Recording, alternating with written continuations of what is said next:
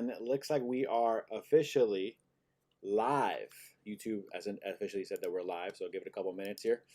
But if you are already tuned in and watching, welcome into another another live stream here at the Rams Digest. Week 5 of the NFL season. Josh, you want to go ahead and add some thoughts here?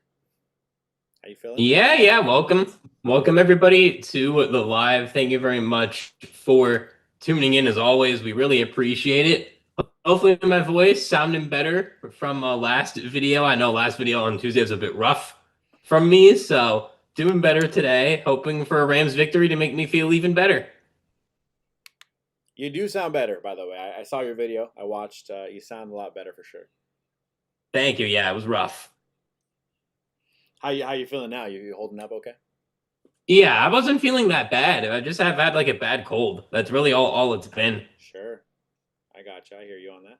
All right, well, we are here, Week 5, Rams versus the 49ers. We got here early for the first time in our live stream journey, so I feel good that we're here pregame, getting ready to talk and prepare for the game. Seems like the past couple weeks we've had to jump right into it. But speaking on this game, the 49ers-Rams, it seems like such a hyped-up, obviously exciting matchup.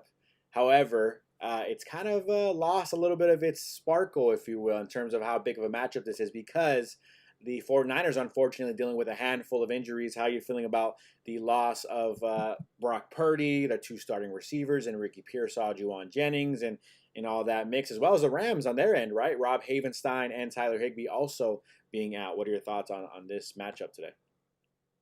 Yeah, it's definitely interesting being with that both teams are without some key players. More so the Niners. Mac Jones, I actually had to do research on who the other 49ers receivers were because I personally did not know. Brandon Ayuk obviously is still recovering from the ACL injury last year. George Kittle yet to play this year with the hamstring. So look for former Rams, Demarcus Robinson, to be a key part of the Niners game plan today, as well as MVS, Marquez Valdez-Scantling, and Sky Moore as well. Some guys who are going to step up in the receiving core, as well as Luke Farrell, who was there starting tight end. And as for Mac Jones, he's going to be without a lot of key weapons, and him being the backup, I'm interested to see how we'll deal with this pass rush because he looked pretty good, albeit it was against the Saints, so not really the best comp there, but he's going up against a good pass rush today, so we'll see how he fares. And for the Rams, Rob Havenstein being out, we'll see who his replacement is, and with Tyler Higbee out, hopefully we could see Terrence Ferguson for even just a few snaps. That would just be a positive for this game.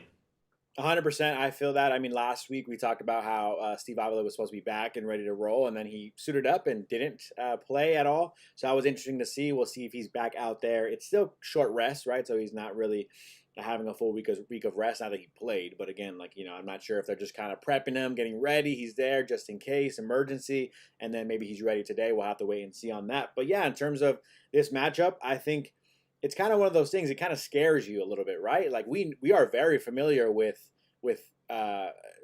Demarcus Robinson and what he could bring to the table. We've seen what Marquez Valdez-Scantling has done in the NFL, and then Sky Moore had a lot of excitement around him as a receiver, right, early in his career. Obviously, moving on from Kansas City, finding his way to San Francisco. So, with all those things being said, those are still players in the NFL that could still be good. A lot of times I'm hearing people this week talk about, oh, well, you're playing against nobody, so therefore the Rams win. These games and matchups can be even more kind of intense for the Rams because you're facing off on a Thursday night, short rest. Your team may be a little bit banged up as well, and then you're facing players who are kind of going out there like, hey, Mac Jones, he's trying to prove himself out there, right?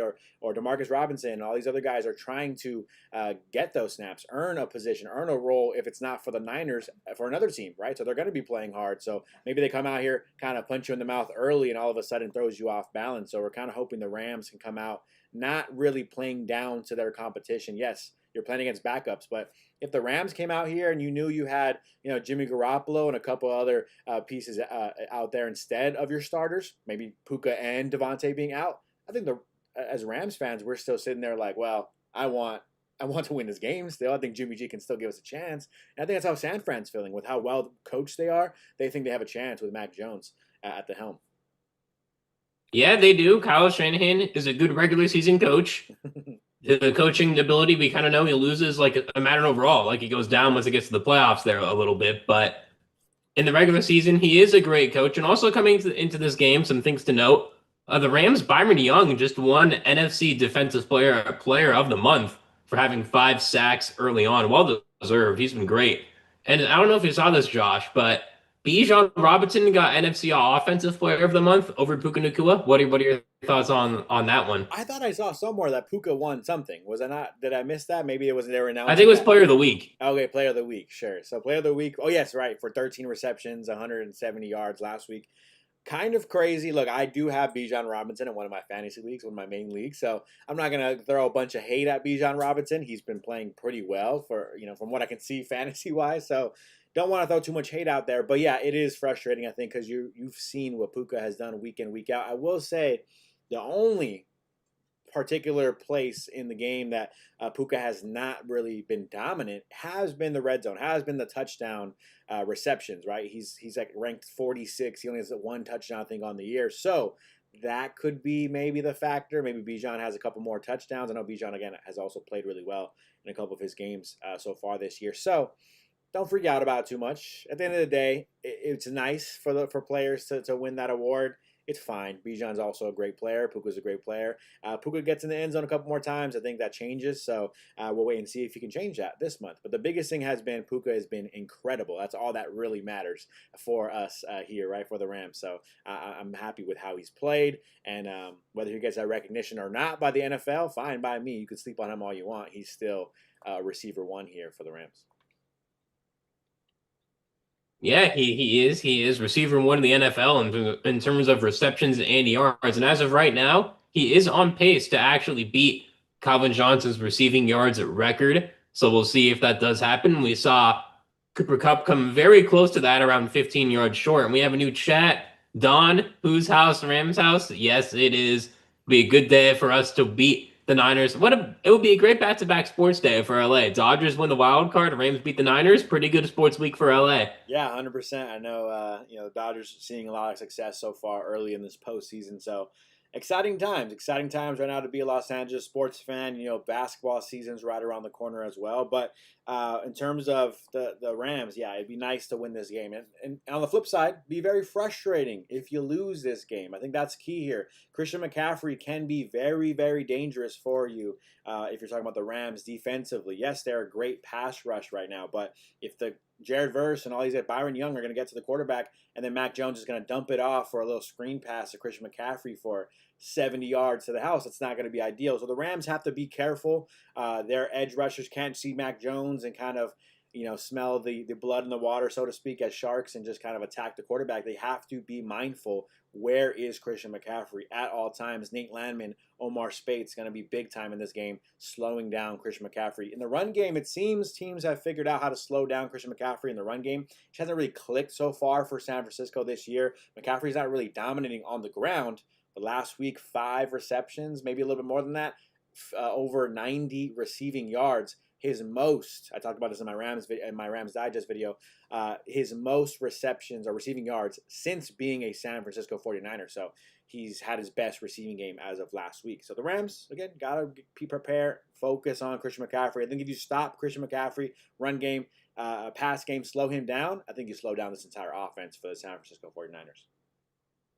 I think you do as well. I totally agree with that. The Niners defensively, they still got Fred Warner, obviously Nick Bosa out for the year. They also have rookie Kyren Williams, number 98, to look out for him. The stud from Georgia, who was hyped up to be a potential number 1 overall pick even at some points throughout last season. So he's a guy to look out for, as well as Diomedor. I hope I said that right. Lenore. He's now their top corner. He's been a guy that's faced the Rams a lot with a lot of their cornerbacks leaving. He is a guy who you definitely need to look out for on this defense. And for the Rams, obviously, some other players you want to see. You want to see if Cam Curl can repeat his performance from last week, because that was a really, really encouraging performance that we all saw from him last week, as well as Byron Young, Jared Verse getting to the quarterback. Braden Fisk looking better too. He looked a lot better last week, so let's see how he will be. In Deuce Falco, battle for number 1 in the NFC West. Let's go Rams. Yes, it is. Both of these teams right now. The Niners have the tiebreaker, I believe, because they do have a division win. The Rams, this is their first divisional game. And Jacob Iron, I'm going to assume this is someone you know. Yeah, October baseball and football in full swing. What a time for sports. Yes, it is. As we see Josh Riccardi here lining up for the opening kickoff of this game. And this game has just got started.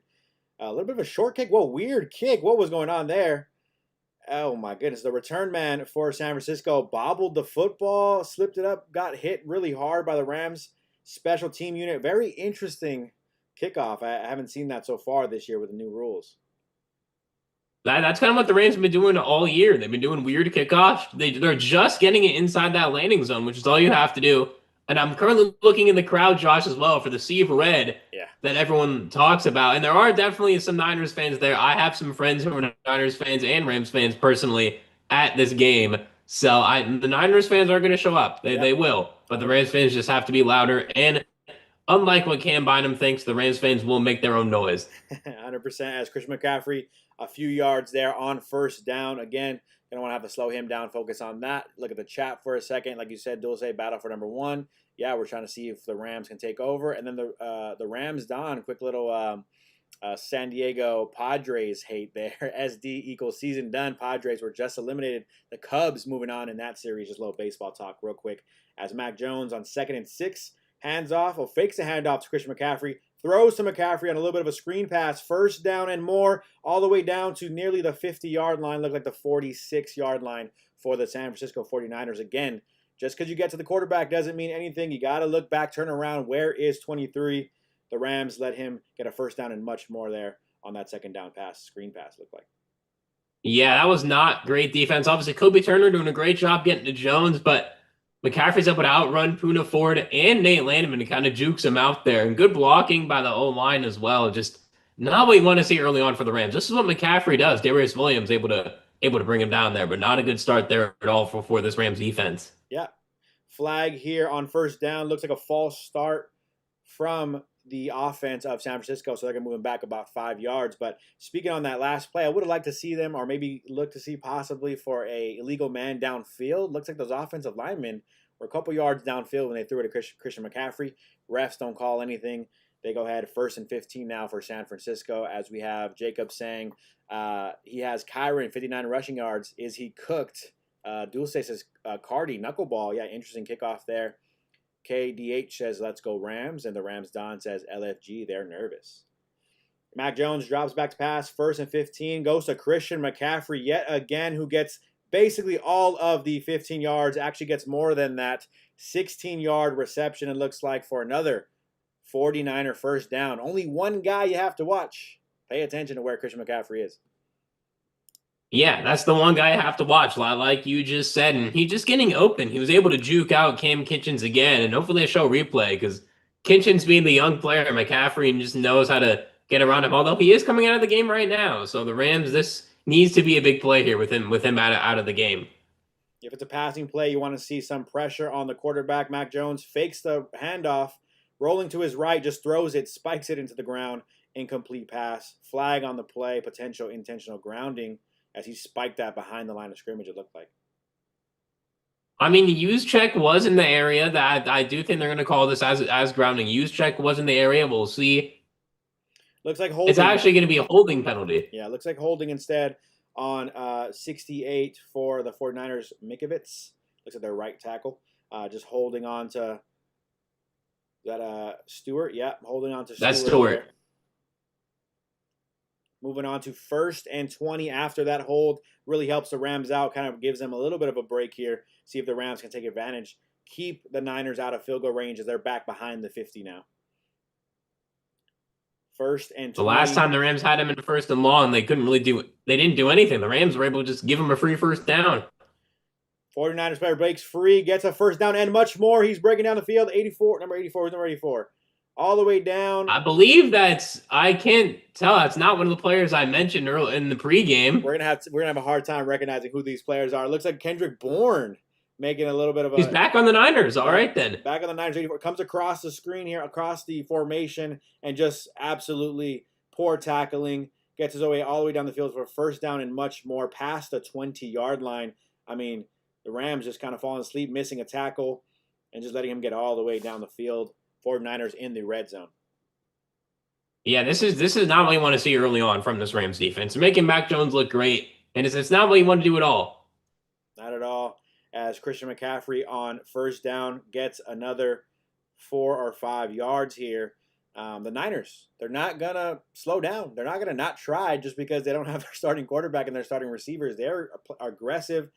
Shanahan is a good coach. I mean, I know a lot of Rams fans like to hate on him a little bit, but he's a good coach. He's going to try to keep being aggressive here. He trusts his quarterback, Mac Jones, and they're looking nice so far, San Francisco. They are indeed. Second down reception there by a tight end, looks like. Again, a bunch of players we are not necessarily going to recognize off first look. We'll kind of get used to them as the game goes, but nearly another first down here. Chris Shula on the screen. He's got to figure out how to scheme this defense to get to the quarterback and put some more pressure on Mac Jones. He looks nice, comfortable, and relaxed. He does. They're giving him way too much time. He literally had time to do a whole spin fake in the backfield before that play. If Mac Jones is doing spin move fakes on you, you're definitely not playing good enough defense. 3rd and 1 here. You know where the ball is going. Christian McCaffrey gets the football, gets the first down, and a little bit more. Again, just too easy right now for the San Francisco 49ers. The Rams are getting run all over, and Christian McCaffrey has gotten the ball 80+% of the time on this drive. I mean, that's what we expected coming in. McCaffrey is their only elite guy on the offense, skill position-wise, that's healthy. And, of course, that's who you're going to give it to. You got to give it to the guy who you know is the only guy out there that you really trust to get you yards. And, of course, he's having a great start. He won't be able to do this the whole game just based on his age. I think they're going to have to diversify it eventually. Touchdown on 1st and goal. Mac Jones to Jake Tonges. Haven't recognized that name yet, but 8 plays, 72-yard drive, 4 minutes and 51 seconds of time. So easy as the 49ers march down the field without any issues. I mean, Tonges is absolutely wide open. Literally nobody covering, as he gets probably the easiest touchdown catch of his career. Rams defense on its heels, not looking too hot to start. No, they're not. I mean, there's no excuses for that. I believe that's the Niners' 3rd-string tight end. There's no excuses for him to get wide open on your defense. And that is the new kicker for the Niners as well, making that as Jake Moody was released a couple weeks ago. I know they signed someone new, but I am forgetting his name right now. But that's good to see if you are a Niners fan that he's making his kicks early. And we talked about the sea of red. I mean, did you see that field goal attempt? There was nothing but red behind this field goal post. Again, just kind of going to be frustrating to deal with for years to come for the Rams. But bad, ugly drive for the Rams. But look, this is what we kind of talked about, right? We expected the Niners to come out, be ready to punch you in the mouth. They're not going to lay down. They're not going to just give up on this game. The Niners came out aggressive, hopefully waking up the Rams defense. Kind of, okay, this team is not going to lay down. We got to make sure we come ready to play at the next drive. And then the Rams offense, seeing this, they have to respond immediately, not with 3 points. We need to respond with a touchdown here. Judging by that's something that I wrote down on my little note sheet that I make for the storylines. I have number 1, Rams offense being efficient in the red zone. Can they do it? They weren't efficient against the worst red zone defense in the NFL against the Colts. And the second thing I had as well was defense keeps forcing turnovers, especially with the backup QB in. We saw the defense do a great job with Daniel Jones last week forcing turnovers. However, early on, nothing. And guess what, Josh? 3rd thing I have, secondary covering better against a backup wide receiver unit. Not happening either. Yeah, no. All things I thought that were going to be great for the Rams have not. Again, it's early first quarter, so I'm not going to, go too crazy yet. But that is a bit concerning to start the game that the defense didn't really set the tone. 100%. The Niners come in to SoFi. They set the tone themselves. They seem to be, they're not going to lay down. They're coming in. They're going to punch in the mouth. They're ready to win. They want to win. They hear all the noise. They're like, okay, we're backups. So I'm still a professional NFL receiver. I'm a professional NFL quarterback. Mac Jones was a 1st-round pick. I mean, he's a player that a team thought he could be their franchise guy. Ultimately a backup now, but he's capable. Clearly showed there. He's capable. He's confident. He's comfortable. We've seen it with Kyle Shanahan and his quarterbacks in the past. He doesn't really ever fall off, no matter who his quarterback is. I know he had some tough times with Trey Lance, but aside from that, to give him a quarterback, he'll figure out how to get that quarterback comfortable with this offense, and that's what it looked like here. The biggest thing, again, I think is, yes, Bourne had a nice drive, a part of that, a huge play, a huge part of that drive. I think if you still, again, focus in on number 23 and slow down Christian McCaffrey, that's going to help you on defense for the Rams.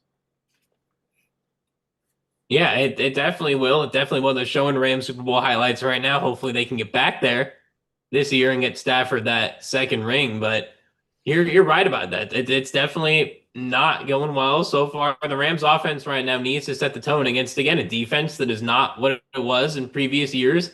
But the defense is filled with more starters than the offense right now. So definitely some more guys to look out for there. Could be a very offensive game, offense versus offense. The Rams have the talent to keep up. Matthew Stafford out there ready to roll, 385 touchdown passes, 9th in NFL history. Hall of Famer. Give it to him. Yes. I don't know if you know this, Josh, but in one of my videos, Bill Barnwell said Matthew Stafford is Dak Prescott with a ring.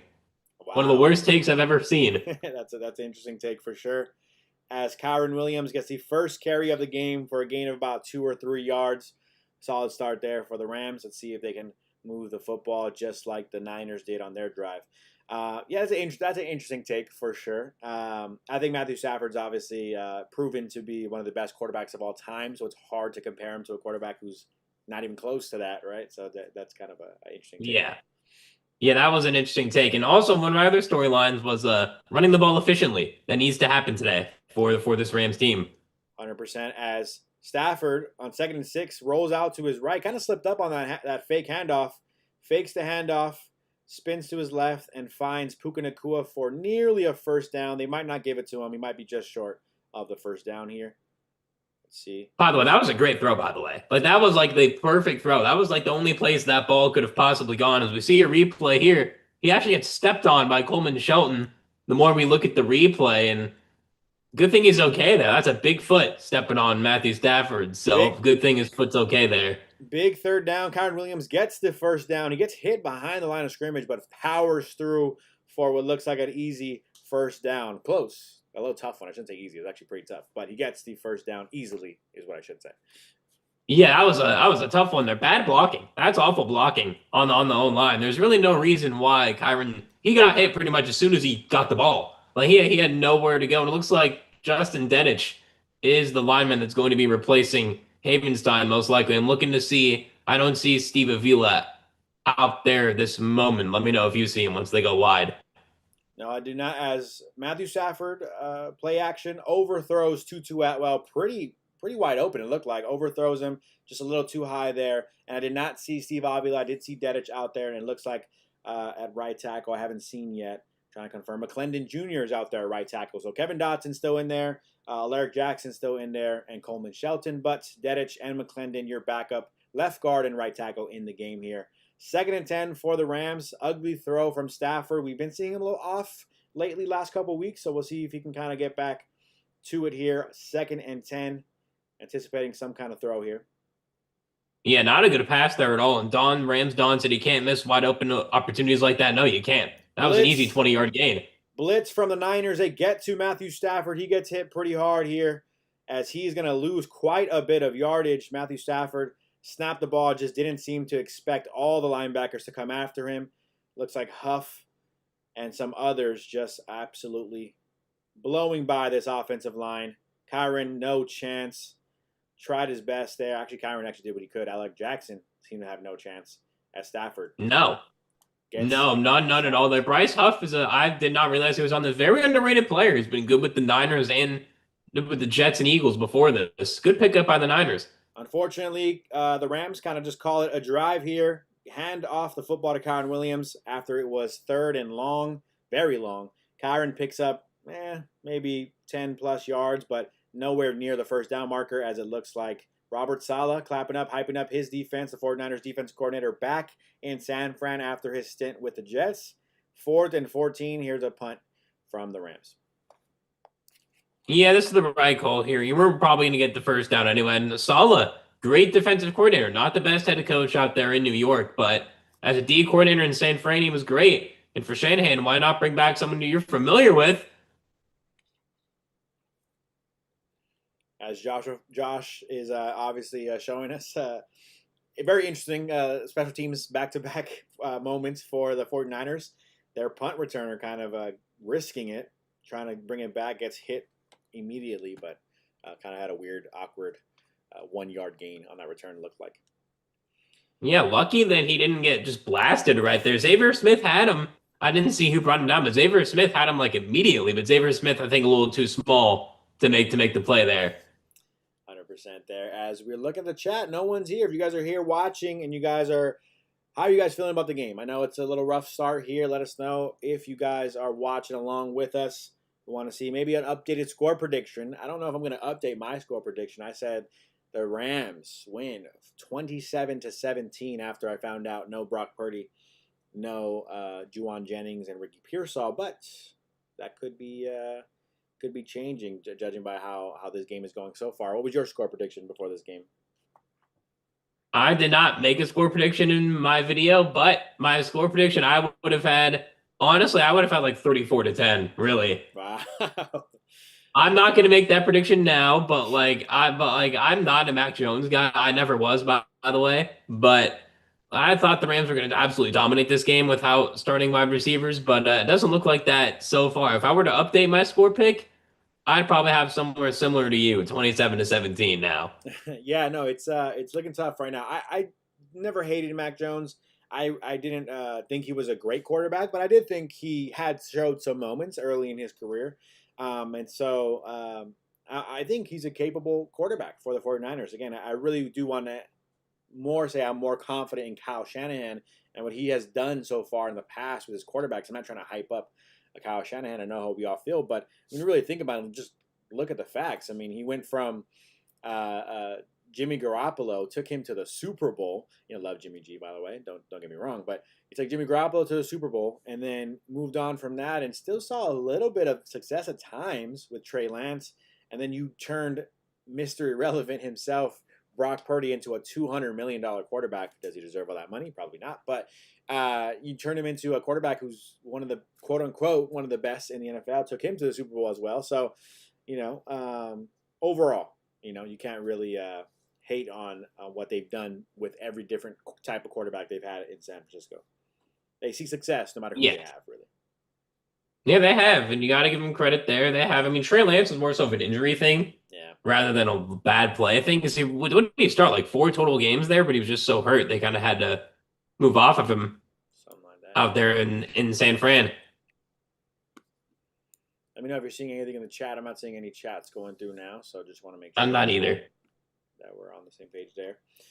1st and 10 for the 49ers. They hand it off to Christian McCaffrey. Who else? 5-yard gain, gets half of it here as they are starting from about their 10-yard line, gets up to about the 15. In this drive, you really got to force a 3 and out. They're back inside their own 10. You can't let them get a first down here. Like, if you stop them here, you could probably get into Niners territory before you even snap the ball if you're the Rams. Agree with you there. 2nd and 5 from about the 13-yard line. Mac Jones drops back to pass, gets hit while he throws, finds an open receiver down the field. Kobe Durant in coverage. There is a flag on the field. Looks like, is that DeMarcus Robinson? That is DeMarcus Robinson. We'll see what the flag is, though. But that was a great throw from Mac Jones. Facing the pressure. Hopefully this isn't roughing the passer. Might be helmet. Let's see what this is. Yeah, it is. It is roughing the passer. It looks like Stewart on the tackle. Put the pressure on him, but I think might have gone face mask to face mask here. Just straight up knocked his helmet down. His helmet kind of maybe touches Mac Jones' helmet or face mask, but I don't know. His helmet does go into the chest of Mac Jones, but he puts his hands up after watching the replay. He's frustrated. He's lost. He doesn't understand what that is. As McVay looks a little confused as well. What do you think about that call? I know what Jacob thinks. Jacob thinks it was weak. I kind of agree. That wasn't a full-on PI, not PI, roughing the passer. But that gets him all the way, by the way, up to the 41. So a very costly penalty. 100%. As Christian McCaffrey takes the 1st and 10 handoff, gets a few more yards here. Again, he's just eating you up right now so far. The run game kind of being the driving force. 5 rushes for 19 yards. Nothing crazy. He hasn't broken off for anything crazy, but he's just eating up 4 or 5 yards a carry right now, and that's just not what you want to see from the Rams defense. No, it's not. The Rams defense looking out of sorts right now. Again, the questionable penalty call, but they've had some penalties go their way that have not, and that they haven't been really able to do anything with. You want to address the run game. One guy who added to his team, Puka Nacua, he gets the tackle. He runs all the way outside. It looked like an outside handoff to the left side. Puka Nacua gets there and makes a tackle on Christian McCaffrey for no gain, maybe loss of 1. 3rd and 6 here for the San Francisco 49ers. Huge third down for the Rams early in this first half. Yeah, that was a good play there. Needed that. Get it to 3rd and 6. And for the Niners, if this is within 2 yards, I wouldn't be surprised if the Niners go for this one. With the way they've been moving, I wouldn't be surprised either. Mac Jones drops back to pass, throws back across his body. Christian McCaffrey just short of the first down. Going to be inches, like you said, less than a yard, less than 2. He might go for this. I think the way this San Francisco 49ers has the Rams on their heels, they may go for this one. Kyle Shanahan not even thinking about it. He's already looking at the next play call here. They're probably going for this on 4th down. Without Christian McCaffrey in the game, they're going to try to get this first down at about the 50-yard line. The Niners will. Could see this being a Brian Robinson carry, the guy who they traded for this offseason. I really liked that trade, actually, for the Niners. That was a good idea. Getting an experienced backup in there like Brian Robinson. Brian Robinson, a fantasy pick of mine from a few years ago. I'll be honest. We'll see what they do here. If this is a run play. It is a run. They go QB sneak. They don't give it to Brian Robinson. They actually let Mac Jones take it himself. He easily gets the first down. Rams don't really get any pushback on their defensive line. Mac Jones just looks for the gap, follows his center, falls forward for the first down. Pretty easily gets that there. Unfortunate for the Rams, but tough. When you're on 4th and inches, it's very difficult to stop these QB sneaks. They don't stop it here. Mac Jones gets that first down. He does. Mac Jones kept the legs churning, able to find that gap. I will say it's nice to see a non-tush-push quarterback sneak where you actually have a shot to stop it. 100% agree there. Mac Jones, 1st and 10, snaps the ball, fakes the handoff, looking downfield, no pressure, all the time in the world. The Niners receiver gets hit by 3 Rams players, yet still maintains possession, gets about 9 on this reception after getting really Valdez-Scantling getting hit pretty hard here by the Rams defensive backs, yet he holds on to the football, makes a solid first down catch here. Just a lot of time. Yeah, I mean, it's just a good play from MVS. MVS, obviously a guy who got to start with the Packers, was on the Chiefs for a couple of years, had some key drops for the Chiefs, unfortunately, but now he finds himself on the Niners, a guy who Mac Jones can trust, an NFL veteran. He knows what he's doing. The Rams got to be better than that.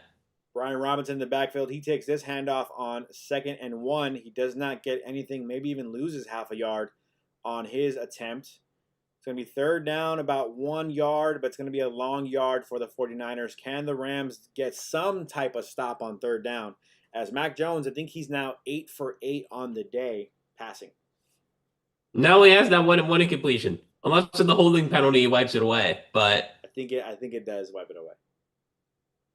All right, then he is 8 for 8. That was a good defensive stand there by the Rams. 3rd and 1, and again, if they don't get this, I can see this being a 4th down as well if they don't get it.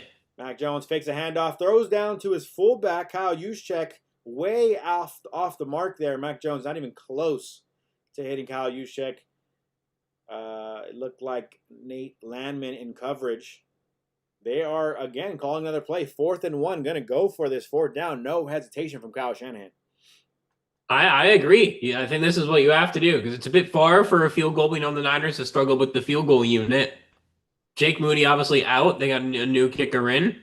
This would be about, I believe, a 58, 59 yarder. So not really something that you want to do here. 4th and 1, not an obvious QB sneak. So we'll see what they draw up here. Call timeout here. Looks like they didn't like what they saw from the defense. Looked like Nate Landman ready to put some pressure off the edge there.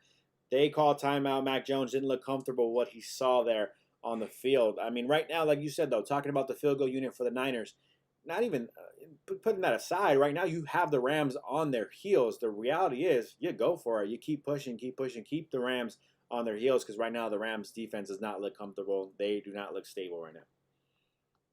No, they don't. They haven't really done anything to stop that. Besides those nice tackles in the run game, they really haven't done anything to prevent. Look at this offense: 124 yards, 17 plays for the Niners, 6 plays, 7 yards for the Rams. So just not what you want to see at all. We're looking like the Eagles first half right now against us, and that's not what you want to do at all. No. As we're on 4th and 1, the offense for the Niners still going out there for it.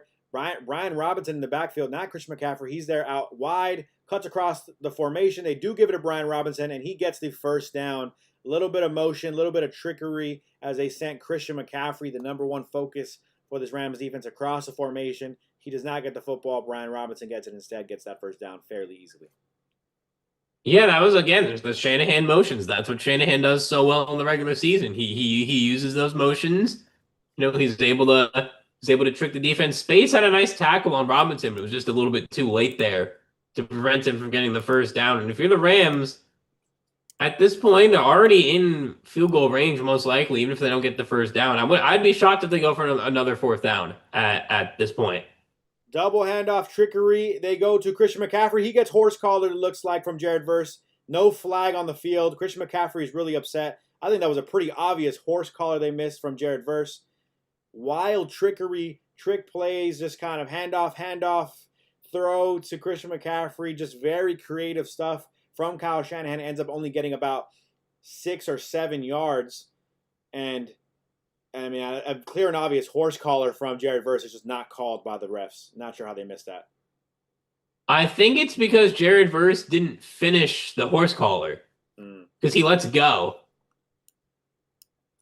That's my guess because he doesn't finish the tackle. Either way, the Niners do get a nice gain there, and then Brian Robinson goes ahead and gets the first down. I mean, if you guys can tell how fast we're trying to commentate this game, that's how fast this 49ers offense is moving. I mean, they're just moving and moving and moving. It's very crazy to see how fast this offense is going. They are. They're moving fast. It's working. They're keeping the Rams off tempo, off pace.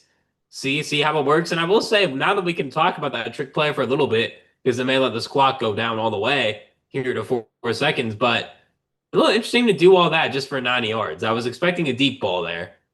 Deep ball here. They do not let the clock run out. Deep ball, but Demarcus Robinson barely out of bounds. We're going to have to see a replay on this because I think he got 1 foot down, but not another one. Mac Jones throws it deep down the field. Looks for Demarcus Robinson. He's wide open after the corner falls. No feet in at all. But wow, that was a tough one. Very close to being a touchdown for Demarcus Robinson already for the 49ers. Looks like, was that Kobe Durant in coverage that fell? Yeah, that was. Again, Kobe Durant being the smaller corner in coverage there. That was not the best ball for Matt Jones. A little too far to the sideline there. If he throws that run a foot inward, that's probably a touchdown. On 2nd and 10, Christian McCaffrey gets the handoff for just about 1 or 2 yards. So good stop here. If end of the first quarter, that's the way that the first quarter is going to end. Coming back out of the end of the first, after this commercial break, we're going to see the Niners with the football with about 3rd down and 8 to go. We'll see if the Rams, I think they need to hold them to 3 points here. They do. This is a must hold to a field goal.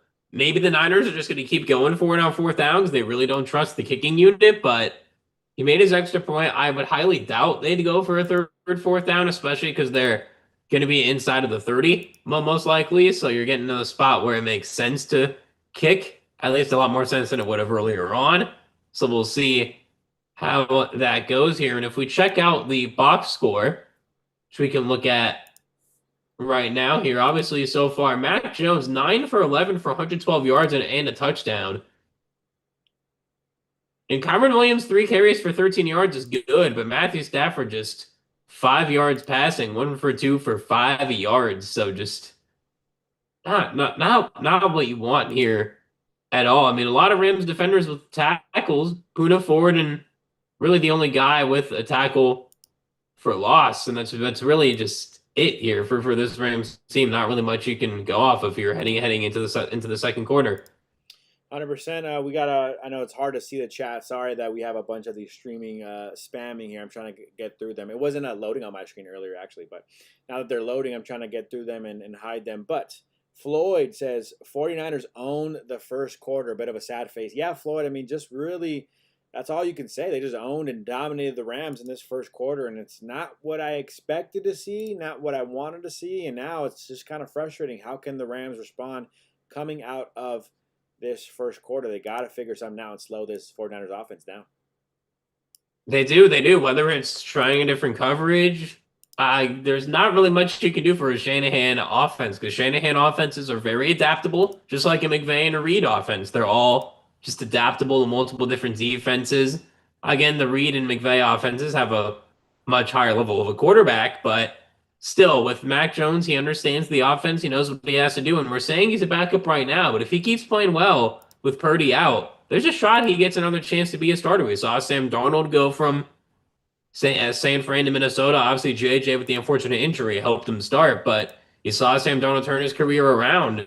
And we'll see if Mac Jones ends up doing a similar thing after this year because he's looked pretty good in the games that he's played so far this year. No, 100%. I mean, I'm glad you said that as the name because it's a great comparison. Sam Darnold would be his hope if you're Mac Jones. But passing yards, -6 passing yards for the Rams in the first quarter versus 112 passing yards for the 49ers. Not great so far. Yes, a lot Christian McCaffrey, but still not what you want to see.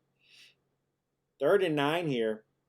Mac Jones drops back to pass. Not too much pressure. Throws the ball down the field. Demarcus Robinson makes the catch. What a great throw from Mac Jones over the shoulder. I mean, just the only place his receiver can get it. And Kobe Durant struggling so far to cover Demarcus Robinson. Demarcus Robinson, probably very familiar with these corners, makes a nice route here. Just a great throw, great catch. Yeah, he is familiar with these corners. Durant kind of holds him a little bit, actually. He could have called a flag. And Robinson barely gets that foot in bounds as well. That was close to being an incomplete pass. But still, the perfect place for the ball to go. 1st and goal from around the 7, or the 6 now, I should say, for the Niners. This is a must-hold here for the Rams. Christian McCaffrey gets the toss, going to his right. Great blocking. Gets nearly to the goal line, about 1 yard line, maybe the 2. 2nd and goal here for the 49ers. And again, it's just not even. The Rams are not getting any penetration. The Rams are just not getting, just really not being able to handle this 49ers attack right now. No, they're not. They're not really able to handle anything. You see Matthew Stafford on the sideline has to keep standing up and walking around to stay loose because he's been out for so long at this point. Probably over 10 minutes of real time since he's snapped the ball. Mac Jones straight to his left. Christian McCaffrey there in the flat. Easy touchdown, wide open, not even a problem. Mac Jones heading to his left, knew exactly where he wanted to go the entire time, not looking at anyone else. Looks for 23. Look at the sea of red celebrating Christian McCaffrey. He's being guarded by the one and only Troy Reader one-on-one in coverage. Well, that's probably why he scored because Troy Reader was on him. Landman trying to help out, but couldn't really do anything there. Troy Reader looking a little stiff out there in coverage. So McCaffrey able to easily get open and get in for the touchdown. Right now, if you have McCaffrey in fantasy, you're having a great day so far. For sure. Niners fans having a great time. 13-0. Obviously, we'll see if this kick goes in as well. Almost convinced a guy in my league to give me Christian McCaffrey for a couple injured pieces, actually. It's kind of funny. But no, ultimately, yeah, it's we knew it was going to be the Christian McCaffrey show. We said, hey, there's only one guy to slow him down. The Rams cannot do anything to slow down Christian McCaffrey. And let's be honest, can anyone truly slow this man down or take him out of a football game, no matter what options they have or don't have? Christian McCaffrey is an incredible all-around running back, has been for years. Floyd in the chat says they say Reader and went right after him. Yeah, they saw Reader is what I think what he's trying to say. They saw Reader and went right after him. Yeah, 100% easy call. You saw Mac Jones didn't even hesitate. I mean, he didn't even look anywhere else. He looked straight at Christian McCaffrey the entire time. Yep. Yeah, I mean, I don't blame him. If I saw Troy Reader, I'd throw that direction too. So no, it's I completely understand it. It's not an ideal start for the Rams, down 14-0 early on here. But you know what I think will help this Rams team? What? Liking the stream. I knew you were going to say that. I just wanted to let you have your shine and wanted you to say it. Like the stream, subscribe. Here. Make sure you guys hit us in the chat. I know it's frustrating. I know it's not a fun time right now. We could try to have some fun in the chat still. 5 a.m. says, this is embarrassing. We need to get it together. And let's remind everybody, though, we've been here for multiple games now, only missed one so far this season, and the Rams have had pretty tough first halves. The Eagles was probably their best first half they had on the year, and then they ended up collapsing in the second half. So this is kind of what the Rams have done so far this year. Start slow, not ideal. I'm not giving them excuses. I'm not saying it's okay. I'm just saying let's be a little patient here. Let's see. Let's try to be patient because this is embarrassing. This is embarrassing. It is. It is. The Rams got to get a score here. This is a must-score drive here for the Rams. I was also checking the Yankee score to see if that would make me feel better. It's currently 0-0, so I feel the same. Yeah, that's the way they have to approach this. As there's not much else you can do. The Rams just have to kind of just settle down for a second, buckle in, and kind of really see what they can do to get some pressure on Mac Jones. That's the biggest thing. On these play action throws here, I mean, why is Christian McCaffrey wide open in the play action? Don't understand that really. But when you're looking at Mac Jones, after the play action, there's nobody in his face. You got to get to him. And if you're not getting to him, you're not going to win this football game. If he's comfortable sitting back there looking at wide open receivers, checking down to a wide open Christian McCaffrey. Oh, whoa, Mac Jones. If you see the little highlight tape there, he bumps into Byron Young. I did. Mac Jones, you're not that guy, buddy, okay? Right now, he is being that guy, though. Let's give him a little bit of credit here. I'm not trying to give any Niners any credit, but as a great return here from the Rams, gets him out about the 32-yard line, Xavier Smith. But Mac Jones, he's acting like that guy. He's playing like that guy for sure. But that was interesting to see. He's talking a little bit of smack. Can Byron Young wake up a little bit, get a little frustrated by that little flex? He got flexed on by Mac Jones. Mac Jones flexing on Byron Young. That's a pretty low bar getting flexed on by Mac Jones, personally. You gotta take that personal if you're Byron Young. But first, now he has to wait and watch on the sideline as he watches his Rams offensive teammates go out there. 1st and 10 from about the 31-yard line. Matthew Stafford snaps the ball, throws immediately to Puka Nacua. They say if you're gonna go to Christian McCaffrey all day, we're gonna start just going to Puka Nacua all day. Show you what he can do. He loses one of his cleats, but he ends up getting that nice 5-yard gain there. Yes, he does indeed. I think they're just going to have to start going through Puka. And Niners defense, something just showed up on the broadcast. No points allowed in the first quarter through first 5 games, which is the longest streak since the Super Bowl winning Broncos in 2015. So did not know that coming in, but the Niners look to be an elite first quarter defense. We saw the Jags put up 26 on them last week. So it is possible to score on them as this game goes on.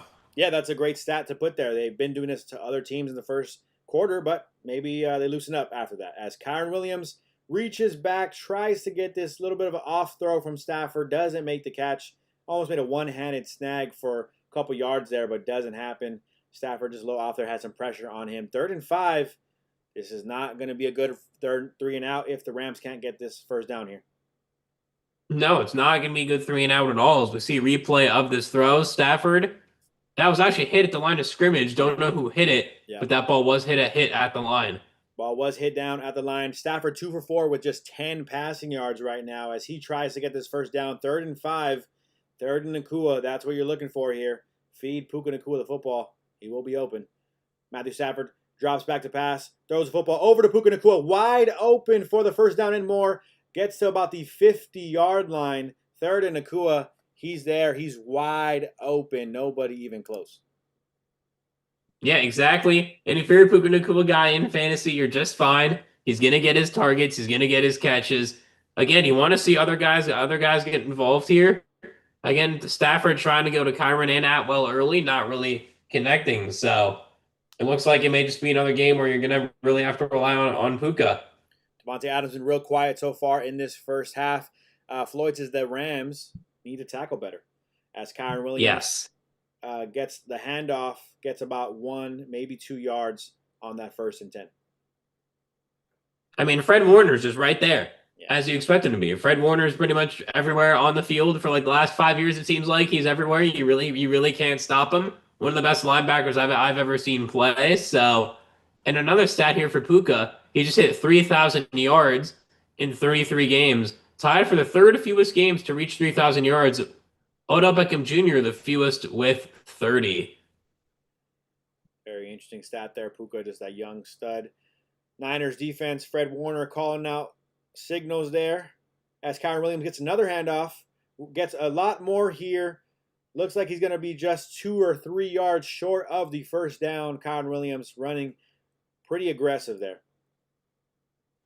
Yeah, that's a good sign. Kyren able to bounce outside for a few extra yards there. That was a nice read because there was nothing really going straight up the gut down the middle there. So again, third down into would love to see Devontae Adams get involved here, use some of his veteran savvy because outside of Nacua, no one's really even come close to catching a ball. So this is the time where you got to start setting the table with some other guys here. Winnington as well out there on the field. 100% there. Looks like Kobe Parkinson in there at tight end as Matthew Stafford, 3rd and 2. Clock running down. Hands off to Kyren. Yet again, Fred Warner with a huge play. Makes a tackle to get Kyren short of the line. Look at the 49er crowd again. Another sea of red. Just like 5 Rams fans and a bunch of Niners fans getting hyped there. 4th and 1. Sean McVay responding by saying, let's go for it on our end as well. But Rams offense not moving as smooth as the 49ers offense. I think you have to go for this, though. You have to go for it. You're down 14-0, or you're, I believe, around a 61, 62-yard field goal. Not really worth going for it at this point in the game. So not really something you want to see, but let's see what happens. Kyren Williams gets a handoff inside, just straight down the middle, gets a few more than the 1 yard, pretty easily gets that first down there as the Rams are going to be in a 1st and 10 marching down the field here. Yeah, this is what you wanted to see. Kyren running with some more efficiency, some more strength. Let's see Blake Corum get a couple carries here soon, too. As on cue, Corum does enter the game, so we'll see if they start using him. Don't really want to use him in the pass game because he was not great last week against the Colts in the pass game with a couple drops. Stafford here drops back. Delayed handoff to Blake Corum, it looks like. Oh, no, Kyren? No, yeah, Blake. It is Blake Corum as he runs down the field for another first down and more, about 12 yards on that handoff. And just like that, we get Blake Corum in the game, get a bit of a different tempo, running faster. We have Chris in chat saying the Rams thought this was going to be a cakewalk. Maybe a little bit. I mean, I kind of did too if you're in my score prediction before the game started.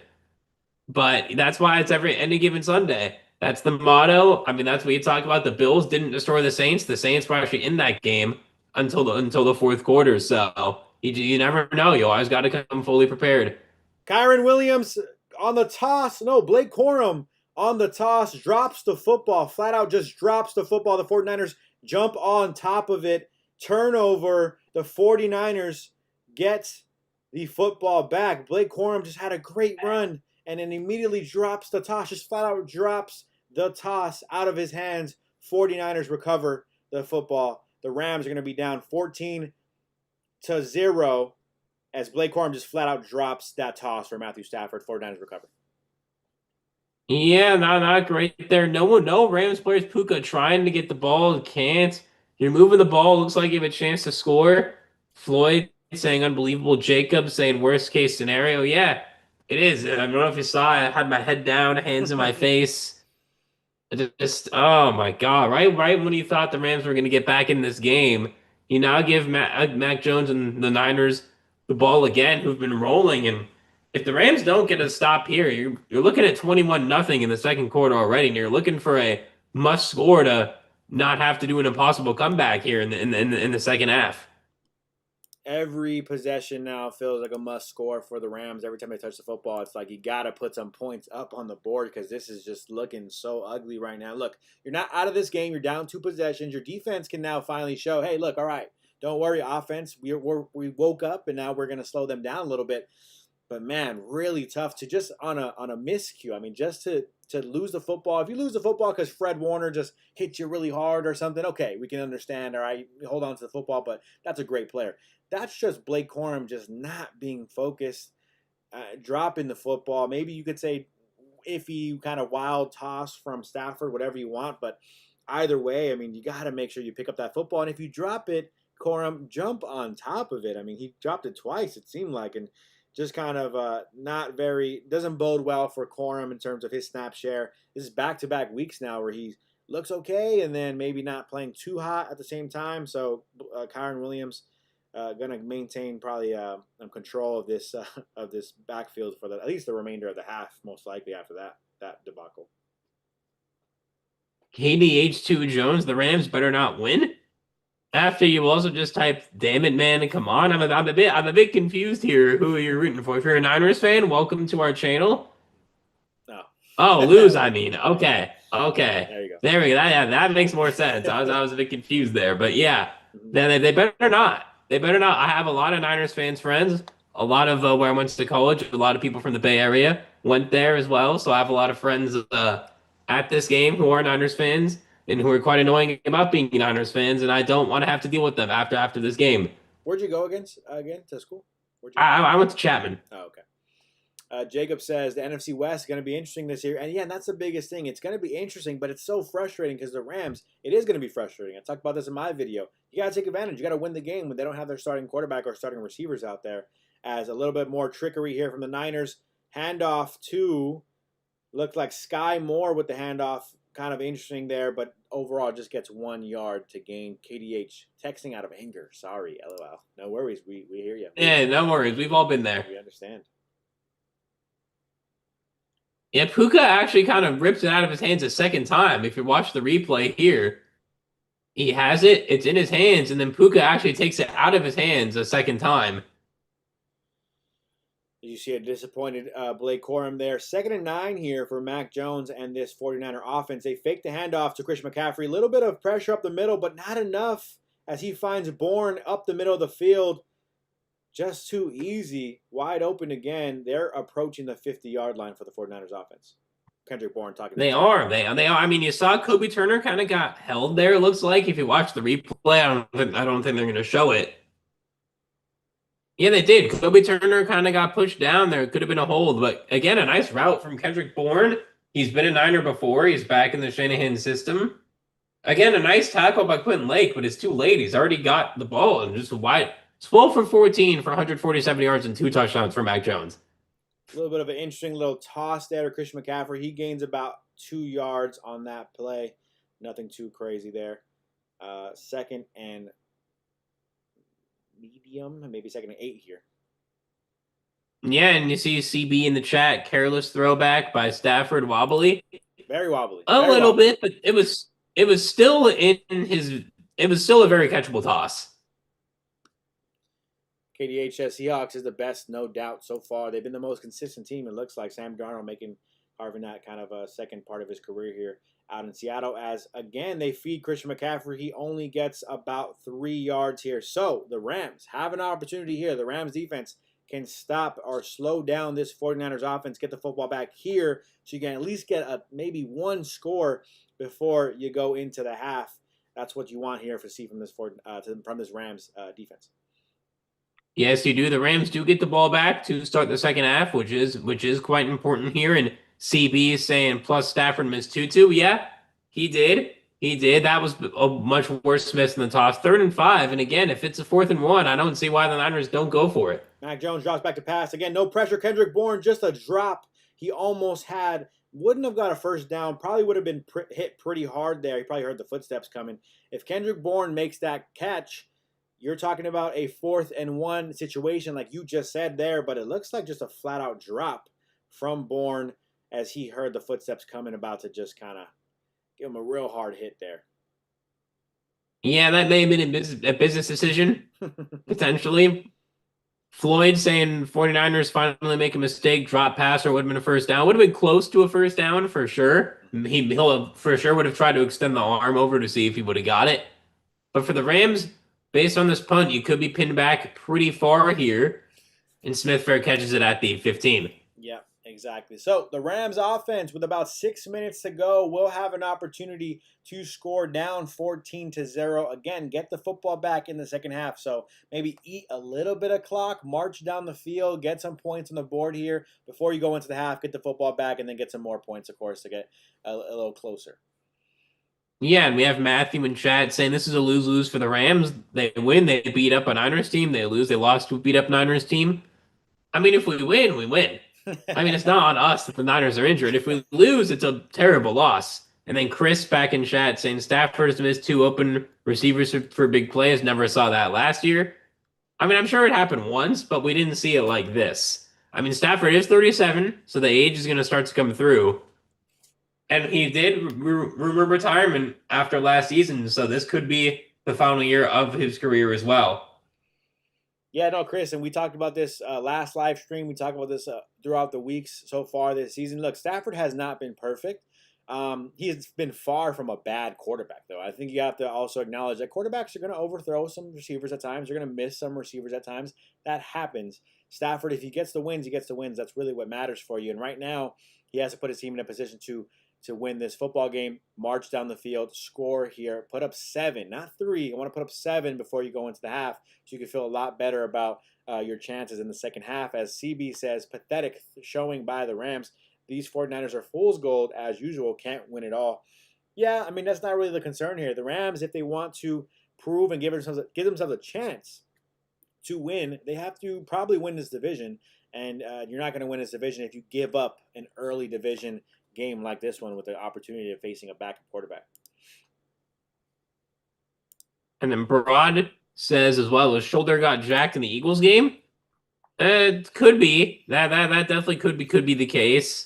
We did see him get a little bit beat up in that game, so I wouldn't be surprised if that is definitely true a little bit. But besides that, I don't really see a reason as to why he'd be missing these receivers. Again, it's not the play calling. Maybe sometimes the receivers are running the wrong routes. I can't really say that for sure, but it is definitely interesting for sure. And Puka Nacua, by the way, with 42 receptions, tied for the through 4 games with Cooper Kupp of 2021 and Michael Thomas of the Saints in, I believe, 2018 or 19. Yeah, before Carlton Davis called him Slant Boy, and he was never the same player. But and out the league now, right, at this point. But yeah, Puka Nacua dominant. Can he continue to be dominant on this drive here? Matthew Stafford in the shotgun at about the 10-yard line. And as we're starting this drive from the 15, Stafford drops back to pass and a flag. False start, most likely on the offense, judging by the reaction. Yep. CB says, yes, you do see Stafford miss open receivers. He hits them too quite often, but this D is hunting and he's off. Yeah, they are. I mean, the defense has been good. Saleh, we know, is a great coordinator. He's coordinated some elite defense. He's had some elite players as well, which helps. But he is still a great coordinator. Like we've seen this year, the Niners defense has been, I think, better than what we kind of expected so far this year, especially in the first quarter. So, again, now that they're out of the first quarter danger zone that we've seen from the Niners all year, can they start to... They were moving the ball better than the last drive before the fumble. And if you're the Rams, I want to try to hold this ball for the rest of the half. Stafford draws back to pass over the middle of the field. Davante Adams looks like he's covered. Might have been a PI, in my opinion. Look, real physical at the top of the route there.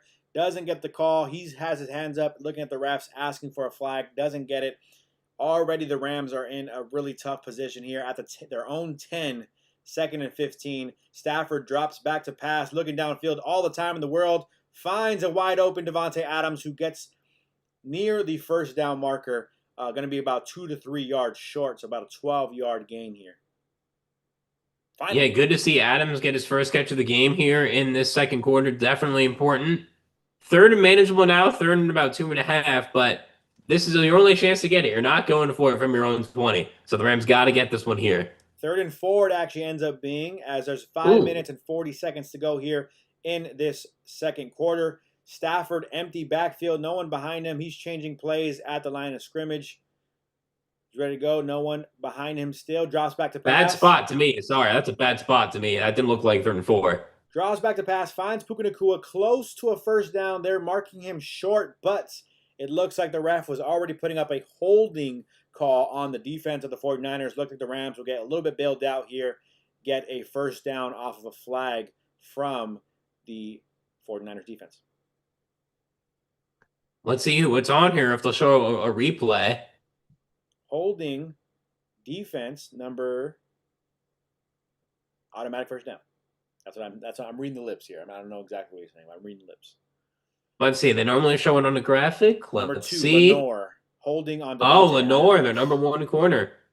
Yeah, he's just all over. Gardner Devontae, let's see. Way too physical with Devontae. Yeah. Devontae knew it, pointing at him right there. 1st and 10. Stafford under center here. Kyren in the backfield. Motion across. Whittington. Fake handoff to Kyren. Stafford looking down the field. Looking for Whittington. Overthrow. No, Puka Nacua. I'm sorry. Overthrows Puka Nacua just a little bit. Not on the same page. And It's going to be 2nd and 10 here. That was a good opportunity for the Rams. Yeah, again, 5 a.m. saying the Rams never make it easy. Stafford loves overthrowing this season. I mean, those type of plays don't really count as overthrows. Those 40-plus yard passes are so hard to connect on. But when you're going for those 15, 20-yard passes, that's where you normally don't see great quarterbacks overthrow at all. Like, do you know how hard it is to complete like a 40-yard pass? Like, when those 15 to 20-yard passes do concern me a lot more than that one. Stafford in the shotgun, drops back to pass on 2nd down, hits Kyren Williams, who gets hit immediately by Fred Warner, yet he still makes about a gain of 6 or so. Kyren frustrated he couldn't stay up after that tackle from Fred Warner. Going to be 3rd down here for the Rams. They have to keep this drive alive. 3rd and 4. Got to stay alive. They do. I mean, Fred Warner's just such a... You see it every single play. Fred Warner's out the... Terrence Ferguson sighting, everybody. Look out. Terrence Ferguson sighting. I clapped it up right now. Number 18, Terrence Ferguson's on the field. We'll see what the rookie can do here. 3rd down and 4. Will Stafford look his way? I don't know if the trust is there yet. Puka Nacua up atop of the screen here. Stafford looking the other way. Goes to Terrence Ferguson up the seam. Makes the catch. 36. Couldn't guard him. He mosses the safety, it looks like. Terrence Ferguson, what a catch. His first catch of his career, right? If I'm not mistaken. Yes, first catch of his career. Terrence Ferguson right there. Good pass from Stafford for 5 a.m. Floyd is saying Terrence Ferguson. Yeah. And yeah, 36, you got mossed. In my best Randy Moss impression there. Just absolutely. This is why Terrence Ferguson needs to be playing, man. This is exactly why we've been saying it. Look, because he can do stuff like this. That defender's about as tall like, look at that. That is what we needed to see. That defender's Please about as tall as me. Stop benching it now after you see that. And just like that, he sparks this Rams offense as Jordan Whittington wide open down the field. Nice, about another 12 to 15-yard reception there. Great throw, great catch from Jordan Whittington. I don't really know if that throw was actually a great throw. Whittington kind of having to turn around there. Let's see if the Terrence Ferguson throw was a good throw. 36 right on him, though. But let's see this one again, unless if I'm wrong. I think he had to kind of fit it in between that zone there of 2 defenders. Yeah, a little bit behind him, but gets Jordan Whittington. You see Stafford pointing at him saying, hey, you're on the same page as me. I see that as Stafford's under center. This Rams offense is rolling now. He has Kyren Williams in the backfield. Jordan Whittington in motion. Fake handoff. Goes to Whittington.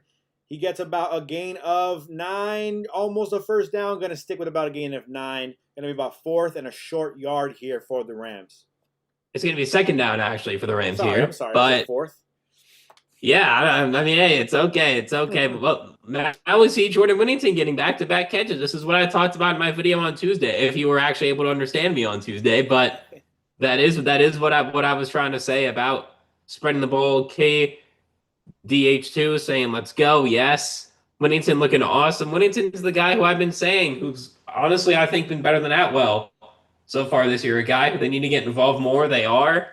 And look at that. When you start spreading the ball around, you move the ball. Look at that. And the refs help you out. They give the Rams a first down here. That was obviously not a first down. Kyren Williams wide open. He dances into the end zone. And he points at the defender. Touchdown, Rams. Just like with that. The behind the back as well. With the behind the back move as well. Even though he already scored, you don't want to pull an A.D. Mitchell because you never know when the ref calls the touchdown there. But that's exactly what the Rams need. You give the Niners over 2 minutes with 2 timeouts, not ideal, but the Rams put points on the board, which is exactly what they needed. KDH2, saying, let's go. Love it. Rams touchdown. Kyren gets wide open. 14-6, going to be 14-7. Perfect drive there from the Rams. That's exactly what you wanted to see before going into the half. And a key you got to remember here, because we're going to forget at the end of this game, but don't let it be forgotten. Terrence Ferguson sparks this offense, mossing a defender. Why do they have a 5'10 guy guarding their tight end? Who knows? But Terrence Ferguson makes an incredible catch, sparks the offense on 3rd down, by the way. Again, 3rd down, Stafford says, you know what, I'm going to trust the rookie. Throw him the football. He mosses the defender. That got the team going, and an easy touchdown. Looks like an easy drive. Now the Rams kind of look like the Niners, right? All of a sudden, this offense looks like it's flowing just like the Niners offense has flowed so far in this first half. Yeah, that's exactly what the Rams needed. That was a perfect drive. Ferguson, please let him play more in this game. That's exactly what they needed. It's what you needed to see. And it's exactly what the doctor ordered, really. The Rams were not looking good at all. offensively, and now you see that they're doing just fine. And if you get a 3-and-out here, get the ball back, get a quick field goal before half, they're only down 4, getting the ball to start the half. Yeah, 100%. I mean, the Rams, again, great drive. And by the way, with Terrence Ferguson on that throw, did you notice that was the exact same play call that he had in the preseason on his one reception, or one of the big receptions he had?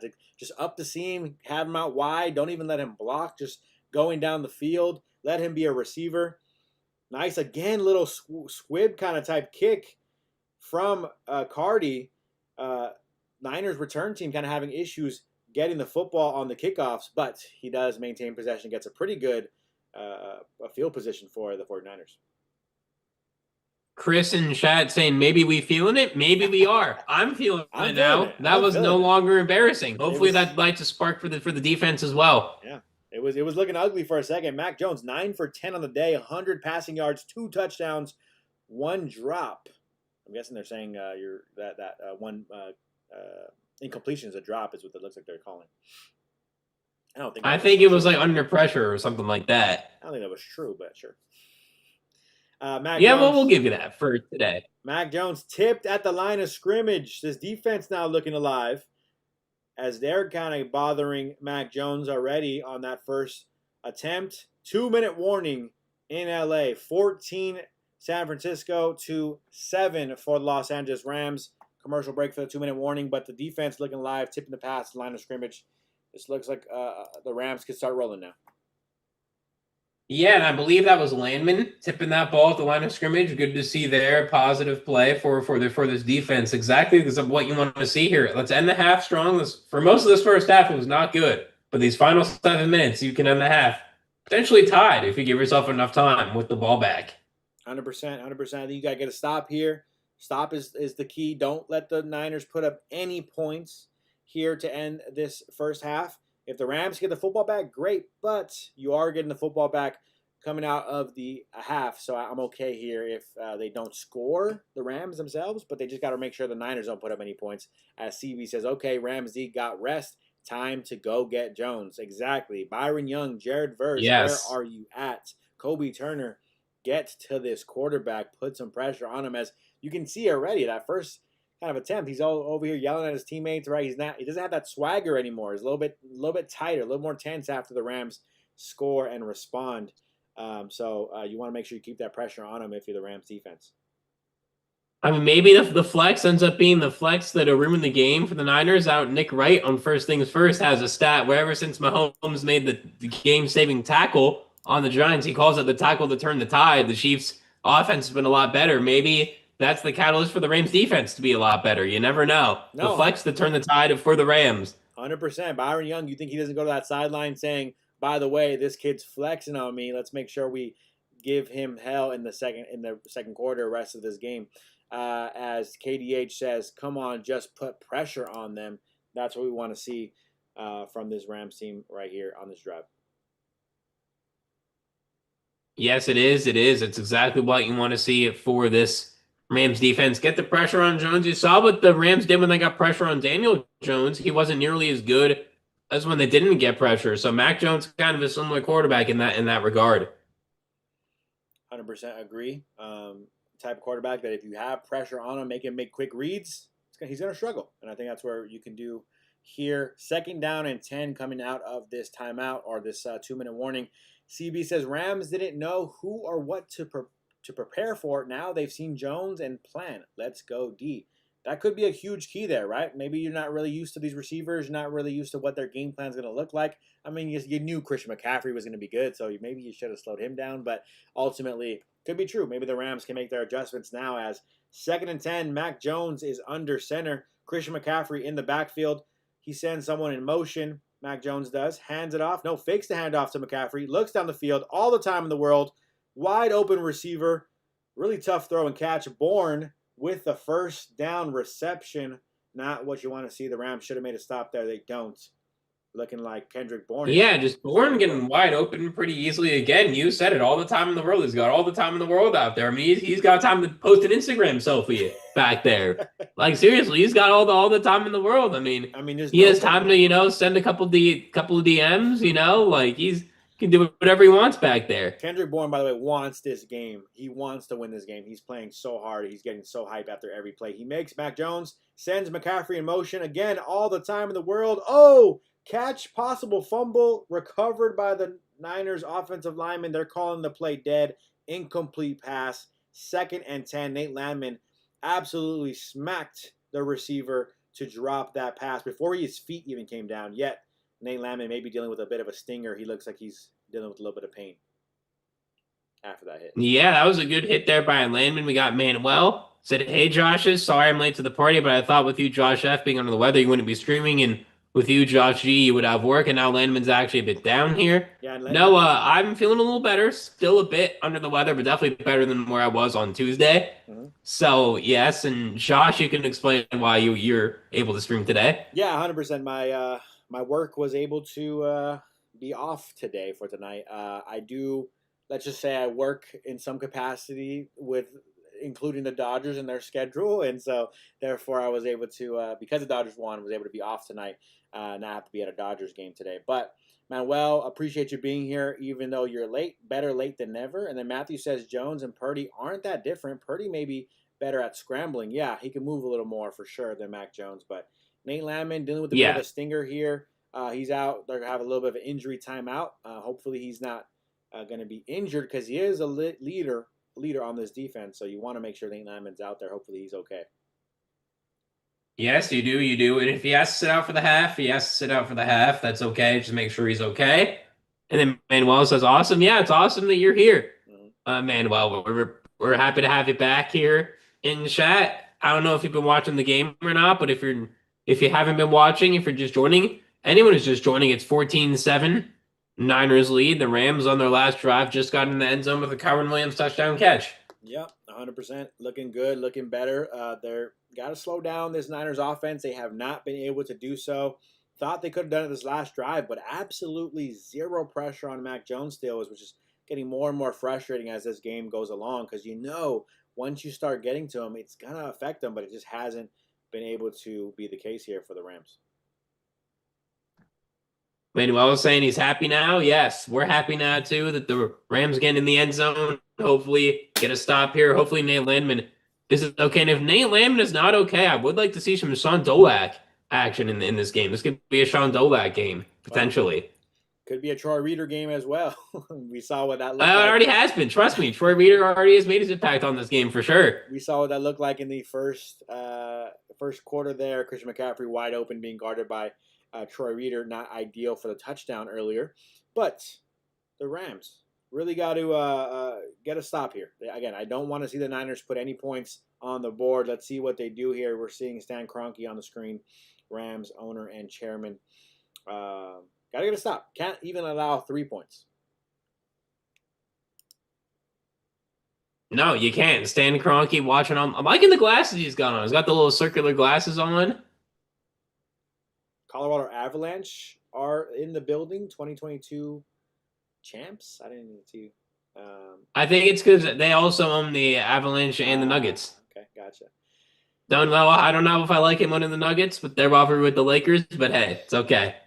Mac Jones sends people in motion. He's talking to the line of scrimmage, barking at some folks there. Kendrick Bourne looks like to get lined up. Christian McCaffrey gets the handoff.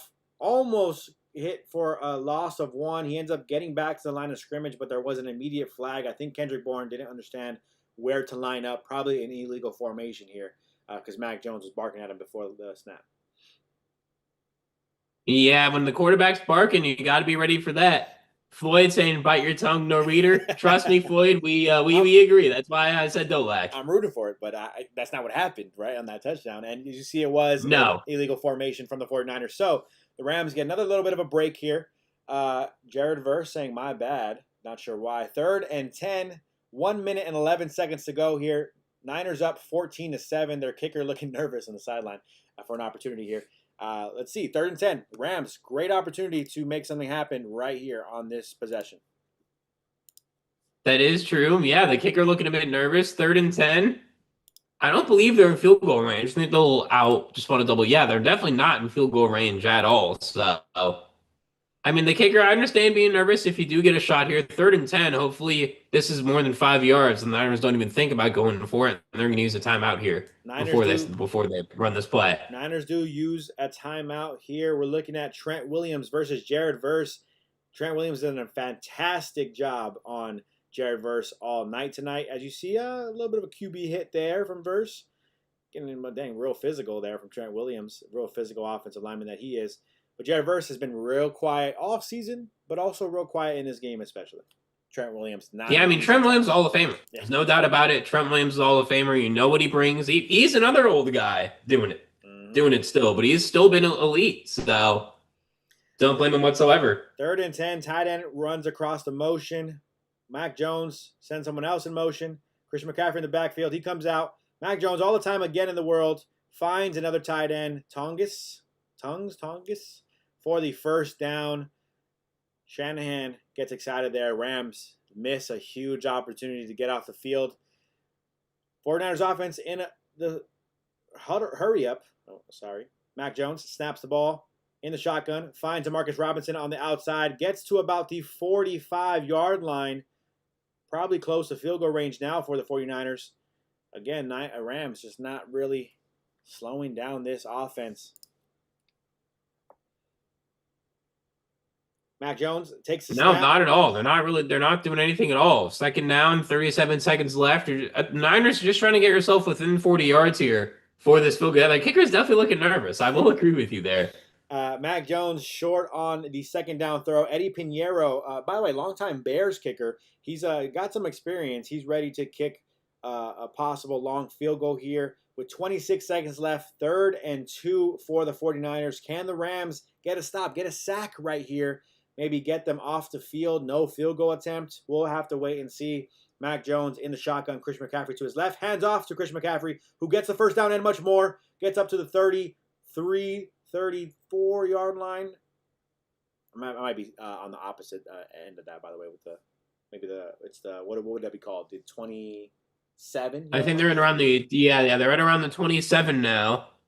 And Manuel says, I expect the Rams to move Verse around. I'd like to see that. They haven't done it yet, though, as the Niners do spike the ball with 13 seconds left. Probably got one more play here before they run a field goal. Yeah, KDH says, damn it, what is with this team tonight? This defense just didn't really come ready to play. I think, again, they thought the Niners would lay down, and that's not what happened. And the Niners are still continuing their aggression.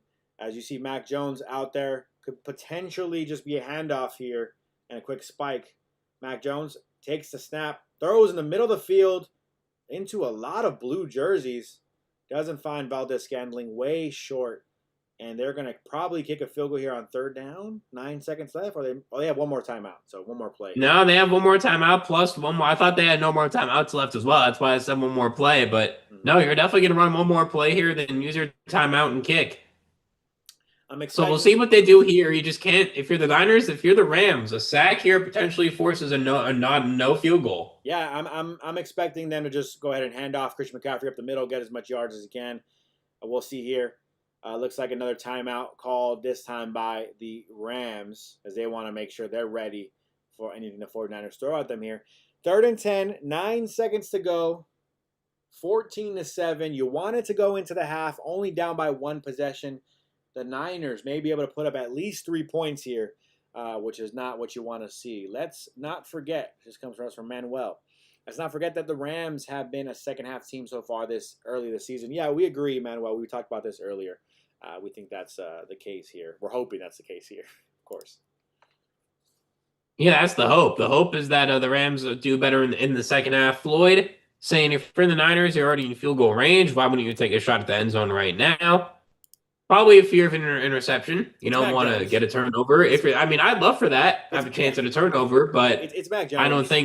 I don't think Shanahan trusts Mac Jones enough to do that. Manuel calls it. He sees Nate Landman out there on the field. That's great to hear. He's calling the plays here for the defense. Mac Jones in the shotgun with McCaffrey to his left. Hands off to McCaffrey up the middle of the field. He gets 5, 6, 7 yards. 3 seconds, 2 seconds. Niners call timeout here. Going to be a chip shot field goal for Eddie Pinheiro, the longtime veteran kicker in this league for the 49ers. Yeah, gonna be an easy field goal. That's exactly what we thought they were gonna do. Pick up a few extra yards. Was Pinheiro the guy that did the doink in the playoffs No, for the Bears? that was Cody Parkey, I think, for the Bears back in the day.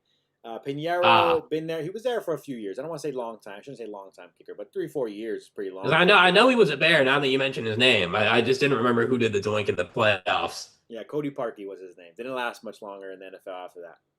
Double I doink. mean, there's a reason why I don't remember his name. So We've seen a lot of blocked field goals in the league so far early in the year. Let's see if the Rams can be one of those teams blocking a field goal to end this first half.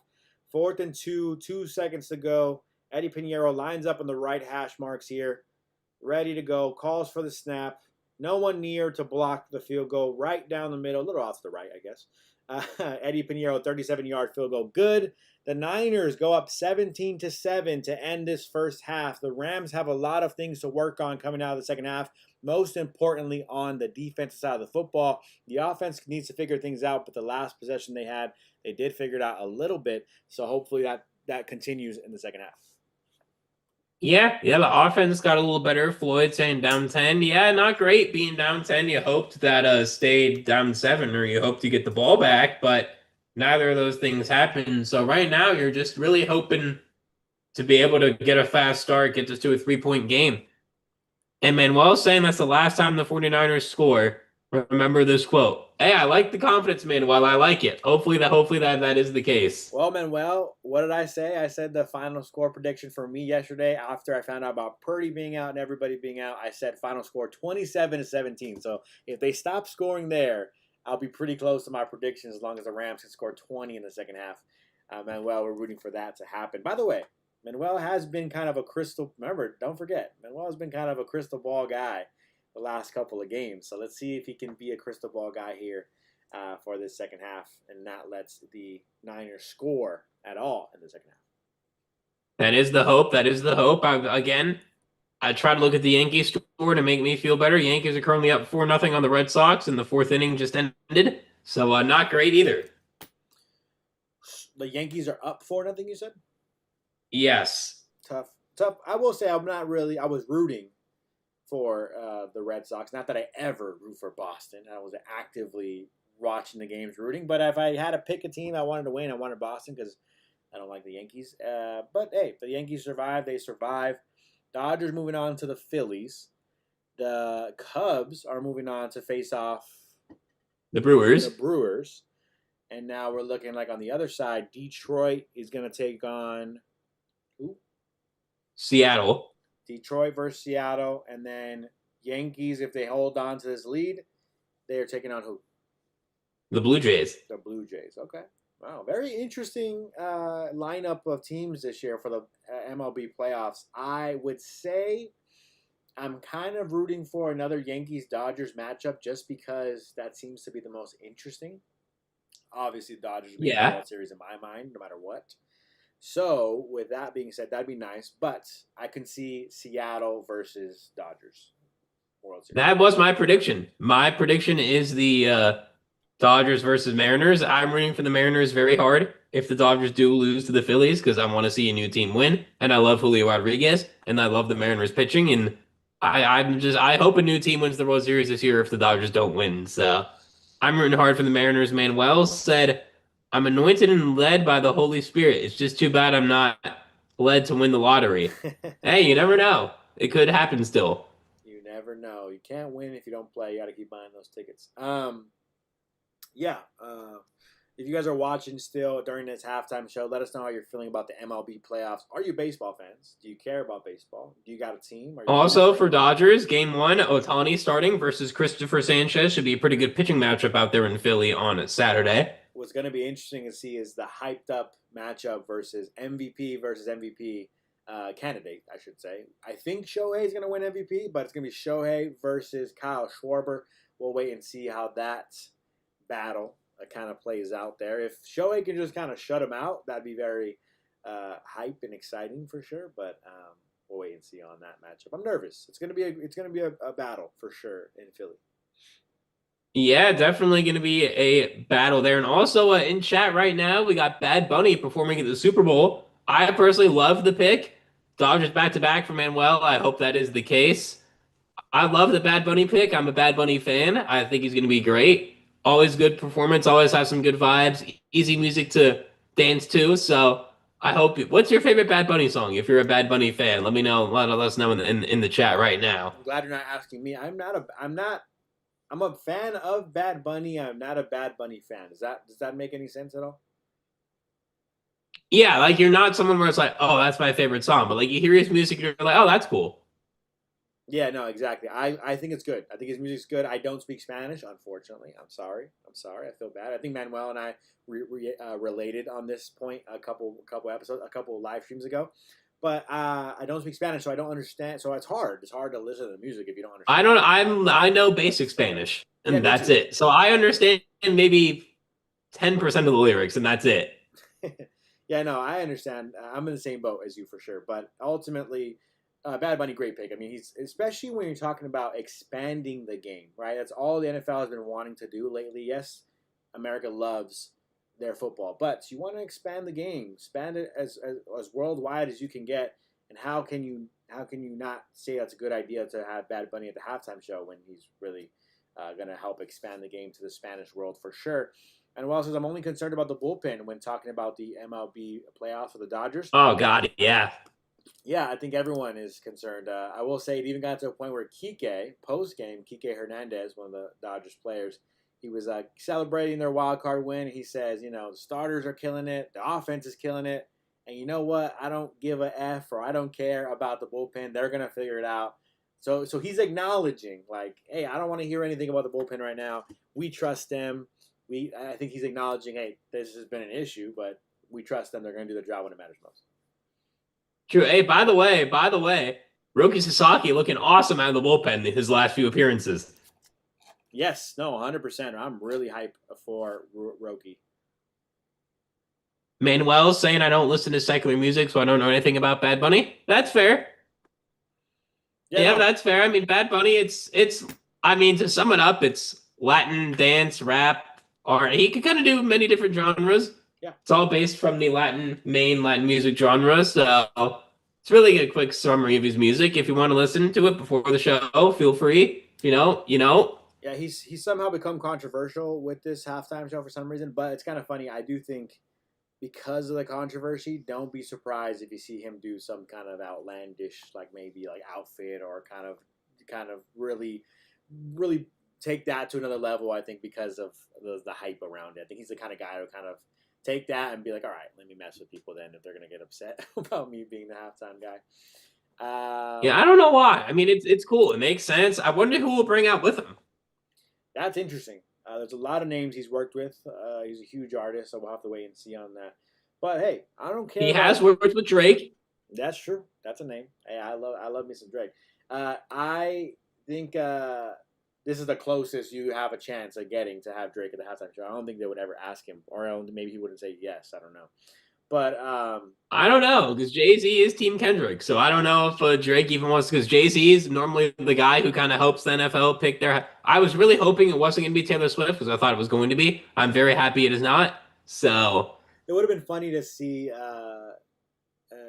that happen. Like they chose Drake the year after they chose Kendrick after all the beef. That would have been pretty funny. But I will say, who cares about the halftime show when the Rams are going to be in the Super Bowl? That's all I'm going to be paying attention to. That's all I'm worried about.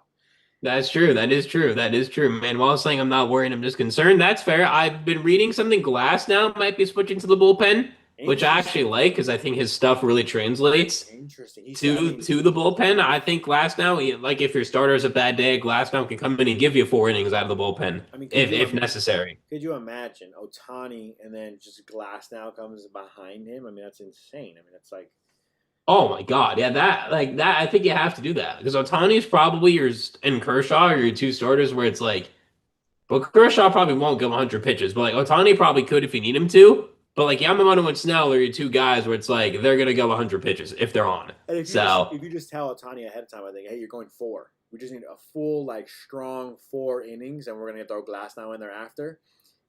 He's the kind of perfect pitcher to do that. And if you have Glass, yes, but at the same time, then Glasnow is totally out for game two. Then you can't use him the next day.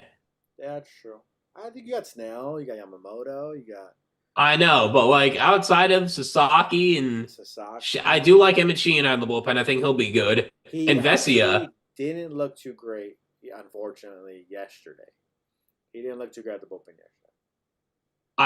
he looked kind of just okay. I mean, Jack Dreyer has actually been pretty good throughout the year, so hopefully he continues that for the playoffs too. Curling it back over to the Rams, it looks like they actually gave Stafford that fumble responsibility for the fumble. Oh, that's very interesting as we are going to get the box score here for you right now as the second half is going to get underway soon. So we're going to start talking to football again. Mac Jones, 15 for 23, 179 yards, 2 touchdowns. Stafford, 9 for 13, 109 yards, 1 touchdown. Kyren, 7 carries, 26 yards. Receivers, Whittington actually leads the team in receiving yards with 33. Puka with 3 catches, 24 yards. The Niners doing a good job on him so far. Ferguson, 1 catch, 21 yards. Devontae, 1 for 11. And obviously Kyren, he got 2 for 20 yards. And the touchdown for the Niners, Kendrick Bourne leading the team in receiving, 3 catches, 64. And Christian McCaffrey, 5 receptions, 44 yards, and 1 touchdown. And on the ground, McCaffrey, 13 carries for 45 yards. Yeah, I think that's key. Those are great stats to kind of rattle off real quick. One, Puka has been kind of bottled up a little bit in comparison to what we've been doing the last couple of weeks. Obviously, he's been at an incredible historic pace, on borderline historic pace, right? And so the Niners are doing a really good job on him, and then Devontae Adams as well. So the Niners defense has been playing really well in this first half. But the key there, I think I'm seeing, is that the Rams aren't letting Christian McCaffrey run all over them, but they are allowing him to get loose in the passing game, and that's the one thing they do need to focus on. Is what I talked about pregame. You got to slow down Christian McCaffrey in the passing game. Don't just go after the quarterback and forget screen passes exist. Don't just forget that Christian McCaffrey is going to just sit down and wait for these drop-off, dump-off passes from Mac Jones, who is a quarterback. He's not going to drop back and look down the field 30 yards on the field consistently. He's going to look for those drag routes, those slants, the crossing routes, the wheel routes, the little kind of dump-offs to McCaffrey. That's what he's looking for. And so the Rams got to figure out how to slow that part of the offense for the Niners down. Yeah, they do. And obviously, Randy and chat saying Puka needs to pick it up. Yeah, he does. Also, he's got to be open. I don't want Stafford forcing it to Puka if he's not open because we see Whittington making plays, Ferguson making plays. And if that's what the offense is going to be for this game, that's okay. Yeah, no, 100%. I'd rather have the offense look good as a unit rather than try to force Puka to have 170 yards again. And obviously, if he's open, throw it to him. But if he's not, it's not worth it. 100% agree. What's up to Randy, by the way, one of my good friends, Randy Rips. If you guys ever want to check out some pack openings of trading cards, he had a couple of videos up. He's not really doing it actively as much anymore, but that's the account he's posting from. And well, I didn't want to ignore your message. I wanted to go off baseball for a second, but just your last little note here. It's better for the bullpen to have failures now so they can work through it and be better for a deeper parts of the playoffs. Yeah, I agree. The problem is we've been hoping the bullpen can figure out the last 2 months. And they have not. So they've been struggling more and more and more, and that's been kind of the frustration and scary part of this playoff run. But it is what it is. Manuel says, is Kopech going to be healthy? Kopech is not going to be healthy. I think he's going to be out for the playoffs, from what I remember. I thought they said the hope was for the divisional series. I'm hoping. I just heard he was injured. I know. I'm hoping he's healthy because he's one of the better guys of the bullpen. At least he hasn't struggled that much this year because he dealt with injuries all year. So I'm hoping he can be all right. Ferguson is now an option. He got his first catch. Yeah, Manuel, that was super exciting. I don't know if you were here for it, but Josh and I were going crazy after Ferguson got that incredible catch. It was a huge part of the game. Don't want to forget that. A huge part of the game. Looks like we're coming back here. Start of the third quarter, SoFi Stadium. Wow, looks so beautiful right now. Incredible image there. It does. I'm looking here. It says Kopech is not out for the year. It doesn't say that. Good. I'm hoping he can come back. 6 passing touchdowns, it looks like, for Mac Jones. 24 receiving yards in the first half. And for Puka Nacua, he has a season average of 125 receiving yards. Quarterback comparison, 15 for 23 for Mac Jones, 9 from 13 from Matthew Stafford. So they're just having the ball more, throwing the football more, the 49ers offense is compared to the Rams offense. But Stafford, he's got the helmet on. He's ready to roll in this second half. Manuel says, in McVay we trust. Let's see how the Rams respond in this second half. as we see the 49ers kick the football off, and we are getting started here in the second half. Nice little run return here. Really nice return. Find some open space up the middle. We're going to start this football game at this half with the football at about what, the 35-yard line? Let's see.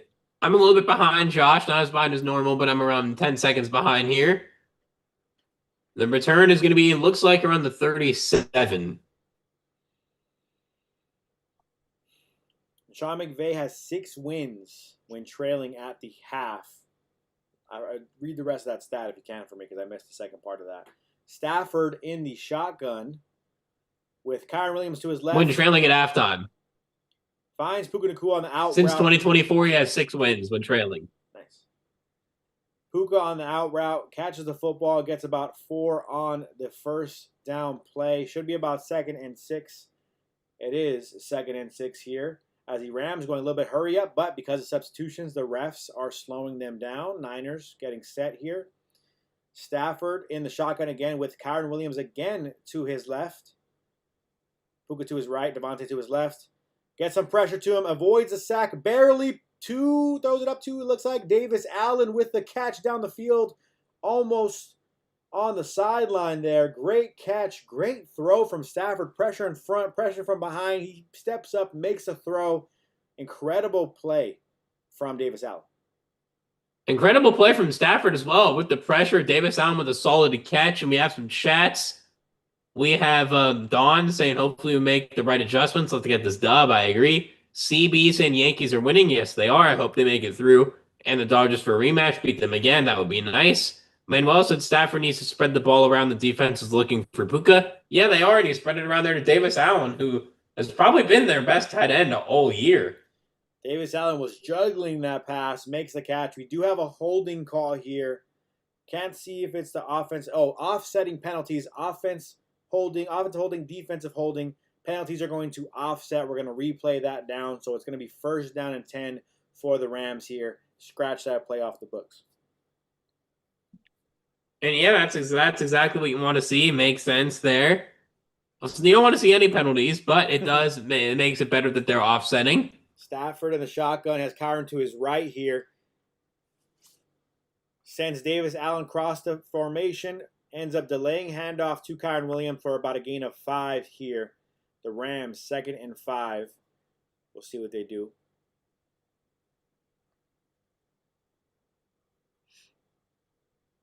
Seeing a lot of motion across the formation tonight from the Rams offense. We'd like to see that.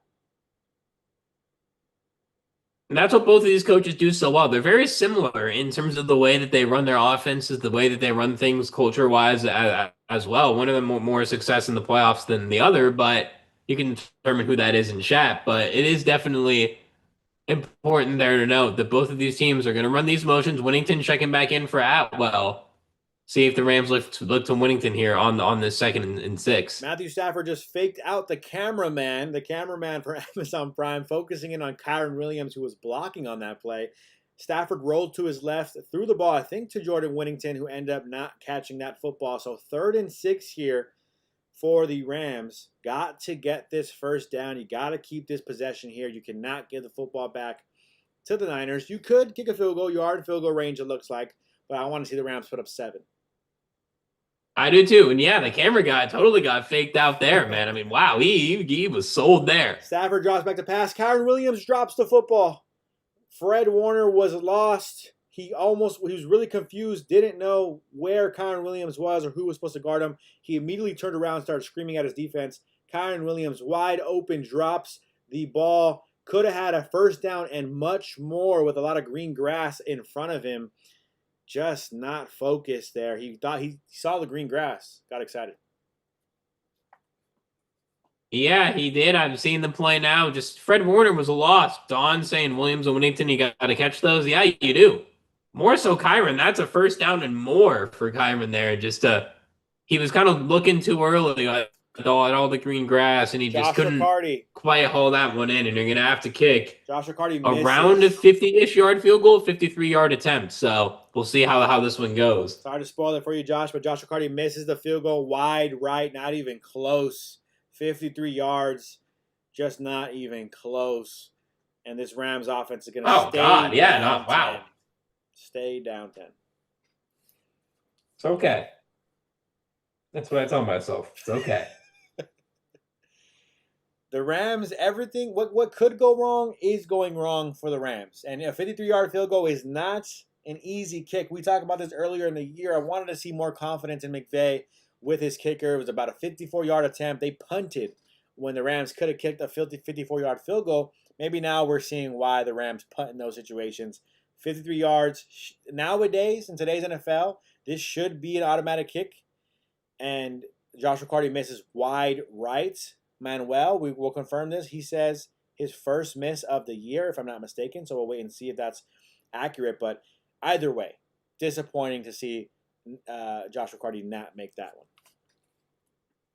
Yeah, not ideal there. You look like you're going to get within one score. You're moving the ball well so far, and then you just miss that field goal attempt. Again, when you said what can go wrong will go wrong, it's like we're in the Stephen A. Smith Cowboys song right now with that. Everything will go wrong, just you wait. That's part of the song, and that's looking like this game right now for the Rams. Now that you're in a must-stop scenario, the Niners at around the 40-yard line is where they're going to start. So you really got to get a stop here. You can't let them get any points to extend their lead. And we keep having to say that, and ultimately, of course, you want the defense to do that, make your stops, but the offense, you got to score. You got to score when you have that opportunity there. And yes, Josh Riccardi make the field goal. Kyren Williams catch the football. Could have had a touchdown. Could have had 7 if you just catch the football. Hammer says 2 drops last series. What?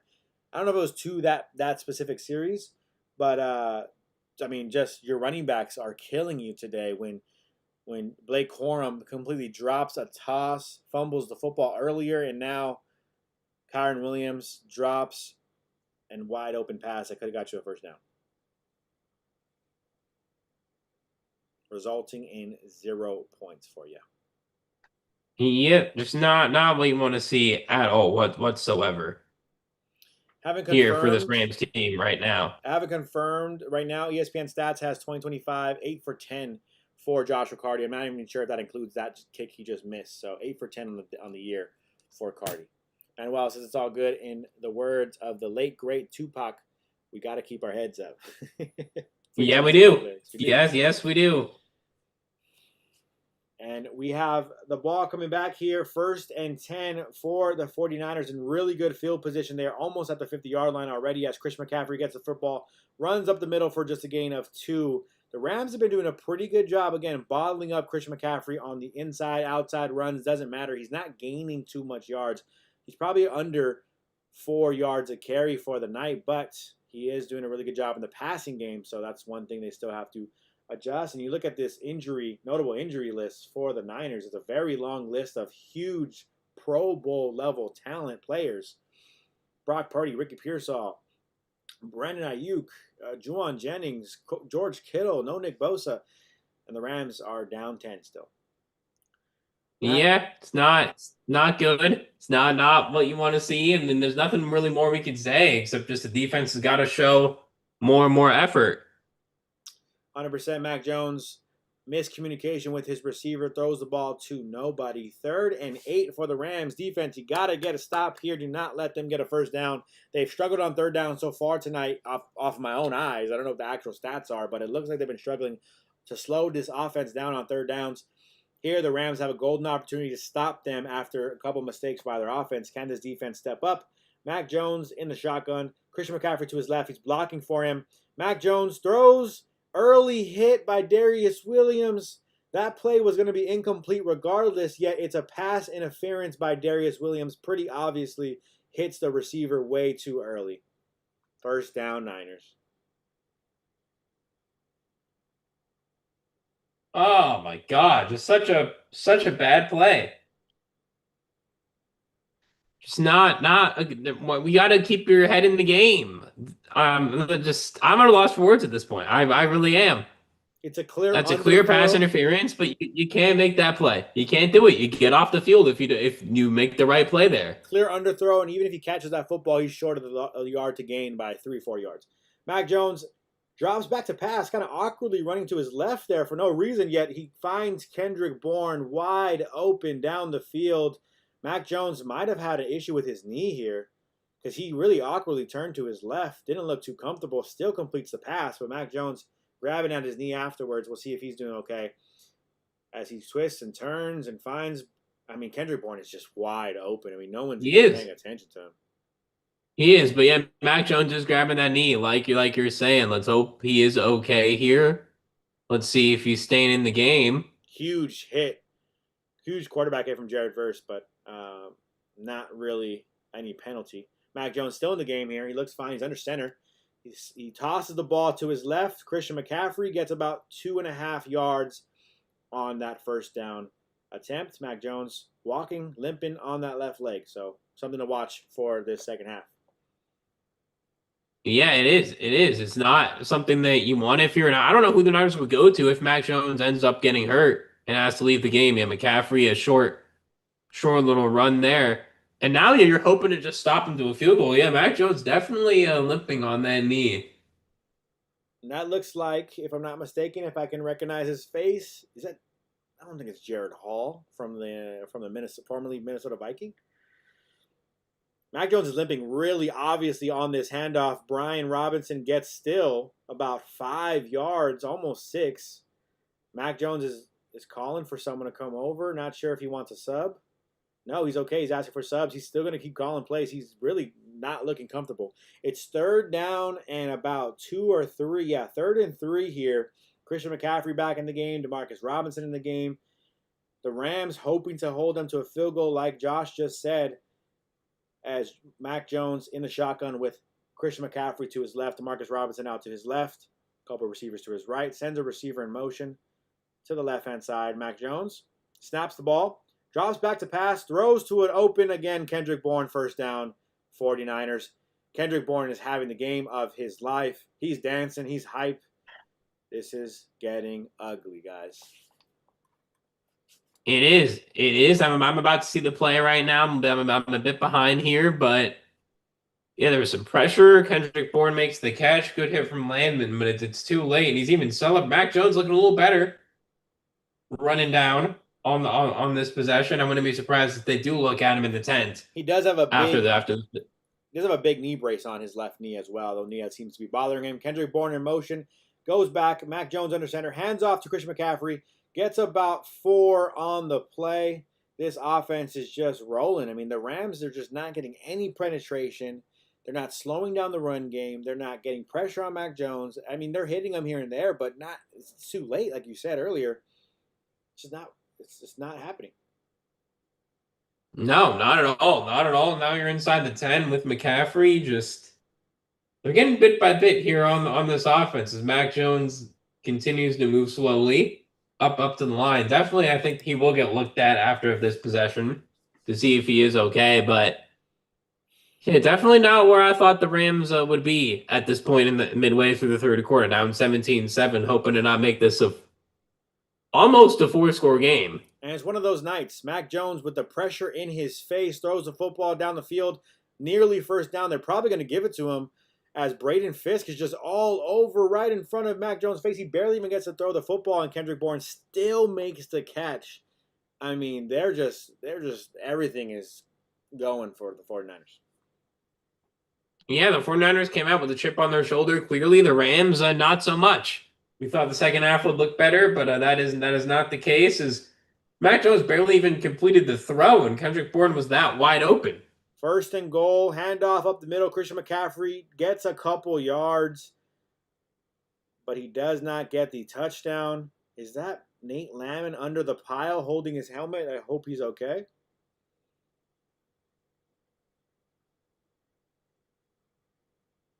No injuries. Can't tell if they're huddled up around someone on the ground. No, we're okay. Got scared for a second there.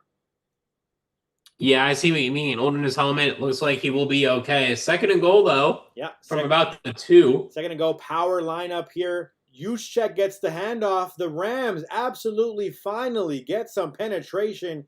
Stuff this run attempt for a loss of 2 or 3. Jared Verse, Braden Fisk, Puka Nacua, everybody in on this tackle. Juszczyk had no shot to get any yards to gain there. No, that's a great play. See, everyone pretty much back there. Really, Braden Fisk with the finishing hit. Love to see him get involved there with the slow start he's had this year. Third and goal here. If the Niners don't score, do you see them going for this, or do you see them being conservative in kicking? They might go for it just because of how short it is, third and goal, but it's about 2 yards to gain. We'll see what they get on third down here, as it looks like maybe a timeout as everyone turns to the sideline. Think that might be accurate. Mac Jones heading over to Kyle Shanahan. Timeout. Who called it? Waiting for to see who called that. It looks like timeout Niners. First timeout, which is good. You want to see them using these timeouts because I think the Rams, I'm Yes. hoping the Rams can kind of make this a close game toward the second half here. Yeah, that's the goal. You want the Rams.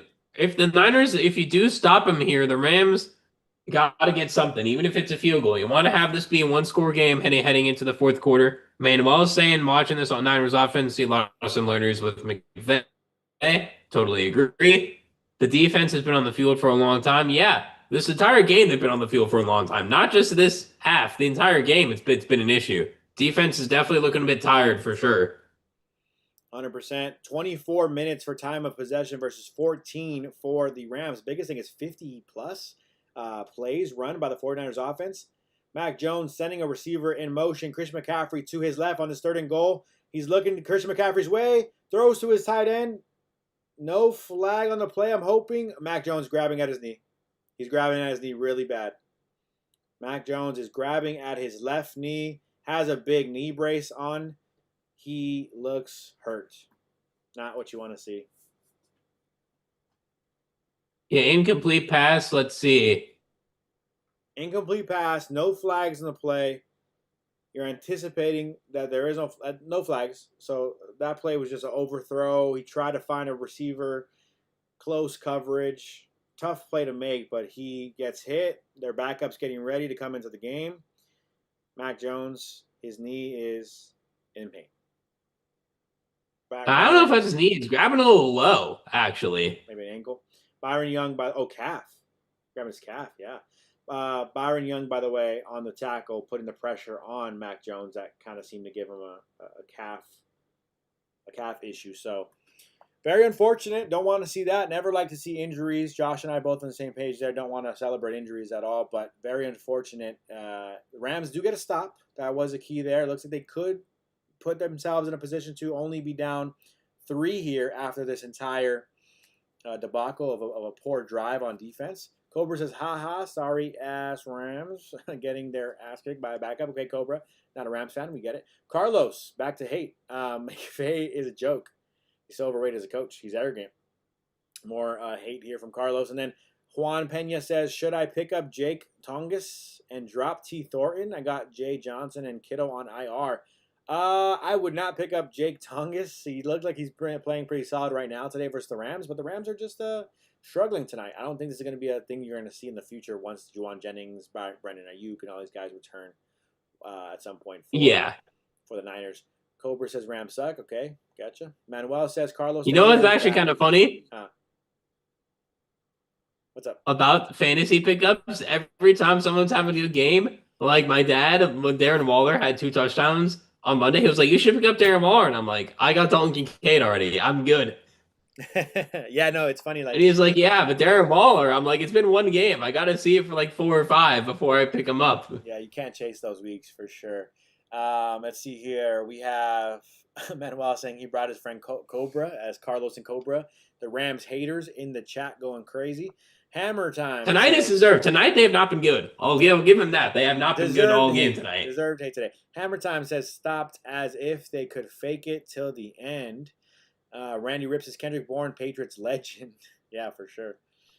Carlos, they can't cover any tight ends at all. They can't cover tight ends at all, and they let guys make catches and run 14 yards on 5-yard passes. Yeah, I mean, look, as much as I know we don't love seeing Carlos hate in here, Carlos, I appreciate you commenting. We talked about this last time. You were kind of being negative as well, right? The linebackers, right? We want them to be better. I know Nate Landman's doing what he can. He's doing a really good job. Omar Spates has been a little bit quieter than he was last year, in my opinion. I don't know if you feel the same, Josh. But overall, I think the linebackers could have been better. And I thought I wanted to see them improve a little bit more at the linebacker position. They didn't, and we're seeing some results of that today. Yeah, Spates has not been what he was last year again with Landman. Landman's been an improvement. He's been good, but again, Dolak not really doing too much. Mac Jones is up on the sideline. So we'll see who's in the game for. Well, it is 4th and goal, so it looks like they're just going to kick. Yeah, 20-yard field goal attempt is good for the Niners. So 20-7 is your new score here. The Rams are still in this football game. As ugly as that drive looked, Byron Young with the pressure off the edge. Again, don't want to. I'm hoping that Mac Jones is okay, but that pressure helped the overthrow, allowed the Rams to only be down another 3 points here. So 20-7. The Rams are still in this football game. The offense needs to score. The defense needs to get some stops. Carlos saying that this is like watching Jeff Fisher again. I'm going to disagree. Jeff Fisher, that was a bad coach. The rage bait is real. I mean, no, this is Carlos. Can I ask you a question, Carlos? Who hurt you, man? Actually, like I'm really, I just want to check in all seriousness to make sure that you are okay, man. Like, listen, Sean McVay hurt him. I mean, Sean McVay's hurting us right now. I understand that, but listen, sometimes you just have to listen to some Juice WRLD, get over it, and come on back. Hammer Time says Jones trying to get a sympathy flag, in my opinion. Yeah, I'm not saying he was trying to do that, but it was interesting, right? He got hurt and then didn't really see anything on the Byron Young hit that could have caused him to be in some pain to that nature. So kind of interesting there as the 49ers kick this ball off to the Rams. Decent return here past the 30-yard line. Going to be about the 31.5-yard line for the Rams to start this drive. Can the Rams be aggressive here, move down the field, march down the field just like the Niners have? And then if you score here, you're only down by 6. Yeah, that's the hope. That's the hope. A nice, decent return there by Xavier Smith. And Carlos saying Spates has been awful. Why is he on the team? He's definitely been good enough to be on the team. He just wasn't what he was last year because he's no longer the number 1 linebacker with Landman being there, but he hasn't been awful. The corners haven't been great. I did see an article yesterday that L'Jarius Snead could be on the block from the Titans, and the Rams maybe should look in that direction. I'd love that. What do you think about that if L'Jarius Snead becomes available? Yeah, I like that route, and I think the Rams trust their corners. It's okay. The corners have been holding up pretty solidly this year, but a little frustrating tonight to see the mishaps, and I just think that's what's going to happen when you have a team that's not as talented, right? So getting a guy like that in here would be pretty nice to see. Stafford incomplete on first down. 2nd and 10 here. Stafford, no one in the backfield. A lot of time to throw. Looks down the field. Gets it to Tutu Atwell running across the field. Great catch. Great throw. Tutu getting involved here. Stafford helping spark this drive. Yeah, I'm about to see the play right now, a little behind Josh. Yeah, that's a nice throw from Stafford. Tutu well covered there by number 36, but he's able to make that catch. So that's what Tutu can do with that speed. Carlos saying badly coached. Don't know about that. That seemed like a pretty good play call to me.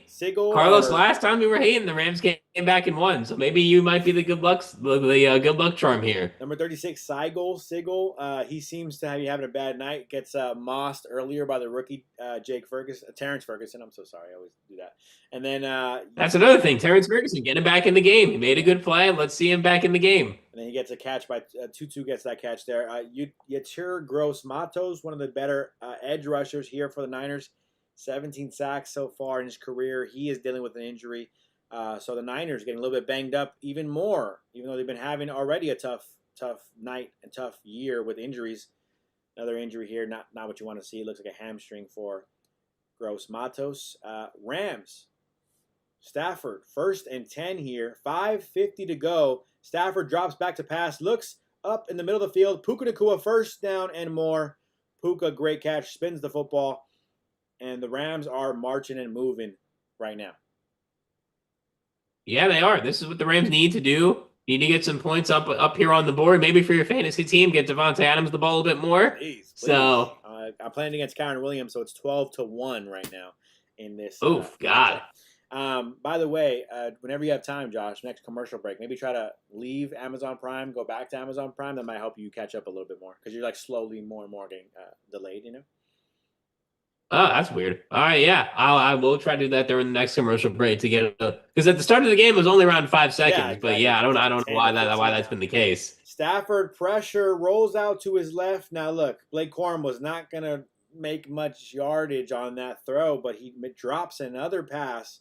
The defender talking in his ear like, yep, I was right behind you. Got a little scared. Didn't want to catch that business decision for Blake Corum. I don't know if that was actually the case. He probably should have caught that football, but it would have been a 1 or 2 yard gain on that one. A lot of pressure on Stafford. Yeah, I think I just caught up with you a little more because I've already seen that play now. So now I see Mac Jones on the sideline trying to see if he is still limping a little bit. So we don't know exactly what the injury is, but doesn't look like it was as bad as initially thought as he is up and moving around. Nice little screen pass here goes to Puka Nacua for another Rams first down. The Rams, again, are marching, getting first downs on almost every play now. Stafford, he's cooking. This offense looks like it's rolling now. Stafford, quick throw. Puka Nacua, nice blocking down the field. Gets the first down, a little bit more than that. About 11-yard gain on that play. Great play call from the head coach. Yeah, right when Carlos comes in again, the Rams start doing better. Thank you, Carlos. We appreciate you now. Yeah, just a good throw from Stafford. Good blocking, too, by Winnington out there as well. Nacua able to get inside the 10. First and goal now for L.A. Stafford under center, takes a snap, goes up the middle for Kyren Williams. Kyren Williams gets close to the goal line, stops about the 1 or 2 yard line. So Rams cooking, second and goal with about a couple yards to go here. You're running it with Kyren. You're throwing it to Devontae. What you doing here? I mean, you got to take whatever they're giving you at this point. I mean, maybe I would have said if Stafford was better at QB sneaks, you could try that and make him be off guard. But it's a long. I think you got to see what they give you. It's a long 1 yard line. Matthew Stafford, the quickest throw I've ever seen. Really, really awkward, really weird, but makes the completion to Puka. Quick and easy catch for the 1 yard touchdown pass. Puka Nacua in the end zone adds to his touchdown totals. Touchdown Rams, 20-14. Carlos, keep hating. Every time you come in and hate, the Rams start rolling. What a interesting play call. Quick slant, double quick slant. So you're right. I mean, Puka took 2 steps and he's ball's in his hand already while he's laying down on the ground almost. Yeah, that was definitely a weird throw here as we check out the replay of this. Nacua with a nice route. Lenore on Adams. Puka was already on the ground. An interesting arm angle there from Stafford. It works out, though. It works out. Gets the Rams back in this game. Gets them back within a 1-score game. Yeah, waiting to see about the extra point attempt. Cardi, can he be confident still? Don't let him mess with him. Nearly blocked, but he gets it right through the uprights. Extra point is good. 20-14. The Rams are down by 6. And let's be honest, the way we felt after the Rams went down 14-0, I would have not have thought they were only down 20-14. It was looking scary early. The Rams are in this football game again, just like we said last week. It's okay, or not even last week, just a few days ago on Sunday, right? It's okay if you win ugly games. I get it. This is a little bit embarrassing because it's the Niners. Niners fans have probably been talking a whole lot of smack to a lot of Rams fans tonight at SoFi Stadium. But if the Rams win this game, you could be the last man laughing. It's okay. You don't want to argue and say, oh, but we barely beat Mac Jones. Doesn't matter. You beat them. If you can come out and pull those wins off. That's what the Rams need to do here. Yeah, that's exactly what the Rams need to do right here as I am currently going back into Amazon Prime. Little behind the scenes here. Amazon Prime Video. Josh is trying to get a little bit more lined up to where we are live on my end as well. Hammer Time says, look, Jones is walking fine. He is kind of moving around. He's jumping up and down. He's doing some squats on the sideline, but he does have his helmet off. So Mac Jones will be back in there. Manuel says, I wouldn't be surprised if Shula orders up a couple blitzes with Jones being not so mobile. Honestly, I think Shula should have been doing blitzes, having blitzes this entire time. He should have been trying to put pressure on him before, but even now, so if you're seeing Mac Jones dealing with a little bit of an injury, you do want to go ahead and attack that quarterback. The quarterback for the Niners, the backup, I can look it up right now, but I'm trying to think, who is it? Because it's not. Wait, did we just get a donation? Oh, did Manuel just donate $19.99? Wow, I got to say this, Manuel. We got to announce this. I wish I had some kind of poppers or something. One, we don't expect donations because we haven't really had any so far. But two, you are the first official Rams Digest donation, I think, in Rams Digest history. I've been here the whole time since November of last year. Yes. First ever donation. Let's top it up for our boy Manuel here. He says, I don't think that Carlos has ever said anything positive about the Rams ever. Am I right or am I wrong? Why do you come out here just to hate? Carlos, the floor is yours. Clearly, it's been like that the whole time. Let us know. Why do you come to hate, Carlos? Why do you not come to be positive? Let us know. At this point, it's feeling like he's a bot that is just a hating bot. I've never seen a hating bot. It might be an AI bot. You never know. There's also we've now seen there's a new Saquon documentary coming out on October 9th on Amazon Prime if anyone wants to watch it, I guess. Josh, you're very close to me now. Mac Jones, right? It's on your screen. He's about to be. Oh, okay. Yes. There you go. 5 seconds again, probably. Okay, good. That's frustration. That's why. Okay, hey, that's fair. If you're just sharing out frustrations, that is fair. Are you AI? Manuel says, you are my guys. I love this channel. Manuel, we really appreciate you, man. Honestly, you've been a real tough supporter, a real solid supporter for us since day one. Rams just picked up the ball. I don't think it was a fumble. We're going to have to see on that. Yeah, the Mac Jones already running out there. I don't think it was a fumble. But I will say this real quick. That kick, by the way, from Josh Riccardi, the way he keeps kicking off this football, as we're looking to see if there's a fumble. Wait, the ball's out. The ball's out.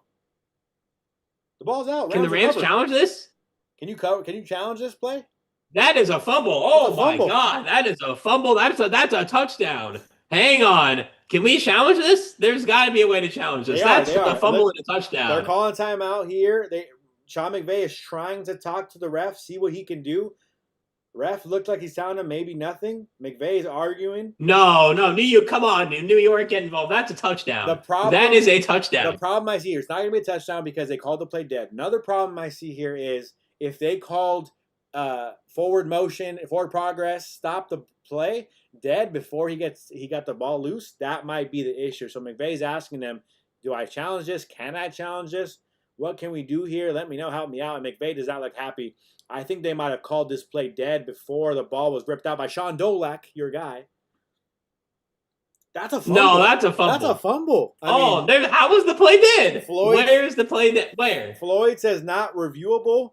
McVay saying, oh my God, this is ridiculous. He has a challenge flag in his hand. I don't think this play is reviewable. And that's a fumble. No, come on. They got to be able to review that. That is crazy. How can we not review that play? That is literally a touchdown. That is a touchdown. I'm sorry. For any team, that's a touchdown. And Mac Jones under center here. He sends someone in motion. It's the 49ers ball, non-reviewable. Flags on the play. They're trying to help out the Rams here, giving them a false start for the Niners to try to get the Rams the football back because I didn't see much false start action there. But really, really ugly by the NFL, by the refs. How do you not call that a fumble? He barely got touched for like a second, 2 seconds, and the ball came out. Exactly. For any team, that's a fumble. Not just for the Rams. I want to keep reading this. For any team, that is a fumble. Manuel says the refs got some money on this game. Yeah, apparently that is crazy. Carlos saying this is insane. That was the most ridiculous missed call I've ever seen in my life. As Mac Jones under center, 1st and 15, sends a receiver in motion. It's Kendrick Bourne, fakes to Chris McCaffrey. Puka Nacua gets in the backfield, doesn't get to the quarterback though. Kendrick Bourne completes the catch at about the original line of scrimmage. So it's going to be a 2nd and 9 to go here. Yeah, now we have Carlos in the chat saying refs favoring the Niners again. There we go, Carlos. Feet on the Rams side. Yeah. I mean that's going to go on one of the worst calls of the decade. That's a fumble. Kendrick Bourne, 7 receptions, 105 receiving yards. My goodness. Really? In 2025, Kendrick? Oh, I guess so. Taking advantage of his moment here. Mac Jones in the shotgun. Chris McCaffrey to his right. He looks the opposite way, middle of the field to a tight end here. 89. Looks like Farrell. Gets the catch. Going to be about a 3rd and long, 1 yard to gain. Oh, not short, 1 yard to gain for the 49ers. They're rushing their offense. Yeah, he actually almost ends up getting the first down there. That was good effort there. That was good effort. This won't be a QB sneak this time with Jones's knee, but definitely look out for a pass to McCaffrey. I wouldn't be surprised if McCaffrey rolls out somewhere. He's QB sneaking it. Yeah, he's QB sneaking it. Wow. Might have been short. He might have been short. Let's see. The play is currently happening on my end. Yeah, that's close. Mac Let's see where. Jones, Let's see. QB sneak, runs to his left, like wide, like just decides to ignore the offensive lineman, scoot around everybody. He dives but gets hit. He's short. His elbow's short of the line of the game. They gotta review this. Hold on.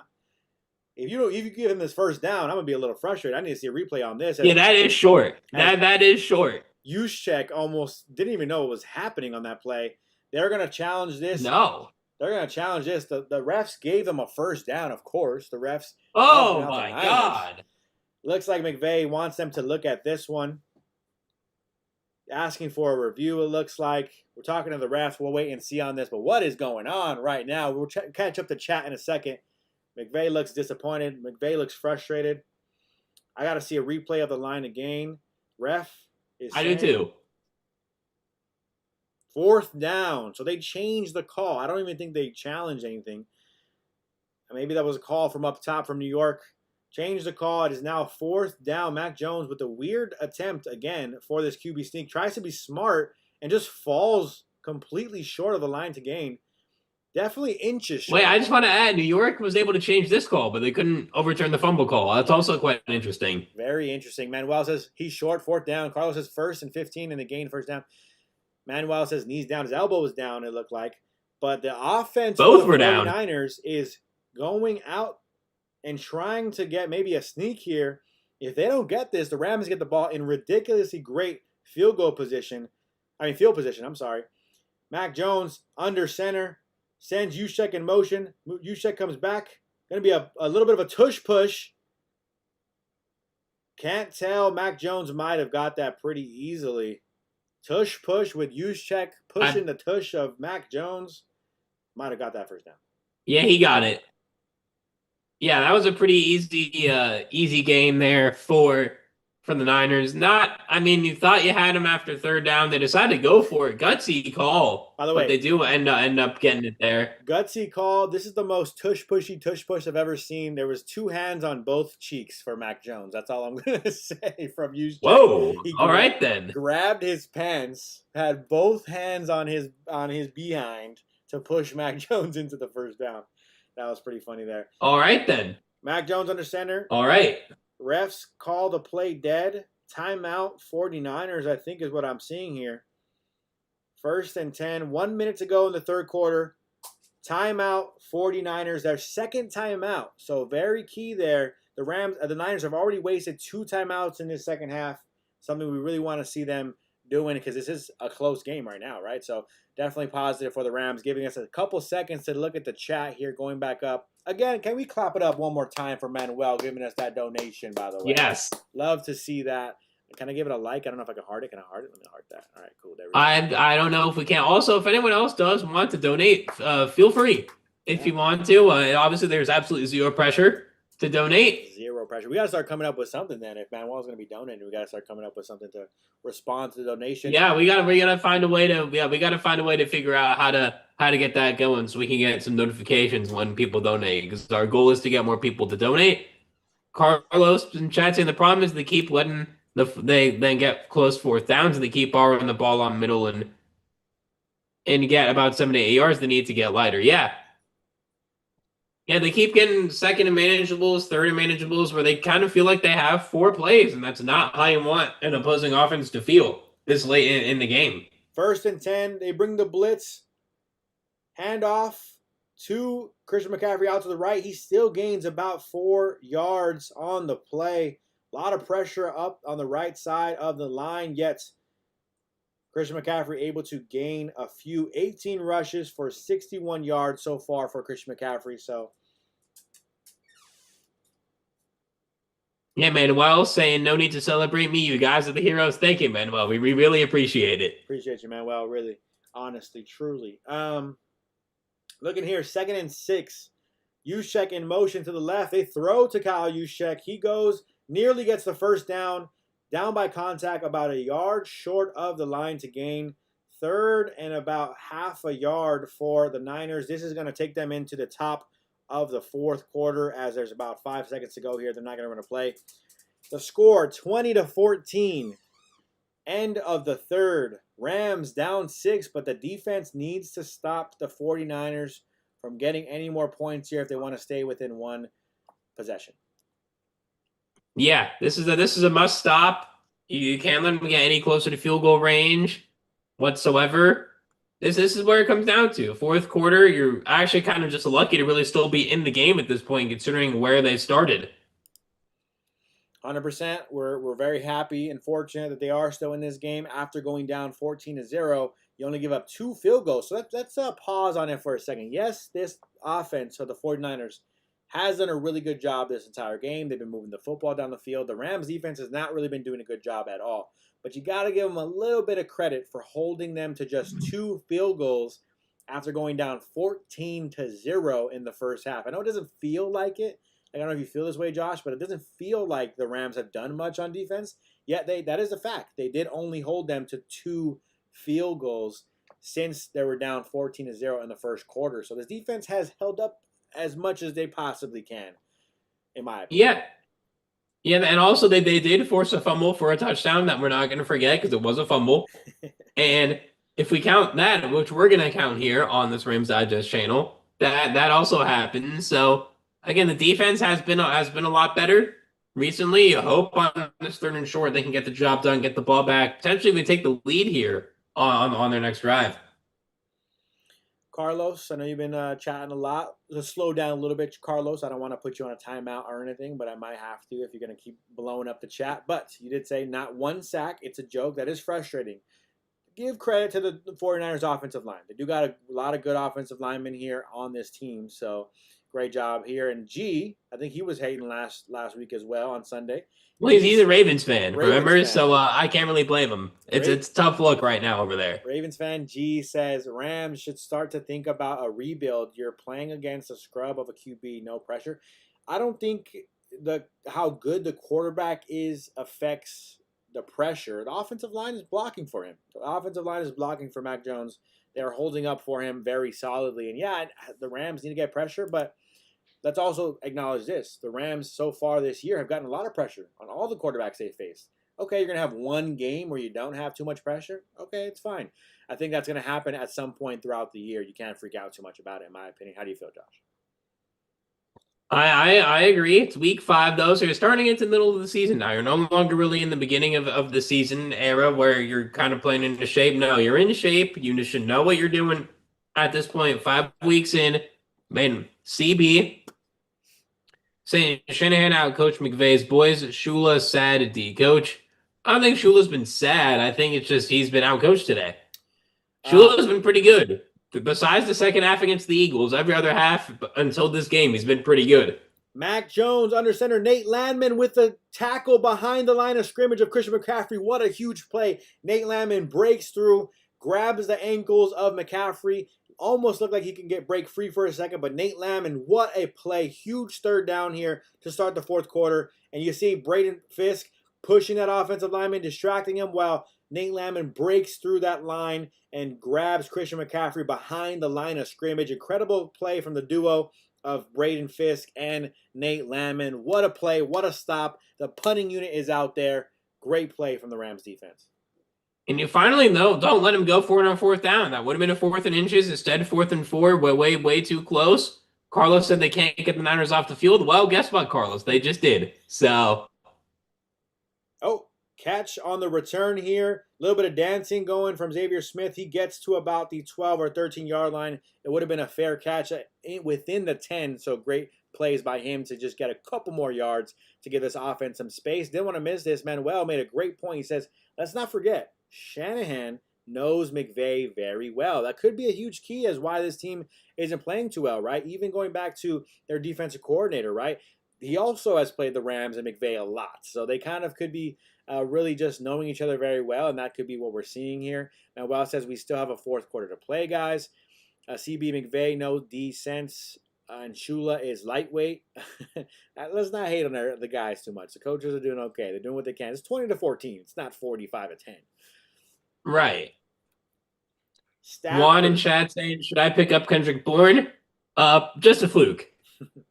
Yeah, fluke one. Pretty resoundingly. You have a spot for him, sure, if you want to take the risk, but it's probably a fluke week. Not going to happen after this. As Stafford gets a completion on 1st and 10 to Puka Nacua, nearly a first down. It's going to be second and short here, as Puka has officially the most receptions, 50, in a team's first 5 games to start the season. First in NFL, most in NFL history. Yeah. I mean, why not? Yeah, he's been absolutely awesome throughout early in the year so far. Stafford complete to Davis Allen for the first down over the middle of the field.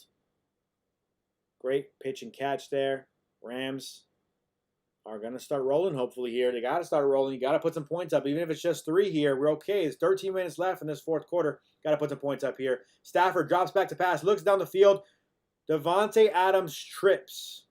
He was open, could have made a catch here, trips, and does not complete. Oh, my God. Not a good play there from Adams. You're not going to happen from Adams again. We know that. Adams is too high quality of a player. That's going to happen from time to time. It's okay. Luckily, it's okay, too, because you always get a little concerned whenever someone trips non-contact. But luckily, he is okay. 2nd and 10, though, still for the Rams, is that D lineman that went out for the Niners is out for the rest of the game, Gross Matos. Yes.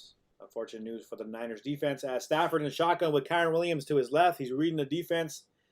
Snaps the ball. Corner blitz off the right side. Kyren Williams makes a catch over the middle of the field. Nearly a first down, but Fred Warner stops him short of the line. It's going to be 4th and 1 yard to gain for the Rams here. 3rd and 1. 3rd and 1. I'm so sorry. I keep doing that. It's okay. You're speaking the 4th down into existence. We don't want to do that right now. You know what I was thinking? I was thinking it could be 4th down if you don't get this 3rd. I'm thinking that's fair. A 4th and 1 here. Manuel says too fast, too furious time. Hopefully on this 3rd down, maybe 3rd and Puka. We'll see. I think they might feed Kyren.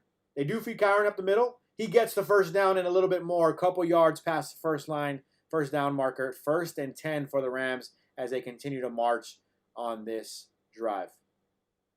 Yeah, this is what Manuel was saying, what Josh and I have been saying. The Rams have been a better second half team all throughout the season, and they're showing that so far. Carlos saying, does Adams know there's a game tonight? Yes, he has been on the field all night. Kyren picks up the blitz. Whoa, quarterback got hit in the head. There should be a flag. Quarterback gets hit in the head. Stafford's asking for the flag. He got obviously hit on the helmet. I saw it on the broadcast. What is going on here? Gibson smacks the helmet, grabs his face mask. Can we call a flag? Can we get a flag? Oh, wow. Again, another one of the worst missed calls of the year right there. Lenore just grabbing, holding Puka Nacua as well. There is a flag. There is a flag. Oh, they finally called one. 1st and 10. It might have been the holding actually on Lenore, not the face mask. So less yardage for the Rams, but we'll take the yardage. 1st and 10. Stafford drops back to pass, looking down the field, can't find anyone. Flag in the backfield. Davante Adams makes a great catch near the 30, but I think it's going to be holding as this flag is in the backfield. Yeah, Adams wide open there, but it looks like that is going to be the backfield again. Fred Warner in on the tackle again. I mean, he's just everywhere. I said it earlier, but I feel like every play has a chance to make a tackle. Illegal hands to the face. Defense is the call. Rams make that catch. That completion is going to stand for the Rams. The flag is declined. The Rams are marching down this field. A lot of time for Stafford on that play. Yeah, and even with the illegal hands to the face by the defense. Again, Davante does know there's a game tonight because he was just wide open. Great throw. Fred Warner there, but nice little sidearm action from Stafford as he loves to do. Catch from Davante gets brought down by Fred Warner after gaining a good 20 yards down the field. Stafford under center here. Kyren in the backfield. Fakes to Kyren. Looks down the field. Going down the field to Davante Adams again. Davante Adams going to the 10-yard line. Gets brought down about the 8-yard line. Great pitch. Great catch. Looking good, guys. They canceled hoops today, Josh? Wait, were you going to hoop after this? I was going to hoop if the Rams didn't play tonight. I usually hoop on Thursdays. And it looks like my coworkers, they went to the hoop session. It was canceled. Ah, man. Well, what Devontae, type of hooper would you say you are? Well, there's a little break. What type of hooper are you saying you are? You're a post player? You a guard? back in the day, used to be a post player, still a post player now. More of a catch and shoot threes, post up player as well. As Matthew Stafford drops back to Okay. pass, looks down the field, throws it up, nearly caught. Who is that? 84. Parkinson. Parkinson. I always confuse Parkinson with Davis Allen. That's why I had to get double check. Almost mossed the defender. 36 again, by the way. Almost gets mossed. Oh, Does not God. make That the would have catch. been two tight end mosses for him. That wouldn't. Kobe Parkinson hit his head on the grass. His back of the head hit the grass pretty hard there. So the turf pretty hard there. So you may see him out for this drive. 8 plays, 80 yards on this drive. Stafford in the shotgun, drops back to pass. Kyren Williams makes the catch, gets the touchdown. Devontae Adams celebrating with him. Rams score a touchdown, 20-20, extra point away from taking the lead in this game. There you go. That's what you needed. By the way, I know you said earlier you're playing against Kyren Williams. Not great for you fantasy-wise, but for this Rams team, everything you needed. Exactly what the doctor ordered. Kyren has looked awesome today in the passing game. Besides this one drop, he's been great in the red zone. That sea of red is definitely there, man. I'm seeing it every time they pan the camera into the crowd. I throw fantasy out the window. I never realized how big Adams is. Yeah, Adams is a big receiver. He is. That's why he's so valuable in the blocking game, and he helped out get Kyren that touchdown to tie this game up. Josh Riccardi, kick is up. Kick is no good.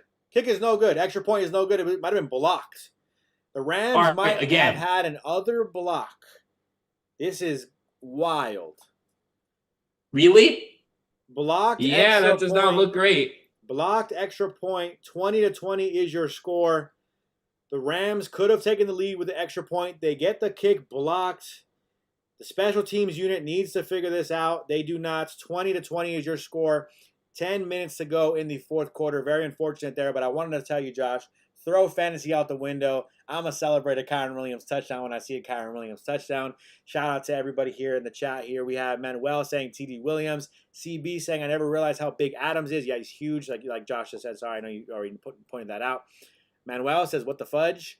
Carlos says, touchdown Rams. G says, special teams coach should be fired. I mean, honestly, it's kind of not trying to root for anyone to get fired, but how? 3 block Honestly, kicks. you have a point there. After the Eagles game and now this, you kind of have a point. 3 block kicks in the last 3 weeks. What are we doing here?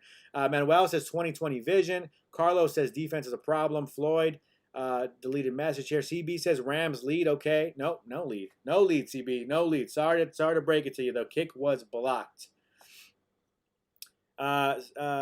Joseph says, I got Kyren in fantasy. That's pretty nice for you. Pretty good game. I'll see in my league. I'm getting, oh my gosh, 21 points for Kyren Williams. I'm getting smoked. But Devontae up to 7 points for the night now. So we'll take that. Hey, there you go. There you go. You were asking earlier, now we have a commercial break quick, what type of hooper I am. I know we're hyped about the Rams right now, but just wanted to finalize that. So I'm a big man who can catch and shoot threes. That's the way I could describe myself. Okay. Low energy big man though. I'm not gonna fight for rebounds. A rebound might fall in my lap every now and then, but I'm running back on defense, or I'm running back trying to get go down the court on offense to get a kind of little cherry picking layup. If anything, I'm not getting boards, and not necessarily. Oh, you're a cherry picker? No. I'm not a cherry picker because I'm not fast enough to get down the court anymore. But I'm saying I'm gonna start running on transition. I'm not gonna be fighting down low for rebounds all the time. Unless I have. Okay, so are you like a point forward where you kind of pass the ball, you make like some plays for others too? Yeah, I'm a good. I could be a little bit of a point forward. I'll say I'm a 20. Let's see, what year should I put? Give me a 2021 Kevin Love. Like that's where I'm at. Oh. Okay, I was expecting like a 2018 Kevin Love. No. Don't give me the finals, Kevin Love. Give me the guy who's barely coming off the bench, still getting minutes for you. I'll give you some minutes. I'll make some threes. I'm not knocked down, but I'll make some threes. Josh Riccardi gets a regular kickoff here to the 49ers. Goes into the back of the end zone. So looks like the Niners will get the football in okay field position. They're showing some block kicks here. The Titans, I forgot about that one. The Titans blocked a kick against you. The Eagles blocked 2 kicks against you. 1 to win the game, by the way. So that's a huge mishap to have. And then you just get this block kick here from the interior that's been struggling. And then on top of that, this is to give you the lead in a major game for you. So it's just really, really tough from the special teams. Why was Ethan Evans' head down the whole time? That's what I realized. Not Ethan Evans. Sorry, the long snapper. The long snapper's head is just down. He doesn't even look up.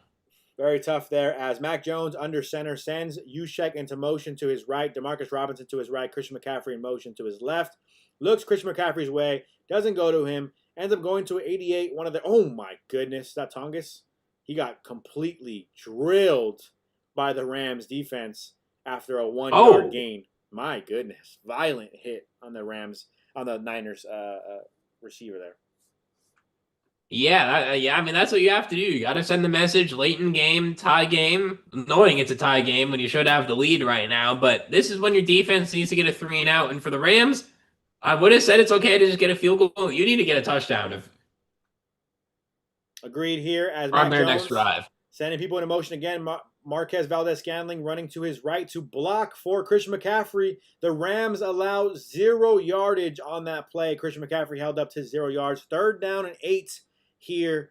Next up, can the Rams get a stop here at 3-and-out? Like this for the Rams again? You say even as well, this is their first divisional game. We all know divisional games are a little closer most of the time, regardless of quality of team.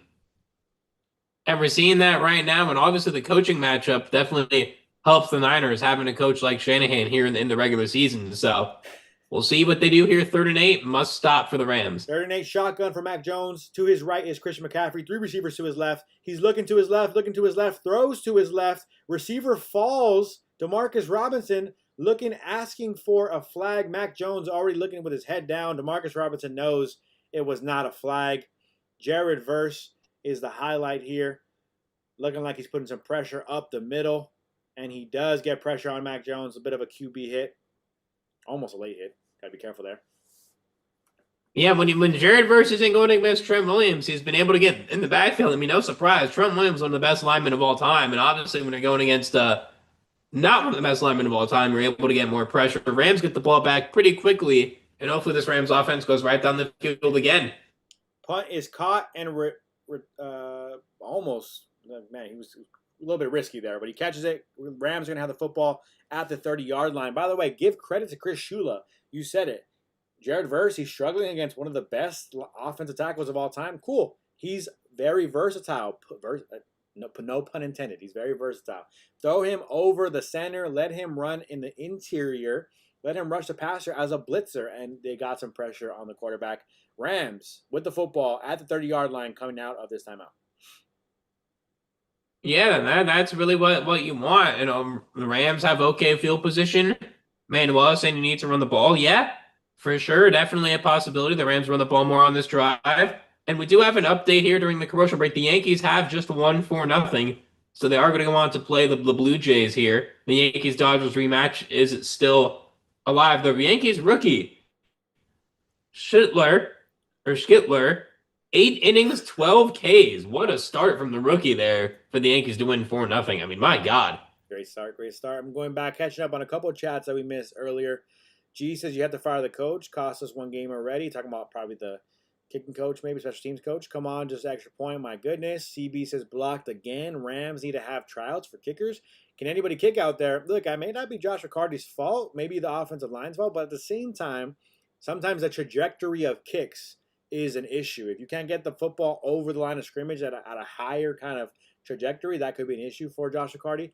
Joseph says, yeah, he don't be running. Maybe talking about, replying to G, says need to apply pressure to a non-mobile quarterback. G says, ask yourself, what would Todd Bowles do to Jones? Scrolling through here, 5 a.m. says, this special team needs to be investigated. Manuel says, his defense is going to come through. Watch, he was correct. The defense did come through there. Joseph asking for Randy Rips in the chat.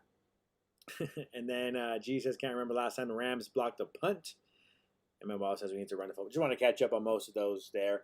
Carlos is going to be blocked. I can't catch up with all your chats, Carlos, unfortunately. But you said, did you see the blocking on the extra point? Yeah, no. The blocking has been atrocious on special teams. Yeah, it has.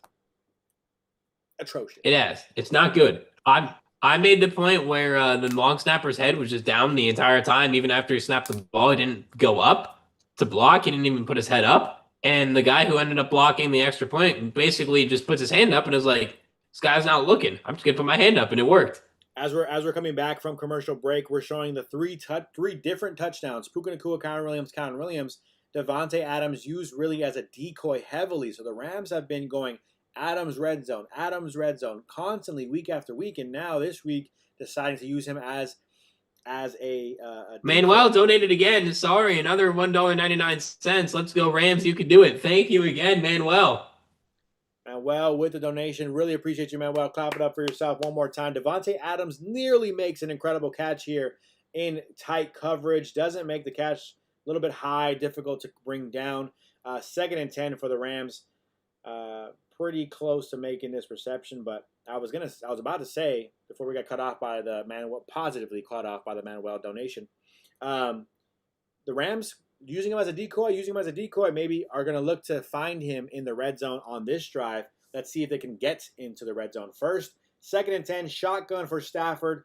Blake Corum to his right. Kyren Williams to his right. Throws to Davante Adams. Again, Davante Adams short of the first down marker. Gets hit pretty hard there, but he's short 1 yard. It's going to be 3rd and 1 coming up here. Yeah, Manuel was saying to run the ball. I wouldn't be surprised if this is a run. I do think they need to start running the ball a bit more and run this time down too, because it's going to be pretty hard to keep the ball for over 8.5 minutes here. But the Niners will most likely get another possession. And since the first quarter, Stafford was 1 for 2 in the first quarter for 5 yards. 21 of 31 for 279 and 3 touchdowns since the first quarter. Pretty impressive stuff that Stafford has been doing since the first quarter. 3rd and 1 here. Stafford's in the shotgun. May not be a run. We'll see if he hands to Kyren. Doesn't hand to Kyren. Kyren blocking for him. Stafford throws to absolutely nobody. I mean, he throws to the defense. He just threw to the linebacker. Oh, yeah. Was that ball tipped? I would assume this ball is tipped. That definitely should have been an interception. That lineman down on the floor in despair. That definitely should have been picked. But I definitely want to see the replay because I hope that was picked. I mean, I hope that was tipped because that was an awful pass if that was not tipped. Not tipped. Miscommunication from Davante Adams and Matthew Stafford. Looked like Stafford wanted Davante Adams to kind of drop more. I'm not really sure, but Stafford was open, standing up right in front of Davante Adams. Was open right in front of Stafford. Great punt here by Ethan Evans. It's going to be down at the 1 yard line. Great punt by the special teams unit here. Got to make up for the kicking flaws, of course. Incredible punt there. So it should be a 3 and out, hopefully coming out, or the Rams should be able to slow down this Niners offense coming out. But I wanted to say Davante Adams was standing wide open. Stafford just expecting him to do something else, nearly intercepted by the linebacker. Yeah, not a good sequence there to end that. But Ethan Evans, as he's been doing ever since he's been the Rams punter, just pinning the opposing team back. That's exactly what the Rams need right now after not a great drive. You pin him back at the 1. Safety opportunity for Mac Jones. Not a very mobile guy. He's hurt with the knee or the calf. Don't really know what. But this is a chance to get a safety here and the lead. 100% a very good opportunity for the Rams to potentially get a safety, put a lot of pressure. They're going to feed Christian McCaffrey over and over again. May even throw Brian Robinson in here. If you know you're the Niners, you're not going to be aggressive on this drive since you're starting at the 1. You may see Brian Robinson take some heat just to try to get some yardage so they can punt. Manuel says, nice punt. CB says too high for Adams. Could get him hurt. G says McVay panics and forgets to rush the ball. Maybe you can argue that a little bit. He should have ran the ball there on 3rd and 1. Manuel says that just goes to show that Stafford missed time in training camp is affecting Adams and his chemistry. Yeah, for sure. I think that's one of those things. But also you kind of then started thinking, why not just go to Puka Nacua in those scenarios rather than go to Davante Adams right now since the chemistry's not there, right? D needs to score from CB. Yeah, that'd be nice if the defense can get a score here. We'd love to see Jared Verse flying off the edge, maybe up the middle of the line like he got pressure on last time. That'd be kind of nice. Yeah, Jared Verse getting some more pressure is definitely on the board. It is a for sure possibility here. Christian McCaffrey commercial with Saquon Barkley. Lowe's commercial on my screen. Pretty funny there. Yeah, same with me here. I got Davante Adams with 9 points in my fantasy team. That's solid. I'll take that out of Davante. And then Kyren Williams. Fantasy update for me. I'm in a 2-quarterback league where we start 2 quarterbacks. Stafford is my second starting quarterback, so he's gotten me 32. which is nice. My opponent has nobody tonight anyway, so no matter what, I'd have a lead. My opponent's team's decent. He's got Skydabu, A-Chain, he's got Ibuka, Genti. Vikings defense should get him a lot of points. Jared Goff. Team's pretty good. They're double checking quickly. I'm back on the screen here at Amazon Prime. They were double checking to see that ball. If it might have went out of bounds, it did not. So the punt actually ended up being an incredible punt still. Ball should be at the 1 yard line for the 49ers. 20-20 is your score. 8 minutes and 4 seconds to go. 1st and 10. Mac Jones in the shotgun with Christian McCaffrey to his left. Sends Christian McCaffrey out wide, so it's not going to be a run. It's going to be a pass. No pressure. Great defense by Nate Landman as he knocks the pass down. Incredible coverage by Nate Landman. Yeah, that's a great play there at the last second. Ball's in his hand. I don't think they're going to rule this an interception, but it doesn't hurt to take a look at it. And McVay not challenging makes me think this is nowhere near an interception. Nowhere close from what I saw on the live look here. Yeah, new receiver in Stafford on sync. Manuel says that punt might be the play of the game. Might be. Who knows? We'll see. Yes. Mac Again, Jones. if you force a punt from here, you're starting pretty close. You're probably starting in Niners territory, guaranteed. Mac Jones in the shotgun looks to his right, finds Kendrick Bourne yet again. Emmanuel Forbes in coverage, nearly a first down. It's going to look like about a third and 2 to go on this one. So not ideal, but the Rams are still in a prime position to make a stop. Come on, D from KDH. That is right. Come on, defense. 3rd and 1 is the call. Let's see what they do here. Manuel saying Niners energy looks down a little bit. I mean, these aren't the starters, so again, the production is starting to wane off here as the game has gone on. Mac Jones in the shotgun. Christian McCaffrey to his right, doesn't hand it off. Pressure in his face, throws it down the field. Kendrick Bourne again with the catch. 1st down, Kendrick Bourne having the game of his life. This might be the best game I've ever seen Kendrick Bourne have. KDH, damn, this D is killing us. Kendrick Bourne in the year 2025 is ripping off 20-yard gains. Simple route. Quentin Lake, he's in coverage, but just backpedaling. It's 3rd and 1. Put some pressure up on him. Randy Rip says Bourne is goated. For this game, he's goated. Quentin Lake, why are you backing up? 9 receptions from Bourne, 132 receiving yards. Mac Jones in the shotgun. Backed up, not too much pressure. Gets a little pressure there. Catch again by Kyle Juszczyk. Tackled, brought down by Byron Young. 2nd down here, going to be about 2nd and 6. Oh, I just can't get over how was Kendrick Bourne getting so open? When was the last time Kendrick Bourne had 100 yards in a game? Kendrick Bourne born again today. Yeah, literally. Just forget it. G, don't understand why Rams don't blitz. Joseph, I don't either. Randy. Very unfrustrating here. 2nd and 6 here. Mac Jones under center. Brian Robinson in the backfield. Demarcus Robinson in motion to the right. Brian Robinson gets the carry, but he's brought down immediately by Jared Verse. Still pushes forward to get about 1 yard. Jared Verse, great tackle still. 3rd and 5. So another 3rd down opportunity for the Rams here. Yeah, this is a much more a longer 3rd down, 3rd and 5 playbook. Not necessarily as open as it will be on a 3rd and 1, so definitely interesting. Vanilla said, I need Puka to get 5 more yards. That's free, no?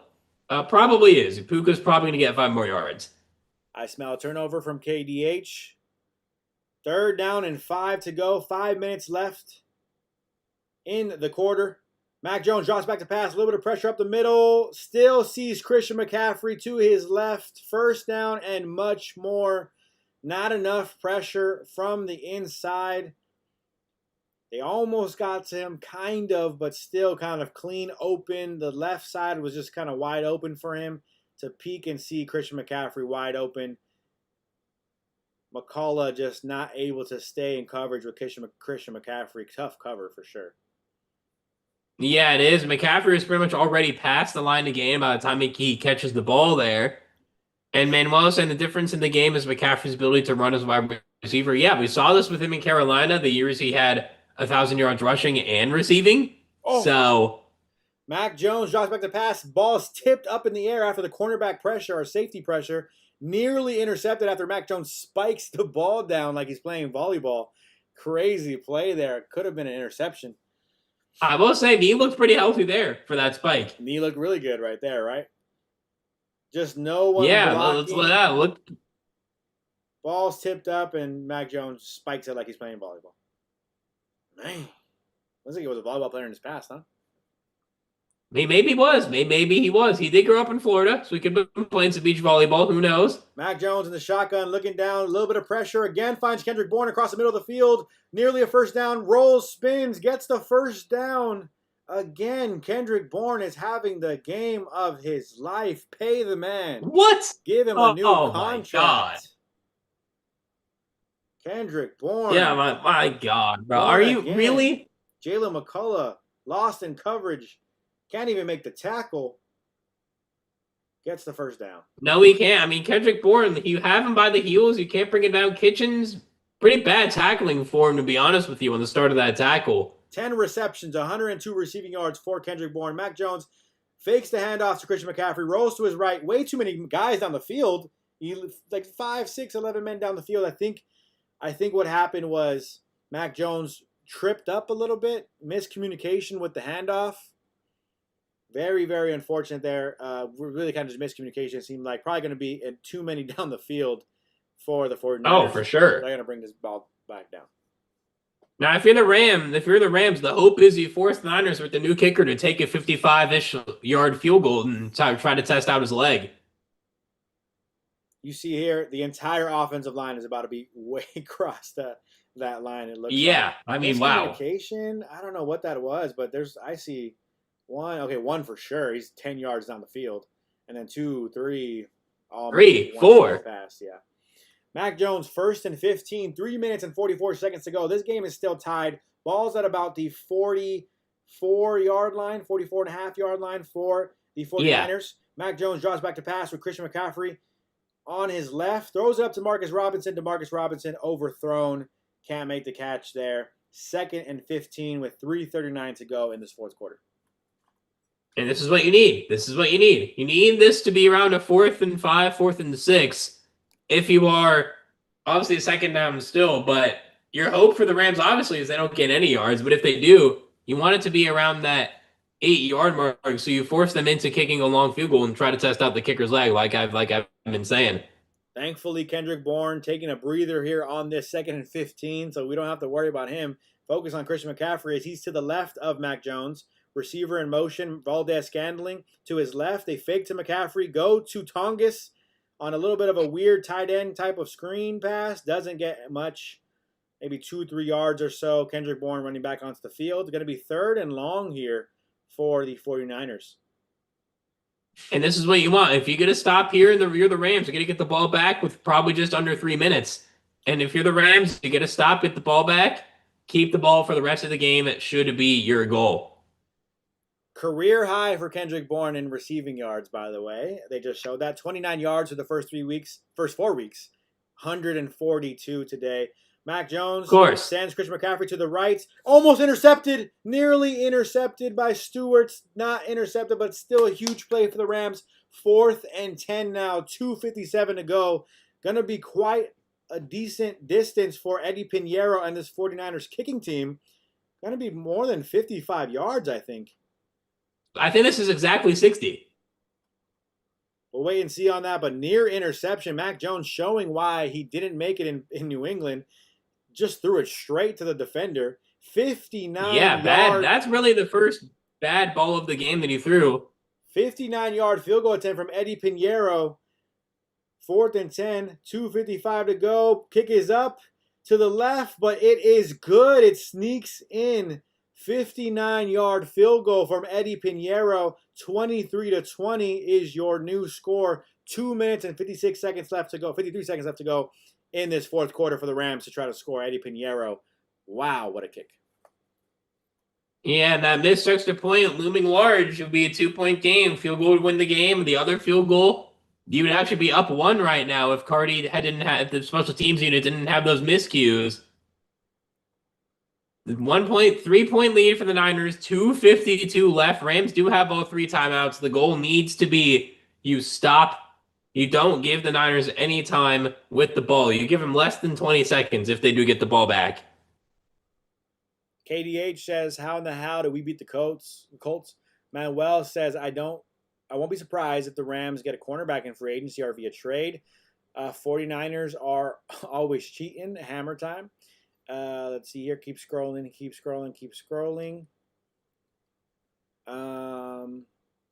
Hammer time. Niners going down like the losers they are. KDH has 4th down. Trying to catch up on some of these here. Hammer time says, here comes the troops. F them Niners fools. Manuel says, still time left for Matthew, the future Hall of Famer Stafford. Manuel, love the optimism. I think that's key here. Yes, this game has been crazy. It's been ridiculous. The refs miss a fumble. All this good stuff has been happening. Crazy stuff, negative stuff. But the Rams are sitting here. 2 minutes and 50 seconds left to go. Your Hall of Fame quarterback is going to have the ball in his hands with a future Hall of Fame receiver. Puka Nacua, probably an eventual future Hall of Famer himself, ready to try to make something happen here. The fact that you were down 14-0 to start this game in the first quarter, and now you're here down 3 with 3 minutes to go, I think you take it. Yeah, I think you do too. Obviously, with the special teams mistakes, you're not happy with only having 20, but then again, you have a chance to go down the field and win the game.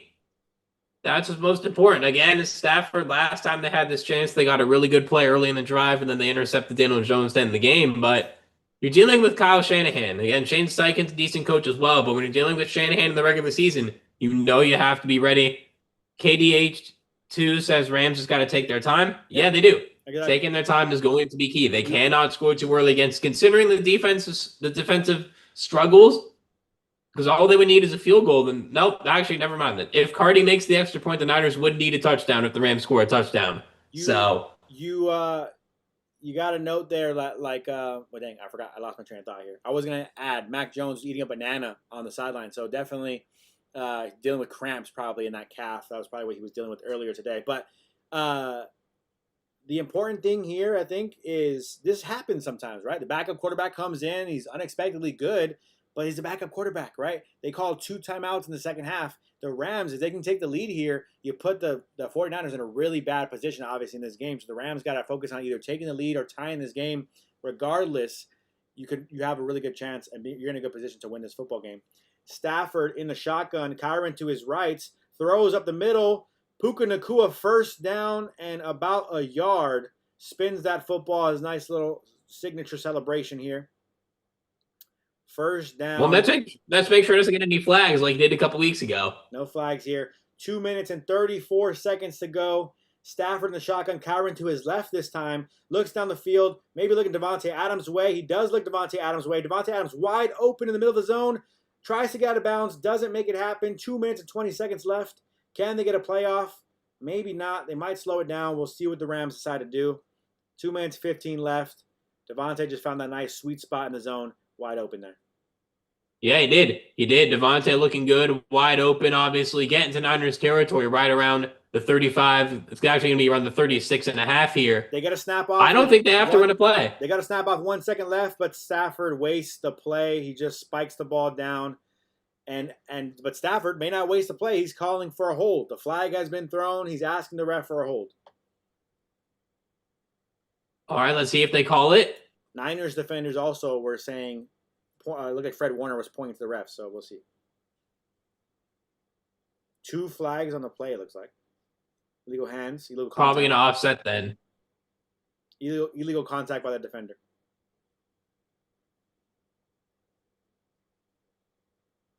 Looked like he said illegal contact by the defender. I didn't see the second flag.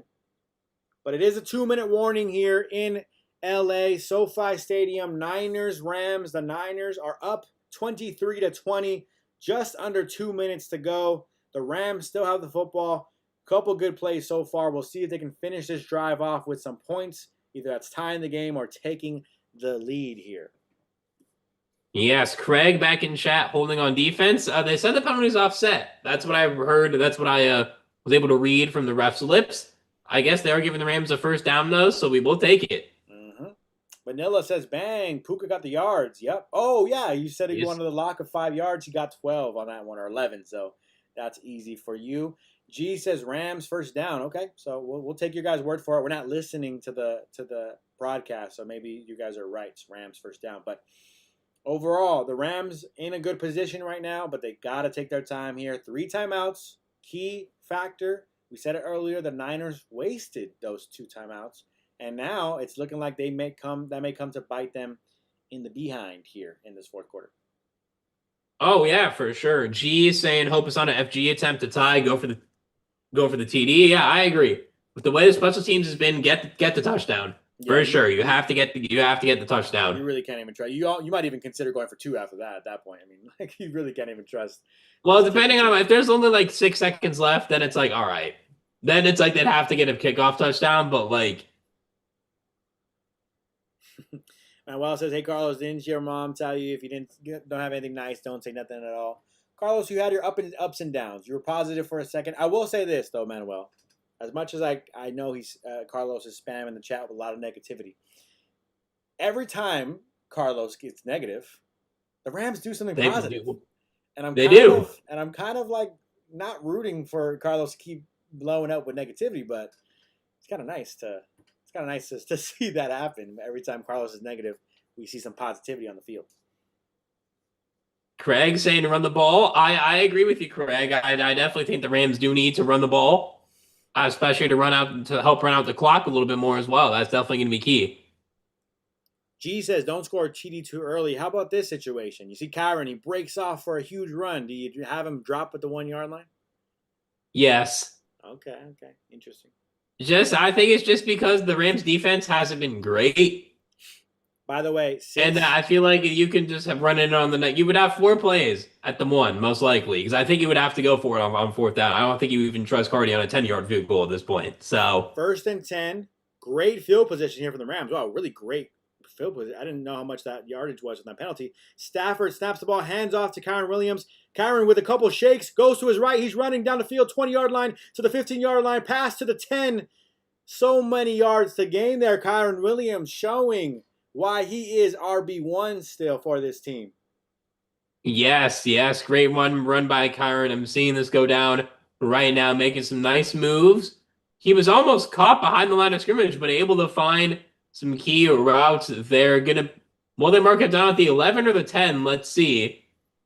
Probably about the 11-yard line. Don't think he might have got to the 10, which would be good for them. So it's not 1st and goal. An opportunity for 1st and 10. So an opportunity for a first down still here by the goal line. Stafford under center. He's likely going to run this football with Kyren. Does do a delayed handoff to Kyren. Kyren shakes and bakes and goes to about the 6 or 7 yard line. Didn't mean to do 6 or 7, by the way. There's a flag on the play, but Kyren gets a nice solid gain here. We'll see what the flag is. Shanahan does not look happy. Illegal hands to the face. Defense again. And that is the only penalty. First down automatic for the Rams. So, Kyren with a great run. Doesn't matter. The flag helps you get the first down here. The Rams about 1 minute and 7 seconds to go. Now, the defender is calling holding on the offense on Davis Allen, but Davis Allen holding up really good in that block. Does get under his shoulder pad, but. That was Michael Williams wanting. Michael Williams not really doing much today. The rookie DN from Georgia, someone who I thought was going to have a bigger impact, not really doing much so far. But with 1 minute 7, you want to take a couple plays to get this ball in. Because I think the Niners right now need to save that last time out. They don't want to call it just yet. San Francisco is saying they have the football. Niners are saying they have the football. The refs are saying they have the football. Kyren Williams runs up the middle, and everyone is saying the Niners have the football. Fumble on the goal line. Kyren saying, I scored a touchdown. We need to see the replay here. The Niners are saying they have the football. They are celebrating. They're happy. They're ecstatic. Kyren's running off to the sideline. We could see a fumble from Kyren Williams before he gets into the end zone. He's running there, wide open. Fumble. He fumbled the football. Let's see. He fumbled the football. They do have to get a first down. The Niners do have to get a first down. Kyren, he saw the open end zone, got excited, eyes got open, defender just punches the football out. I know you guys are frustrated with Kyren. I know the fumbles are an issue. That's a great play by Malik Collins.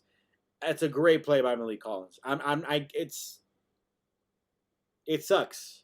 And it's Kyren Williams, and he's done it before. That's just a great play by the defender. I mean, yes, Kyren, you got to protect the football more, but that's a great play, man. Kyren Williams fumbles the football. The 49ers do get the football back. Kyren's on the verge of tears on the bench. Niners get the football back, but they do have to get a first down. 1 minute and 5 seconds. The Rams have all 3 timeouts. Mac Jones under center. He may hand this off to, QB sneaks it. QB sneaks it. Timeout Rams. 1 minute and 2 seconds to go. 2nd down and 9. So look, the Rams have an opportunity here to stop the clock on all 3 possessions, slow them down, don't let them get the first down. But man, Kyren Williams with the lost fumble at the goal line. You say run the football, we say run the football, we say run the football, and then Kyren Williams fumbles the football. A lot of things have gone wrong for you in this game, but your running backs have killed you today. They've really killed you today.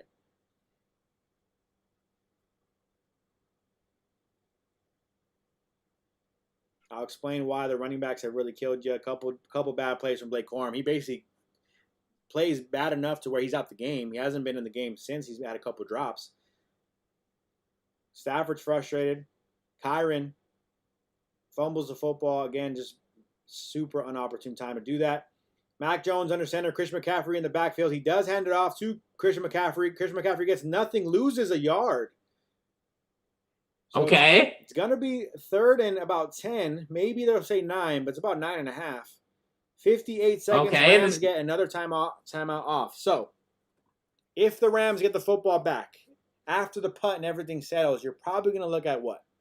30-plus seconds left with no timeouts? You at least have a chance here. Now the field goal is back in play to tie the game. Now you just want to have a chance to tie the game. And you got to think about this. The punt is going to be tough to get past the 50. So the Rams have a good opportunity to keep themselves in field goal range for sure. They do. Again, the special teams will have to come through. You want to leave at least 7 seconds to get the unit on there. And Nacua's warming up again on the sidelines. It looks like as long as you don't give up a huge run, you are going to get the ball back. Mac Jones in the shotgun with Christian McCaffrey to his right. Hands off to Christian McCaffrey. Tries to get some type of yardage. Gets nothing. The Rams defense holds him up to 0 yards. 4th down, 53 seconds. The Rams are calling timeout. There's 53 seconds remaining. The 49ers are going to have to punt from inside their own end zone. I mean, you have a chance. This is not over. You have a chance.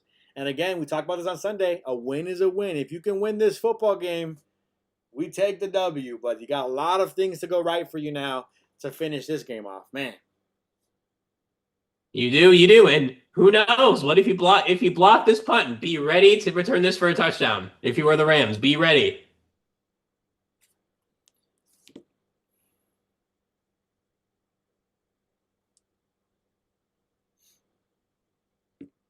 Punter. Let's see Morstead, here. One of the better punters in the NFL, if I'm not mistaken. 4th and 8. Punting the football from the back of the end zone. If the Rams can get this ball at about the 45, like furthest, punt is up in the air. Cameraman working his way back, about the 50-yard line, catches the ball. Run back goes to about the 40. He keeps running. He's still up. I think he's still up. He might be out of bounds. About the 30, but he might be out of bounds about the 40. But still, the Rams are basically in all right, let's see. Rams are basically in field goal position if this holds up. For Josh McCarty, I'd like a little more yards than that. There is a flag on the field of the return team. Of course. That's going to hurt holding by the return team. First off, Xavier Smith got tackled by the punter, bro. I got to lose some more points for that. I don't really see the hold. He brings him down, I guess. Don't love that call. I don't really know. I'm about to see a replay here. Let's see. He's out of bounds. The player's out of bounds. It comes back in anyways. Matthew Stafford, 50 career game-winning drives in the 4th quarter and overtime. 5th most in NFL history. Can he lead you down another one or at least tie this football game and send it to overtime? We will see. The Rams do not get the football by the 40 or the 30. They get it at the 50 because of that flag. Not ideal, but the Rams are pretty close to getting in field goal range. Matthew Stafford, Puka Nacua ready to go to work. Stafford in the shotgun. Kyren Williams to his left. Looks to his left. Devontae Adams, no. Avoids a sack. Throws deep down the field to Puka Nacua, who almost makes the catch in double coverage. Doesn't make the catch. almost brings that one in. What a throw into double coverage. Puka, I thought, might have been able to get a touchdown after that. That was crazy. Yeah, I'm seeing it now. Avoids it. That was actually a catchable pass, too. Oh, man. The defender might have got his hand in there. We'll see. Puka goes up. Ball. Yes, Lenore does knock it out right at the last second. Great defensive play from Lenore, their top corner. Stafford in the shotgun, Kyren to his left again. He throws towards Devontae. It's behind him. It's behind Devontae Adams completely. Devontae looks up, doesn't know where it's at. 3rd and 10, 31 seconds to go here. The Rams need to get a first down or at least some type of field goal range here. But you wouldn't be able to spike the ball if you don't get a first down here. Oh, Devontae was kind of open there, too. Just not a good throw there. Drops back, throws to Kyren Williams. Kyren Williams runs out of bounds at about the 44-yard line. Is that close enough for Josh Riccardi? It'd be about 63 yards. No. 4th down, 25 seconds. 5 a.m. says Stafford and Adams need to figure the F out. WTF. 4th and 3, Stafford with the ball in his hand. He is going to go ahead and make a play here for a first down, or at least try to. Got a lot of good receiver options. 4th and 3. It's a long 3 yards. Stafford in the shotgun. No one in the backfield with him. Looks down. No pressure. Kyren right in the middle. Open. Runs down to the 30. Drops immediately. Runs back to give the ball. They want to spike it. They're going to spike it. 14 seconds. 13. Stafford with the spike. 12 seconds remain. First down about the 30-yard line for the Rams. Great play there. Now, do you try running one more play, or do you just try to go for the field goal? If you run another play, you have to throw it to Devontae Adams in the red zone. That's the only thing. No one else. Not even Puka, because I want it to be someone who can go up and get the football. Throw it up to Devontae. See if there's something open. I would, but it's risky. I think you have to try to win the game. I think, and if not, and even if there's 8 seconds left after that, you got to kick. Then you don't try anything else. Stafford in the shotgun, they got to hold off and call a timeout because the Niners need to call a timeout. For some reason, Amazon Prime has the graphic saying 2nd and 10. Oh, it is 2nd and 10 because they spiked it. I was like, what the heck? It's first down. Yes. Okay, so 2nd and 10, 12 seconds. The ball is at the 30. One shot into the end zone. Doesn't happen. You kick a field goal. Is that fair? Yeah. I think you have to go for it once. Maybe 2. I think it's close. No, I think 1. I think you're cutting it close if you try to go for it twice. I think 1. You go for it once. You give Cardi some extra time as well to make sure he's fully stretched out, warmed up. Manuel says at the end of the day, this is just game 5 of a 17-game season. Manuel, don't talk like we lost the game. We're right here. We're in Philly. Yeah, Manuel, you're supposed to be our guy. Come on, we haven't lost. Don't say like it's over. We're still here. 23. Yeah, we're very much still in this game. 23-20. 2nd and 10. Stafford calling out the play. 12 seconds to go. Devontae Adams, of course, is the highlight, but also Puka Nacua on the other side. Spread out wide. Stafford drops back to pass, looking, no pressure, throws it down the field to Devontae, who doesn't make the catch. Almost would have caught it and stopped at about the 2-yard line. Actually, almost made that play still. Doesn't make it happen. Josh Riccardi is already running out there on 3rd and 10. 6 seconds remain. Yeah. You didn't have anything down the field. 49ers play prevent defense. Josh Riccardi 0 for 1 today. Missed from 53. Obviously got it blocked. Offensive line, hold the F up. If you don't, someone's going to... Yes. Josh Riccardi calling for the snap. Snap is off. Kick is up. Kick is good. We're going to overtime. 2 seconds remain. Oh, yes. 2 seconds remain. 2 seconds remain. The Rams got to still finish that part out, but the Rams should be headed to overtime with the 49ers to finish this football game as they should have done in the regular time with Kyren and fumble the football. Yes. Oh, okay.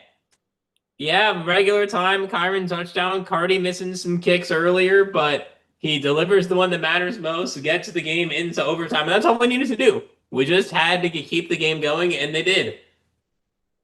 G says, congrats, Rams fans. Floyd says, OT. Yeah, appreciate you, G, for being in here. I know you're a Ravens fan, but I appreciate you just tuning in, honestly. I know you hate on us a little bit, but I appreciate it. Well, he's scouting. He might be scouting for them. You never know, because we play the Ravens next. There you go. It's a good game. It's a good game so far. Clutch from Joseph. Yeah, clutch performance right there. I mean, yeah, yes, again, you wanted the Rams to finish it off with a touchdown. You don't. The fact that you got the football back, the fact that you were able to bring it back in a field goal range, all that stuff matters. As actually Ethan Evans is out there on the kickoff, wants to make sure nothing crazy happens. They're running it back. The Niners are going to try to run this back for a touchdown. Tackle him, tackle him, tackle him. He's tackled. We're headed to overtime. All right. Definitely a key there.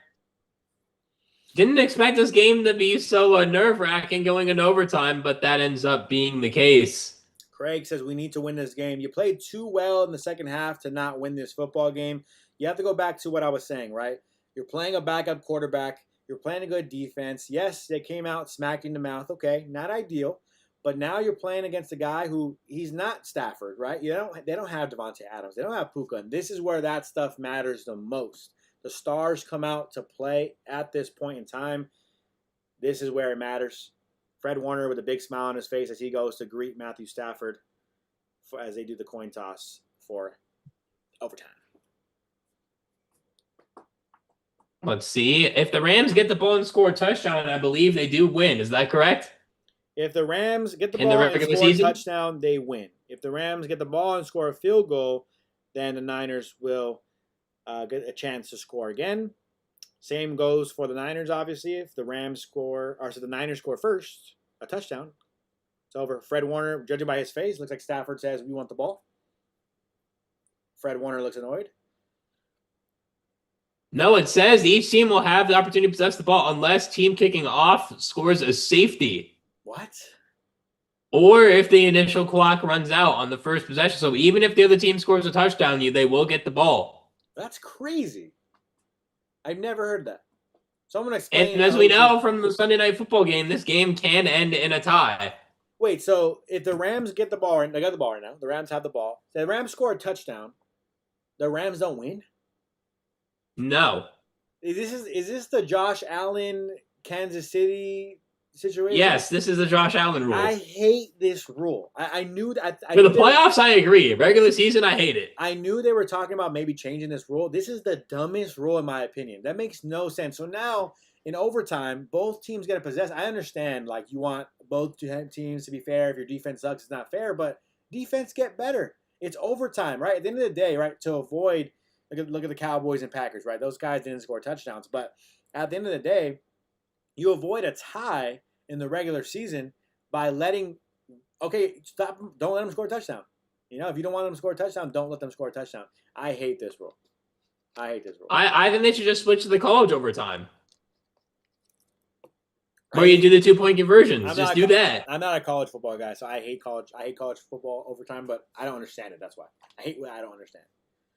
It basically, after each team starts at the 25 twice, and if both teams keep scoring, then they do 2-point conversions until one team doesn't match. But truthfully, right, the whole point of you allowing a tie, why are you allowing a tie? Because you don't want these guys to kill each other. It's a football game. It's a very physical sport. You can't keep playing all day. But at the same time, like, you got to let them play. And then if you are going to avoid the tie, then yes, avoid this. Avoid them having to go again. If you score a touchdown, you score a touchdown. Like, avoid them having to go out there again. It's kind of pointless in my opinion, but maybe it's fair. Maybe I'm just hating. So time of possession. I think you just switch to the college rules because the college rules, there's no ties. It would be over faster. They showed some time of possession stats up there. The Niners are so dominating times of possession, but the Rams have caught up and made up some ground in terms of time of possession. As we see, the teams are switching because the refs got it wrong of which direction the teams wanted to kick. So they're switching sides real quick. Overtime, 10 minutes to go. Apparently both teams can possess the football no matter what. So the Rams, you want to score a touchdown here and then get a stop. That's all you need. Yes, as there seems to be some confusion about where the Rams are kicking off from. Yeah, they switched. They had to switch sides. I guess the refs accidentally set them up on the wrong side. They do have the rules analyst on explaining overtime, but unfortunately, we cannot listen to him because we do not want to get copyrighted. Josh Riccardi here to kick it off, so he's back on kickoffs. So the Rams are kicking. So they did decide to kick? I'm confused. They won the coin toss and decided to kick. I did see that part. That's interesting. Interesting decision. I guess. I think it's because they know what they have to do. Because if the Niners get a field goal, Rams score, and if you hold the Niners to nothing, you get a field goal and you win. The point would be, they score a field goal, cool. I need a touchdown. They score a touchdown, cool. We need a touchdown. Or if they don't score, then we just need a field goal. And by the way, that kick was short of the landing zone there, I believe. So what is Josh Riccardi doing? I think he's trying to lose his job. Don't want anyone to lose their job, but Josh Riccardi made a couple mistakes today. Again, not his fault with the kick necessarily, but overall, not looking too hot with that kick because it gives the San Francisco 49ers great field position here. 1st and 10, Mac Jones in the shotgun with Christian McCaffrey to his right, Kendrick Bourne to his right. Can't see the receiver to his left. Kendrick Bourne is the receiver in motion, goes to his left. So 3 receivers now out left. He finds 44 Kyle Juszczyk, who gets the first down past the 50-yard line. Kyle Juszczyk being used as a receiver out wide. Impressive there. Yeah, just an interesting play call here for the Niners. Juszczyk, obviously, been a Niner for so many years. So reliable for them. Just, again, bad defense by the Rams. Juszczyk, a big guy, obviously. He's going to bounce right off of the smaller corners. If you're Kobe Durant, I don't understand why you're so far off of Kyle Juszczyk. You can't keep up with the speed of Kyle Juszczyk. Mac Jones in the shotgun. He has Juszczyk to his left with Christian McCaffrey to his right. Throws it to Christian McCaffrey to his right, who does a little stutter step. Does get a nice little block from Demarcus Robinson. Gets the first down and much more. Looking like a 15-yard gain from Christian McCaffrey, who is back. The Rams have slowed him down a bit, but he's back. Yep. Again, a player that's that talented is going to find a way to make an impact at some point. Just no one on him at all on the left side. Yeah, the block was really what gave him that game there. Yeah, pretty much a 15-yarder. Almost already a field goal range are the Niners. I said at this point, this moment in time, Mac Jones, right, not as star-powered as Matthew Stafford, but Christian McCaffrey is as star-powered as Devontae Adams, Puka Nacua, and all those guys. So this is where the stars shine. As Mac Jones, quick pass to his left, finds Tongas. I said don't pick up Tongas, and he's balling out even more. Tongas with a nice 5, maybe 6-yard gain here. Going to be 2nd and medium here for the 49ers, and the Rams are not slowing down the Niners at all. No, they are not. Mac Jones, 31 for 46 on the day, 329 passing yards, 2 passing touchdowns, no interceptions. He's in the shotgun right now, 2nd and 4 with Christian McCaffrey to his right, bouncing out to the right. More quick pass to Tongas again for the first down. Quick, easy target, and the Niners get another first down. Yeah, just not guarding the middle of the field at all throughout this entire game. It just has not been good. Yeah. And again, the Niners now in chip shot field goal range already, and now you're just hoping they don't get in the end zone, because if you do, you might have to go for 2 to win the game if you score a touchdown. Not what we want to see. Holding them to a field goal is your only hope at this point, or forcing a turnover. Can we see Byron Young fly off the edge? Can Jared Verse get a sack and put some pressure on this quarterback? Again, Mac Jones motions Juszczyk to the right, Christian McCaffrey to his left, looks at Christian McCaffrey, who makes a nice catch, gets spun down for another 6-yard gain. Yeah, just the Rams defense looking tired. Obviously, they've been out there a lot longer than the Niners defense has, so they're looking tired. They have not tackled well in the open field tonight whatsoever, and that was something that was a problem against the Eagles. Not really so much against the Colts, but this week again with the short rest definitely has affected them a little more than the Niners. And this is why I wanted the Rams to get the football first. The Niners were just on defense. Keep them on. Keep them tired. Mac Jones drops back to pass. Gets sacked, brought down. Doesn't look comfortable there. Kobe Turner, Byron Young, Jared Verse all in the area. Kobe Turner celebrating that like he got the sack, and Mac Jones is trying to walk off his leg injury again, as it seems to be bothering him just a little bit. Kobe Turner can't be stopped. Finally, someone gets to the quarterback. Byron Young. Yeah, there you go. Makes this a third and pretty much around 10. And again, if this is more than a 4th and 5 on the next play, the Niners are going to kick, which is exactly what you want to do. Make them not get a touchdown here. Again, great pressure there from all angles, pretty much. And I do believe Kobe Turner and Byron Young are going to be credited with half sacks there each, probably. Mac Jones, more pressure. Tries to get the ball out, doesn't get it out. Past the line of scrimmage, almost sacked. Should be intentional grounding, if I'm not mistaken. Mac Jones laying on the ground. Oh my gosh, his pants are falling off his behind a little bit. The Byron Young, Braden Fisk, it looked like bringing crazy pressure off the edge. This is what I called, right? Get some pressure on the quarterback. They get it. And Eddie Pinheiro coming out, 4th and 12, trying to kick this. Should be a decently chip shot field goal. Mac Jones looks exhausted. He's hurtled over. He's tired. He's hurt. He's limping. Pinheiro. You not even want to see if you're a Niners fan. And if you're the Rams, you Pinheiro, hope this is a miss. 41-yard field goal attempt, knocks off the left post and in. Dang. Oh, my God. Oh, yeah, Matt Jones is definitely hurt. He is having trouble just getting to the sideline.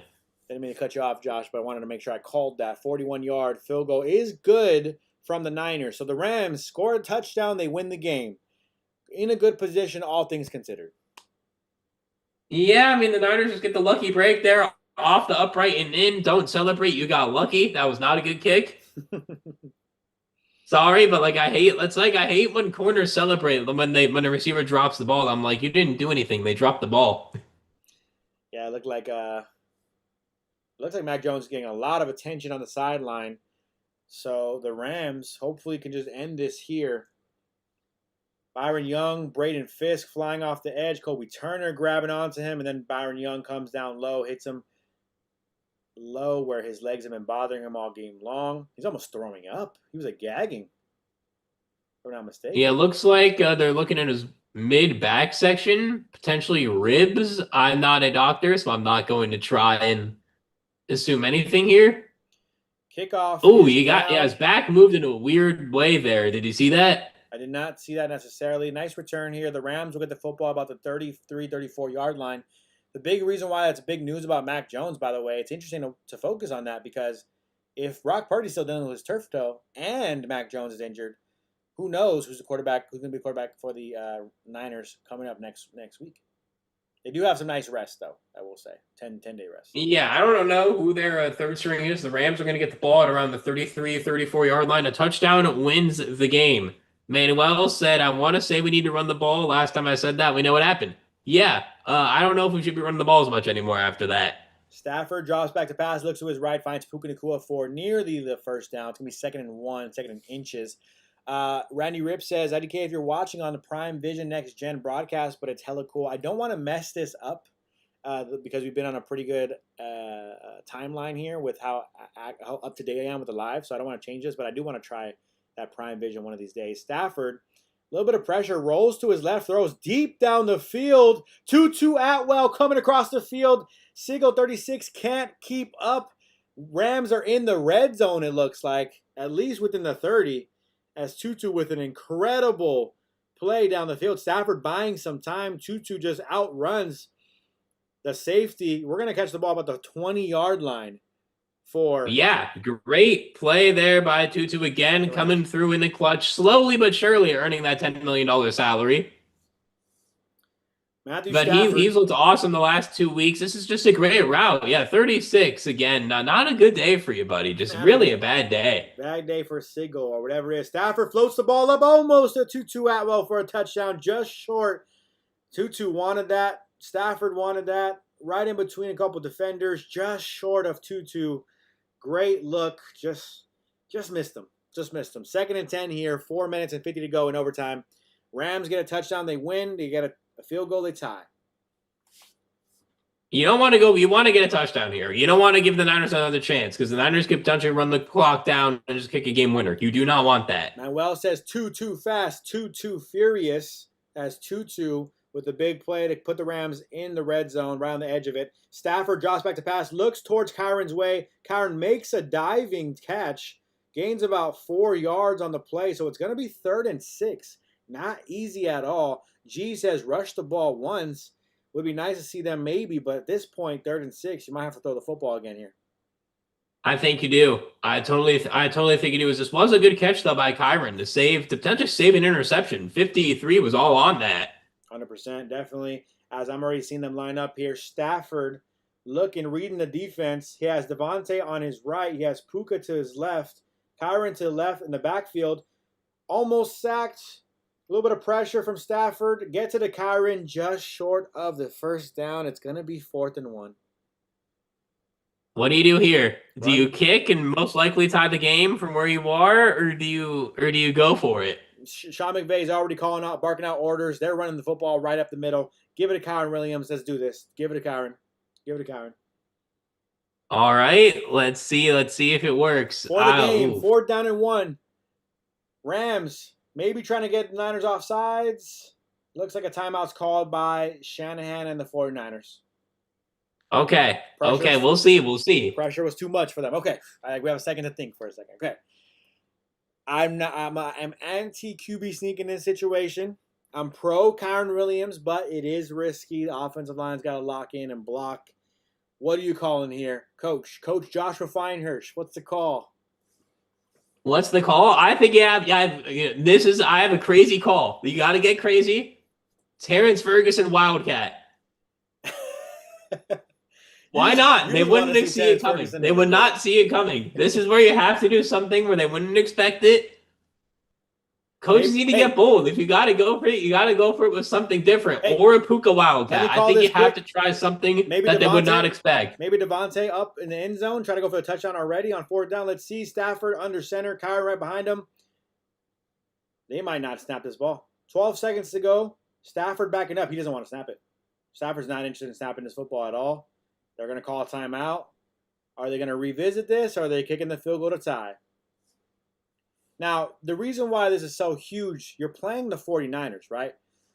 Randy Rip says, Next Gen says go for it. I say go for it. And by the way, I would say this. Look, think about it like this. Kyren, he's in the backfield. You think they're going to run it, and you just throw a little fade route to Devontae and live with the result. That's how I feel. Hope for the touchdown. But in this situation, the offense is staying out there, it looks like. I just feel like the Rams got to go for it, of course. I feel like you need to do something they wouldn't see coming. You would see a fade route coming.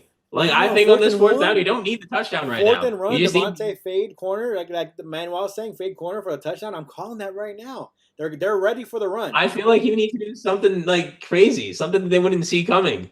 Well, let's see here. 1-on-1 coverage. Stafford hands to Kyren, and Kyren gets stuffed.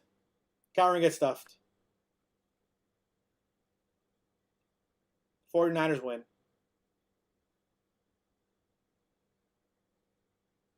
Why would you do a basic run play?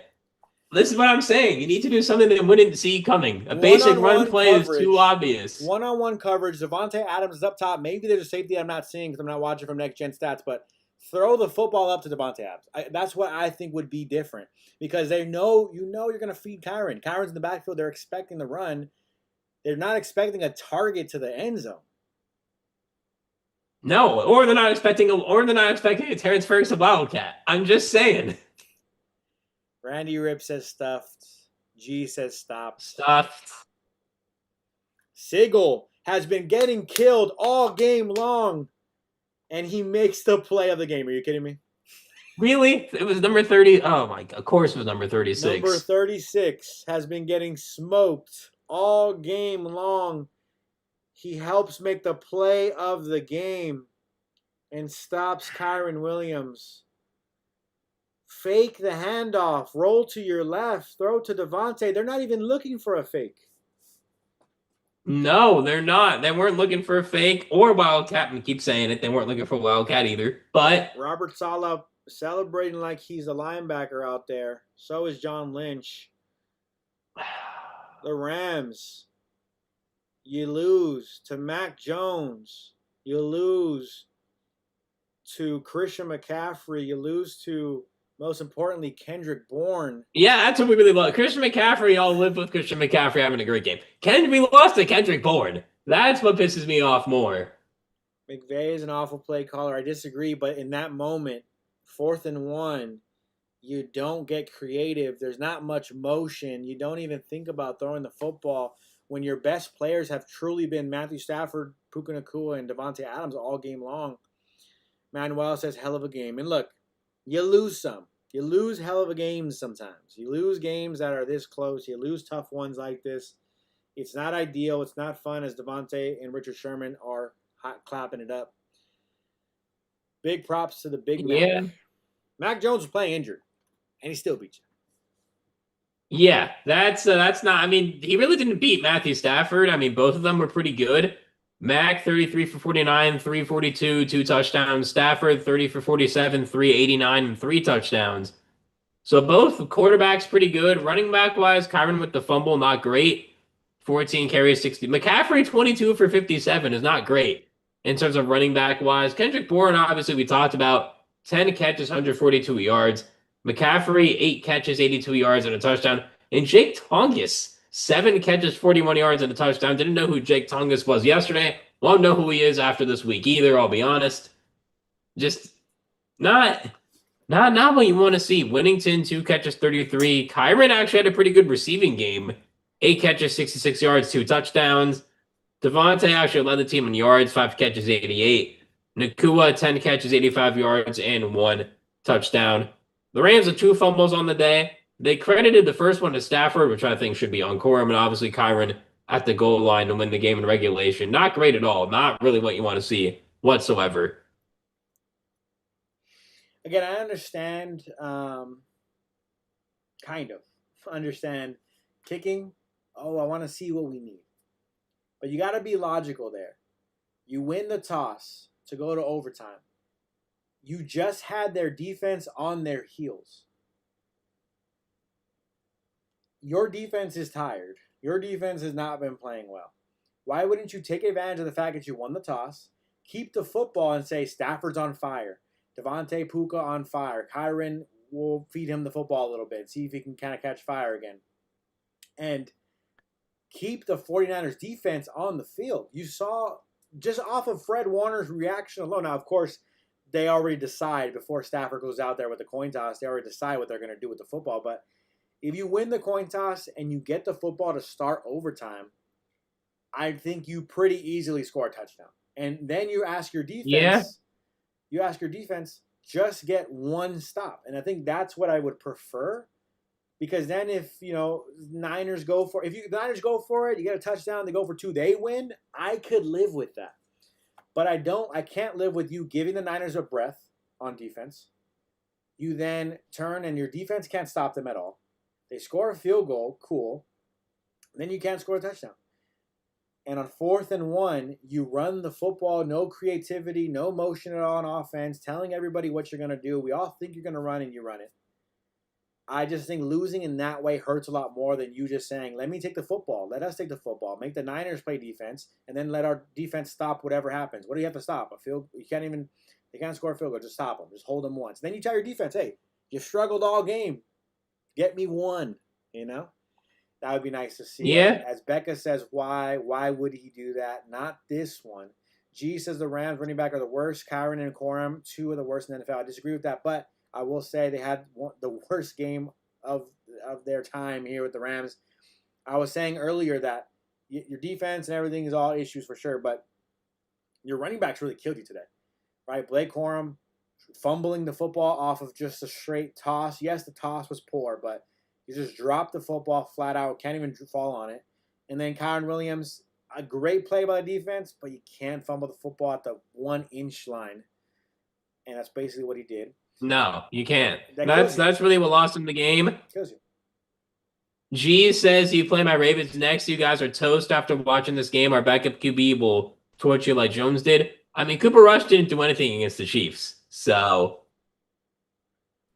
I think Cooper Rush is actually a very bad fit for your system because your system is so built around Lamar. And this is not just because we're playing you. I actually genuinely think that Tyler Huntley would be a better backup for you than Cooper Rush because of the system the Ravens play with. But Simo313 says, why run it in that scenario? I agree. It was a bad play.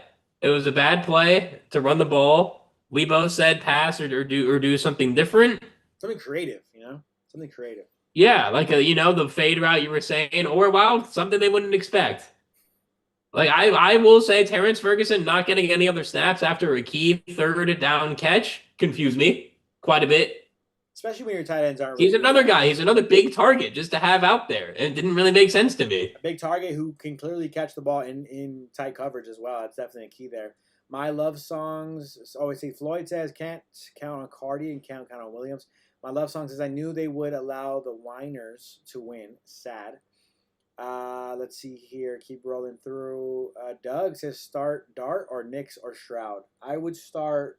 Depends who they're playing. Can you let me know who the defenses are? But Doug. Stroud's playing the Ravens. I know that. I would probably start Stroud because that Ravens defense is not good. Sorry, G. But the problem is with Stroud is their offensive line has just been so bad. Even with Puka is out for the year. I couldn't tell you who else their pass rushers are. No, I hear you. I'm just saying, like their offensive line has been so bad. I saw some pretty bad plays where like all 5 offensive linemen only blocked like one defender on one play. It was crazy. Yeah. But ultimately, going back up to Floyd, you can't count on Williams. You can't count on Josh Riccardi. And whether it's Josh Riccardi or whether it's the offensive line blocking, the field goal blocking unit, either way, you can't trust your kicking team right now, and that is super disadvantage for every single team out there. If you can't confidently send your kicking team out there to kick a field goal at any point of the game, you are hurting your team. If you can't confidently hand the ball off to your running back and say, get me 1 yard without fumbling the freaking football, then you're not going to succeed in the NFL. And that's the key here right now. The Rams are 3-2. You're playing against the Niners. They're so beat up. They're so hurt. And you just couldn't lose this game, and you did. No, you can't. Simo says, no Purdy, Ayuk, Kittle, or Bosa. How do you lose this game at home? Yeah, it's tough. Be honest, other than the Saints, who can the Rams beat? Well, they already beat the Colts. They already beat the Titans. They're going to beat you. Sorry, but... Wow, Kyren Williams fumbled the game away. What a bum. I don't think he's a bum, but it's a bad play. He made a lot of it is plays. A very bad fumble. He made a lot of good plays. I mean, let's he did. Good plays. Made a lot of good plays. Jonathan Davis says, wow, the Rams blew my parlay, and it's not even Sunday. WTF. How many times did they have to mess up to give this one away? She says the Rams signed Williams a long-term contract. Yeah, they did. I like Kyren Williams. I do. I think it sucks that he fumbled, but I like him. And by the way, so far this year, the fumbles have not really been an issue until then. Danbo says bang, bang. Did we just get banged on by the Niner game? Oh, God. I hate it. I have always hated Bang Bang Niner Gang, and now I just got... Oh, I hate that. Danbo says, great game, guys. That was wild. Yeah, if you're a Niners fan, Danbo, appreciate you checking in on us, being sad. And hey, you get to brag a little bit. That's the whole point of you do. You do. I'm going to be listening to a lot of Juice WRLD tonight. I'll say that. G says, no way they beat the Ravens, guaranteed. Oof, guaranteed stuff. Oh, really? Guaranteed with your defense, guaranteed. Wow, that's an awful take. If the Rams do win that game, G, we need you in the chat while we're live during that game. Hopefully. No, that's a way. I'm sorry. That Ravens defense is one of the worst I've ever seen. Well, I'm sorry. We need G in the chat, so we can tell them what we can celebrate when they win against them. KDH says, I still don't get how the Colts lost against y'all. I mean, the Rams found a way to win that game. We talked about that last week on Sunday as well. The Rams just found a way to win, it felt like, rather than actually won the game outright throughout. So definitely did well to figure out how to win, but they didn't play well in that game either. Time for a rebuild for the Rams. Be honest, no, the Rams are fine. They're going to make the playoffs this year. They're going to be okay. We're good. Don't worry about that. Cups says Kyren Williams fumbled and got stopped. He lost the game twice. That's funny. Larry says McVay is the worst play caller ever. Disagree, but definitely some mistakes there. Not ideal play calls. KDH no, especially on the 4th down call. Not ideal. G says he'll be here for the live stream versus the Ravens, so we'll see you then. G. Paul says this isn't a Super Bowl team, and that's for sure. This defense is bad. Defense is okay. Look, You only gave up 26. Now, it's Mac Jones. In overtime, too. It's Mac Jones. It's Kendrick Bourne. It's definitely not. Look, maybe this is a classic Sean McVay versus Kyle Shanahan, and Shanahan just kind of has a leg up right now in that play calling situation, right? And that's just kind of what it is. The Rams' offense was solid today. I really can't. Outside the first quarter, it was solid. If you're really going to pinpoint where you feel it went wrong, it's the fact that you couldn't trust your defense to get a stop at all at any point in this game. You couldn't trust them. The fact that you couldn't trust your running backs, or you tried trusting your running backs and they failed you twice with Blake Corum fumbling and Kyren Williams fumbling. That hurts for sure. And the fact that you can't trust your kicking unit. Those are like four of the key factors. Your defense couldn't hold up and get one stop, couldn't trust them. Couldn't trust your kicking game. Couldn't trust your running backs to protect the football. Twice. So those four things are going to lose you football games. If you can't confidently run it, you can't confidently kick it, you can't confidently trust your defense, how are you going to win a football game? You're right. You pretty much said it all. You can't really do much. Jonathan Davis pretty much said, was it me or did everyone in the country know we were going to run it up the middle with Kyren on the last play? Yeah, pretty much. As soon as they lined up, pretty much. That's what we said. We both said. You said do something creative, do Wildcat. I don't agree with that, but you said do Wildcat with Terrence Ferguson or something. I said fake the run, or don't even fake the run. Just snap the ball and throw a fade route up to Devontae Adams for the touchdown. Because in that scenario, the Niners defense is so honed in and focused on the 1 yard, they're not thinking end zone. And that's where I think if you would have just faked the handoff, you would have had enough time to see Stafford just, even if it's throw the football up and just hope he catches it. I'd rather live with that than what I saw at the end. I mean, there's no. Yeah, I totally agree. John saying they have some things to work on. Yeah, they do. They totally do. You got to work on the cornerback room. I think you need to do something. There. You got to make a trade. You got to sign somebody. Maybe it's Gilmore. Maybe you trade for Snead. Or maybe Tariq Woolen, who the Seahawks have said is available. Manuel saying, I'm not going to make it to work tomorrow. I'm just going to take a mental health day off. Don't blame you. I might have to take a couple of days off, Manuel. I mean, this was tough. Niner for life. Bang, bang, Niner gang. Fair. You won. Even though we also got a fumble return for a touchdown that was not called for some reason. Going to keep saying that one too. But very, very unfortunate. And I'll be honest with you. Like, there was many times this game where I felt the pressure. I felt nervous. I was a little anxious. But I kind of felt confident we were going to win that game. Multiple times. When they had a punt with 50 seconds left and the Rams could tie it, I was confident. I was kind of confident that they were going to tie it. Go to overtime, win the game. Go to overtime. And you just do questionable things. Give the Niners the football. I just don't like that stuff, man.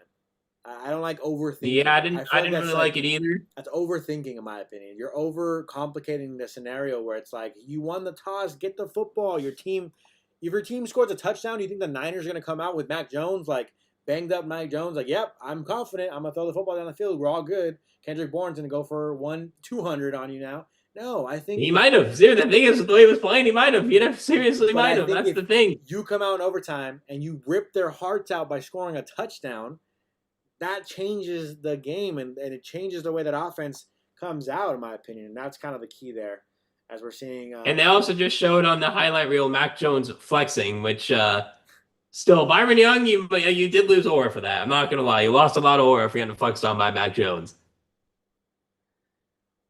Very, very frustrating. Very tough game. Emotional roller coaster. Bar Garcia says, Josh and Josh, you are blind to see McVay keep selling the team. I love Stafford. He is panicking all the time now.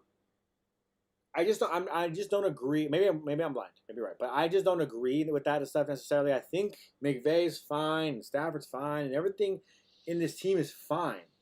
There are a couple other issues that I have, like Josh said, linebacker. Sorry if you hear some grinding. It sounds like someone's blending in my house, using a blender in my house. But if ultimately I trust all these guys, the problem is your defense couldn't really stop them as much as you wanted them to tonight. So linebackers was a question mark. Your corners is a question mark. Your run defense was pretty solid. It wasn't too bad today, but the Niners did whatever they wanted today, and that was kind of frustrating to see that part. And so that's where I want to see a change on defense. And then on offense, maybe you can excuse the fact that they haven't gotten the continuity yet. Stafford missed so much time and whatnot, things like that, and Blake Corum fumbling and Kyren fumbling. I mean, I want to say, like, I trust them. It's okay, but, I mean, damn. Kyren keeps doing it, you know? Yeah, it's tough at this point. And Terrence saying the soft zone defense kills me. Yeah, the soft zone made no sense the whole game. I'll give some flack to Chris Shula. That was not a good scheme. I mean, who you playing against? Who are you worried about? What are you afraid of? I mean, being worried about CMC makes sense, but everyone else, who are you afraid of? Quentin Lake, it's second. Like I told you, it was I forgot what the drive was, but it was like it was a 1 yard to gain, and he's 20 yards off of Kyle Juszczyk. I mean, what are we doing? Yeah. It's a soft zone. Peter Flynn, sorry to cut you off, lost to our reserve side, made my Friday afternoon. He were in Sebastopol, Victoria, Australia. Shout out to you from Australia. Oh, he's a Niners fan. I know AFL is big out there, Australian football. I know it's a little different than NFL, but shout out to you watching us from Australia. We greatly appreciate everyone who watches far and wide. I didn't see Jason in chat today from the Netherlands, which is not the Netherlands, from Scotland, which makes sense. I think it's about 4 a.m. there, so that makes some sense. Let's see here. We got a couple other chats here. Parlay getting busted this season. SMH, no guaranteed wins. My boss is Carlos. Are you even a Rams fan? Checking on that with Carlos if he's going to respond. John says Kyren just needs to hold on to the gosh darn ball.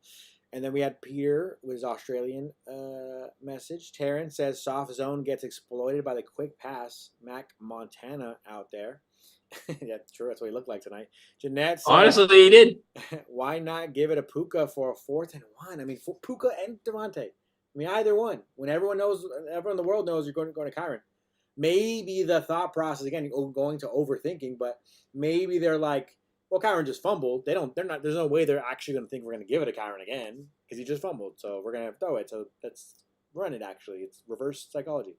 Def is soft, for real. Linebackers and all the secondary. Yeah, they're just not what you need to be for a Super Bowl team, man. I mean, going back to the actual Super Bowl years. What did you do that year when you wanted to win a Super Bowl? You went all in. Why can't we just go all in? I know Stephon Gilmore doesn't sound like an all-in move, but like I'd rather have the veteran corner than see this. Kendrick Bourne, almost 150 yards, career high at 35 years old, or however old he is. He's probably like 30, but like his career was over, and now he's revived and balling because his defense can't cover. Yep.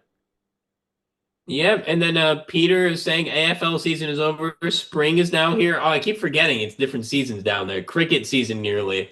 Wow. Yeah, I mean, cricket not as big over here in the U.S. I am very uneducated there. That is big. But and we also have Michael saying the Rams are soft. They're not winning the Super Bowl. They did play a little soft today. I will agree with that. They were a little soft, and they can't play like that if they want to win a Super Bowl. It's too early for me to say they're for sure not winning it, but if they keep playing like this, they're definitely not a Super Bowl team. I will agree if this repeats. And I want to say I think Stafford did incredible, especially when he needed to do it the most. And he's going to continue to do that all season long. He continues to impress and play well when we need him most. Now, it's definitely a positive sign here. But you got to find Devontae still down the field at times. He's not really connecting there as much.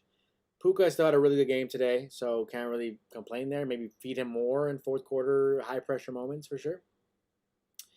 But, the defense is more of a concern than the offense to me. Is that wrong to say? No, you're totally correct on that for sure. Jeanette says, this shouldn't have been this close. Why not use Puka in the last drive? Not sure, man. Not sure. Very questionable decisions. He lost to Mac Jones on one leg, by the way. Yeah, thank you for that. Appreciate that one. Why not go for the field goal and end in a tie? It's 4th and 1. I don't mind the aggression there. The only problem I can see why you're saying that, Jeanette, is because of timeouts, right? Like you see a timeout, then Stafford comes out, he calls a timeout. I mean, you gave this defense all the rest in the world to stop a 4th and 1, and then you just did the simplest, obvious play that everyone knew you were going to do. No creativity, no pre-snap motion. I mean, that's the disappointing part for sure. If you're going to not do that, if you're not going to try to be creative, and you're not going to try to make something interesting happen there, kick the field goal, tie the game, tie it. And I was going to tell you at that point, I meant to say this earlier, ending in a tie is huge for you. Because if you do end in a tie, you're playing it's the 49ers. This is a division rival. You tied with them. You made them have a tie on their record as well. So all of a sudden, you guys are still equal when it comes to your record. That's huge for you moving down the line. Now, you gave the Niners another divisional win. You gave them a win when their team is absolutely decimated by injuries. So they now have 10 days to rest before their next game. They're going to be well rested, hopefully for them, healthy next game. And now all of a sudden they're back on a roll, 4-1, killing teams like they know they can do. They're just more confident now. They just beat a division rival, Super Bowl contender in overtime with a depleted roster. So now this whole roster is like, yeah, we're all good. We're the Super Bowl contenders actually.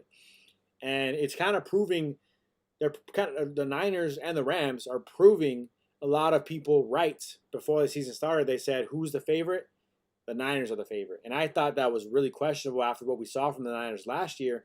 Yet now it looks like they actually are the clear favorite. And they only have the next few weeks. They have the Buccaneers. It's a good team. They have the Falcons, a solid team. And then they have the Texans and the Giants, both 1-3. So not a super tough schedule. By the way, the Niners, I said this in my Rams Digest video last episode, the Niners have the easiest schedule of all teams. Yeah, they do. So you helped them, and you needed to hurt them, and you didn't, and it sucks. And it's a huge, huge loss. Yeah, you helped them a lot more than you hurt them. We have some more chats. Krim is saying, I will forever be salty. The refs negated the fumble TD recovery. I will be too. That was a clear fumble. I wouldn't be surprised if the NFL comes out and says they missed that and that was a fumble.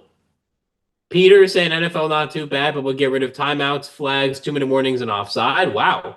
A lot of things you to get rid of. Offside, you definitely have to keep because it literally gives the defense an unfair advantage if somebody or multiple people were to cross the line of scrimmage too early. 2-minute warning, I can see. Flags. Peter's basically just saying he wants the NFL to be regular. AFL. You know what I'm saying? So like, Peter, I love you, but that's a funny. It's definitely a funny like Australian thing to say.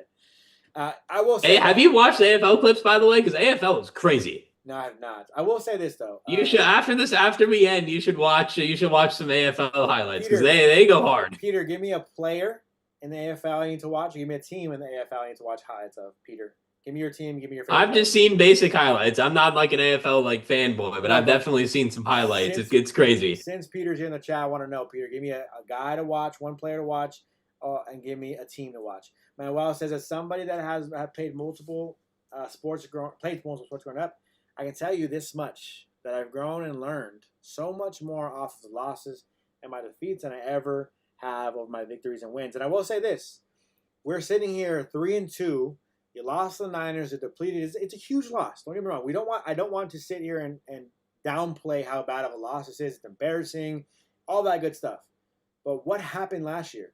I told Josh Refiners this. I was making Rams videos back in November of 2024. You go watch them. I was like, this is tough. This is bad. This is ugly. Let's maybe rebuild next year. And then the Rams turned it around. They kept winning football games. They got healthy with Cooper Kupp and Puka Nacua coming back, and they went to the playoffs, and they had 9 sacks in a playoff game. And so at the end of the day, 3-2 is not the end of the world. You still have a chance to compete. Any team has a chance to compete, go to the Super Bowl. You have a lot to learn from. And hopefully Les Snead is watching this game and saying, okay, the kicking team, what can we do on special teams to help block these freaking kicks? Do we fire the coach? Do we talk about the scheme? Do we talk about how we're blocking? Do we talk about whatever? Do we do fundamentals, whatever? Or do we find new personnel? That's definitely a Les Snead question, right? You look at the run game. Do you start saying, okay, Jarquez Hunter, do you want an opportunity? Let's see an opportunity for Jarquez Hunter, because Maybe we call him up for a game, get him a couple touches, see what happens, and just kind of let Kyren and Blake Corum know, guys, what you guys are doing is not going to get it done. And we have this kid that we liked as a rookie. Let's see what he can do.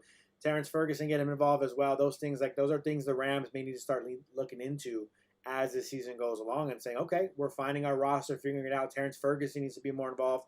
The rookie Jarquez Hunter maybe needs to get some opportunity as well. Maybe some new guys on the offensive line, on special teams, things like that need to be involved. So those are things that Leslie and McVay have to kind of look into. I agree. Peter did give you a team, Brisbane Lions. Nick, Aisios. I'm gonna take a picture of that chat for you, so you do. I can take a little picture here. Appreciate you, Peter. You're from Brisbane. Would love to hear if that's where you're from. I think you might have said you're from somewhere different though. And then let's see. So by the way, what I was saying, all that negative stuff to say, this is stuff like Manuel was saying, you can learn from it and you can maybe adjust and build on your roster and say, hey, maybe we should reevaluate our roster and start picking up some veterans, things of that nature. So we'll see if that's what happens, Manuel. Maybe we can learn from these losses. Jeanette says, I question McVay to try to give it to Kyren in a crucial moment for confidence, and that was just a bad call. Yeah, even if you're trying to just like help him build his confidence or show him you still trust him, it's not a good time to do it. Skeletor says, bang, bang, Niner gang, boo. Greg Amos says, no excuses for how special teams is playing, period. Convert. Rams win. Agree with you there. Yeah. And Jeanette says, 49ers survive a win. Credit their grit and effort. Yeah, you really do got to credit how they approach this game today. 49ers win in season doesn't mean anything. They can't win in the postseason, so Rams still have a better record, and it means when it matters most. Agreed there. They do? Peter's from Sebastopol, Victoria. I'm going to say that's how you say it. My team is Carlton, formed in 1864. Damn. Danbo says 49ers have made a deep playoff runs over the last 5 years. Not so fast. Yeah, but we just won a Super Bowl in 2021. Y'all haven't won since the Cowboys were winning. Hey, but at least they made the NFC Championship. They made multiple Super Bowls too, yeah. To be fair to the Niners, I guess. Had 10-point leads at both Super Bowls that they lost, by the way, as well. Then as for our Rams, this is much needed rest period, so they might revive themselves. Yeah, look. Yeah. They're not giving up on the season, guys. It was embarrassing. It's tough. We agree. It's bad loss. That happens. You got to move on. You don't give up on the season now. It happens. No, you do not. You take some extra rest, take this weekend off, come back next week, practice, get better, prepare for the Ravens, potentially prepare for Lamar Jackson. I don't believe Lamar's going to play this Sunday, but we'll see if he does by the time the Rams game comes around. 100%. Well, we have been on this stream, I think, the longest stream we've had so far this year, as we are approaching just over 4 hours of the stream. As I want to chill and talk to Peter about his Australian favorite teams. We are getting ready to wrap this one up. The Rams lose a close, tough battle. You give credit to the Niners where credit is due. 26-23, the 49ers beat the Rams at SoFi Stadium. Thursday Night Football. Rams are going to have to figure some things out, get healthy, and approach the Ravens game a little bit differently than they approach this game. Yeah, Manuel just said McVay is blaming himself in the post-game report. I mean, when you lose a game like this, there's so many things to get. It's not all on McVay. Definitely should take some of the blame. Again, the 4th and 1 play call we all didn't like, but it's not all on him. It's not. I mean, Kyren fumbling is not on McVay. Kyren has to be better in that moment. Blake Corum dropping a toss, got to be better in that moment too. Not all on him. Manuel is probably pointing it out because we've been talking about this too, right? McVay's going to say the same thing kind of every time. He's going to say the PR answer. He's not going to throw his guys under the bus. You got to give him credit for that. I think it's a good thing from a coach to not throw your guys under the bus and take some blame. But I don't know, McVay. I don't really want to hear right now. Yeah, fair enough. I don't really want to hear you saying it's my fault. And okay, then don't let it be your fault next time. Should have. Yeah, McVay got to be better in clutch play calling as well. Not a terrible play caller, though, but there were some questionable calls. Kendrick Bourne, 10 receptions, 142 receiving yards. Devontae Adams, 5 for 88. Yeah. That's the game right there. Yeah, there is a stat on the screen that does say Kyren has 7 fumbles lost since 2023, the most among running backs, which is not great. He had 5 last year, to be fair. And not to say that he had a lot last year, right? So that's definitely one thing. I trust Kyren. It's just going back to like fundamentals, man. 2 hands on the football. You're small, right? Yeah, it is. You're not a big guy. And I think he got excited. I think he thought he's gonna score another one. And I think he could have. He could have if he just held onto the football, and it just didn't happen. So yeah, totally. I love Kyren. I'm rooting for him. I love all these guys. I'm rooting for them to continue to succeed. Devontae, of course, for fantasy reasons, want him to continue to succeed. But yep. Overall, it's just a tough loss, and you got to move on. Peter saying dig up our 2025 grand final top match showcases everything. Also watch What is AFL for a brush up overview. We'll do. We'll do for sure. I'm taking another picture of that, Peter. Appreciate you for being here, Peter. I know you're a Niners fan, but hey, come back and join us anytime if you'd like. We go live for every Rams game. So if you have any time out there in Australia, you want to take a look at what we're doing over here on the Rams channel, check us out, Peter.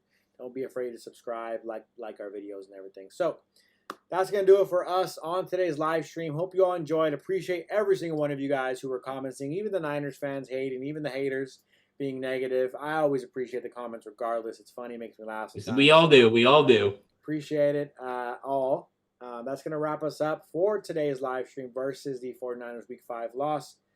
26-23 your final score. Anything you want to add to that, Josh? Just want to say thank you, everyone, for watching, as always. Peter also just said the field was twice as big as the NFL pitch. Did not know that. Wow.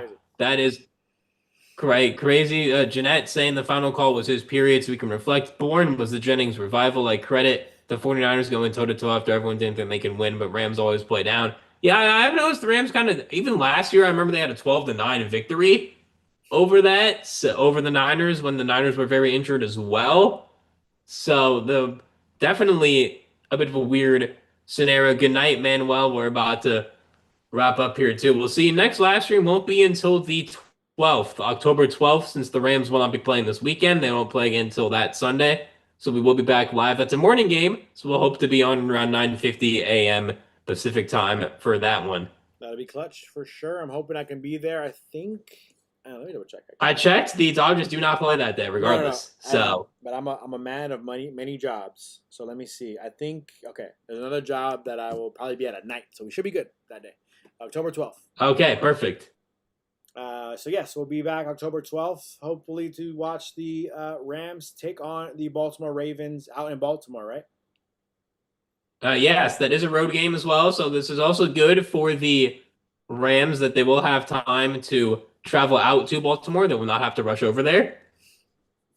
Jeanette Martinez says, great job, guys. Appreciate your hashtag Rams House. Whose house? Rams House. Rams House. Peter, 17-hour time difference on LA. Fair enough. Did not know that. Fair enough. All right, guys. We're going to wrap this one up. Thank you all for tuning in. Appreciate it. Have a good night. We will see y'all in a couple weeks. Make sure you subscribe to the channel so you see our daily Rams Digest content. Yes. Other than that, we'll see you on the next live stream. See you soon. Thanks for tuning in as always. Later. All right. I ended it on...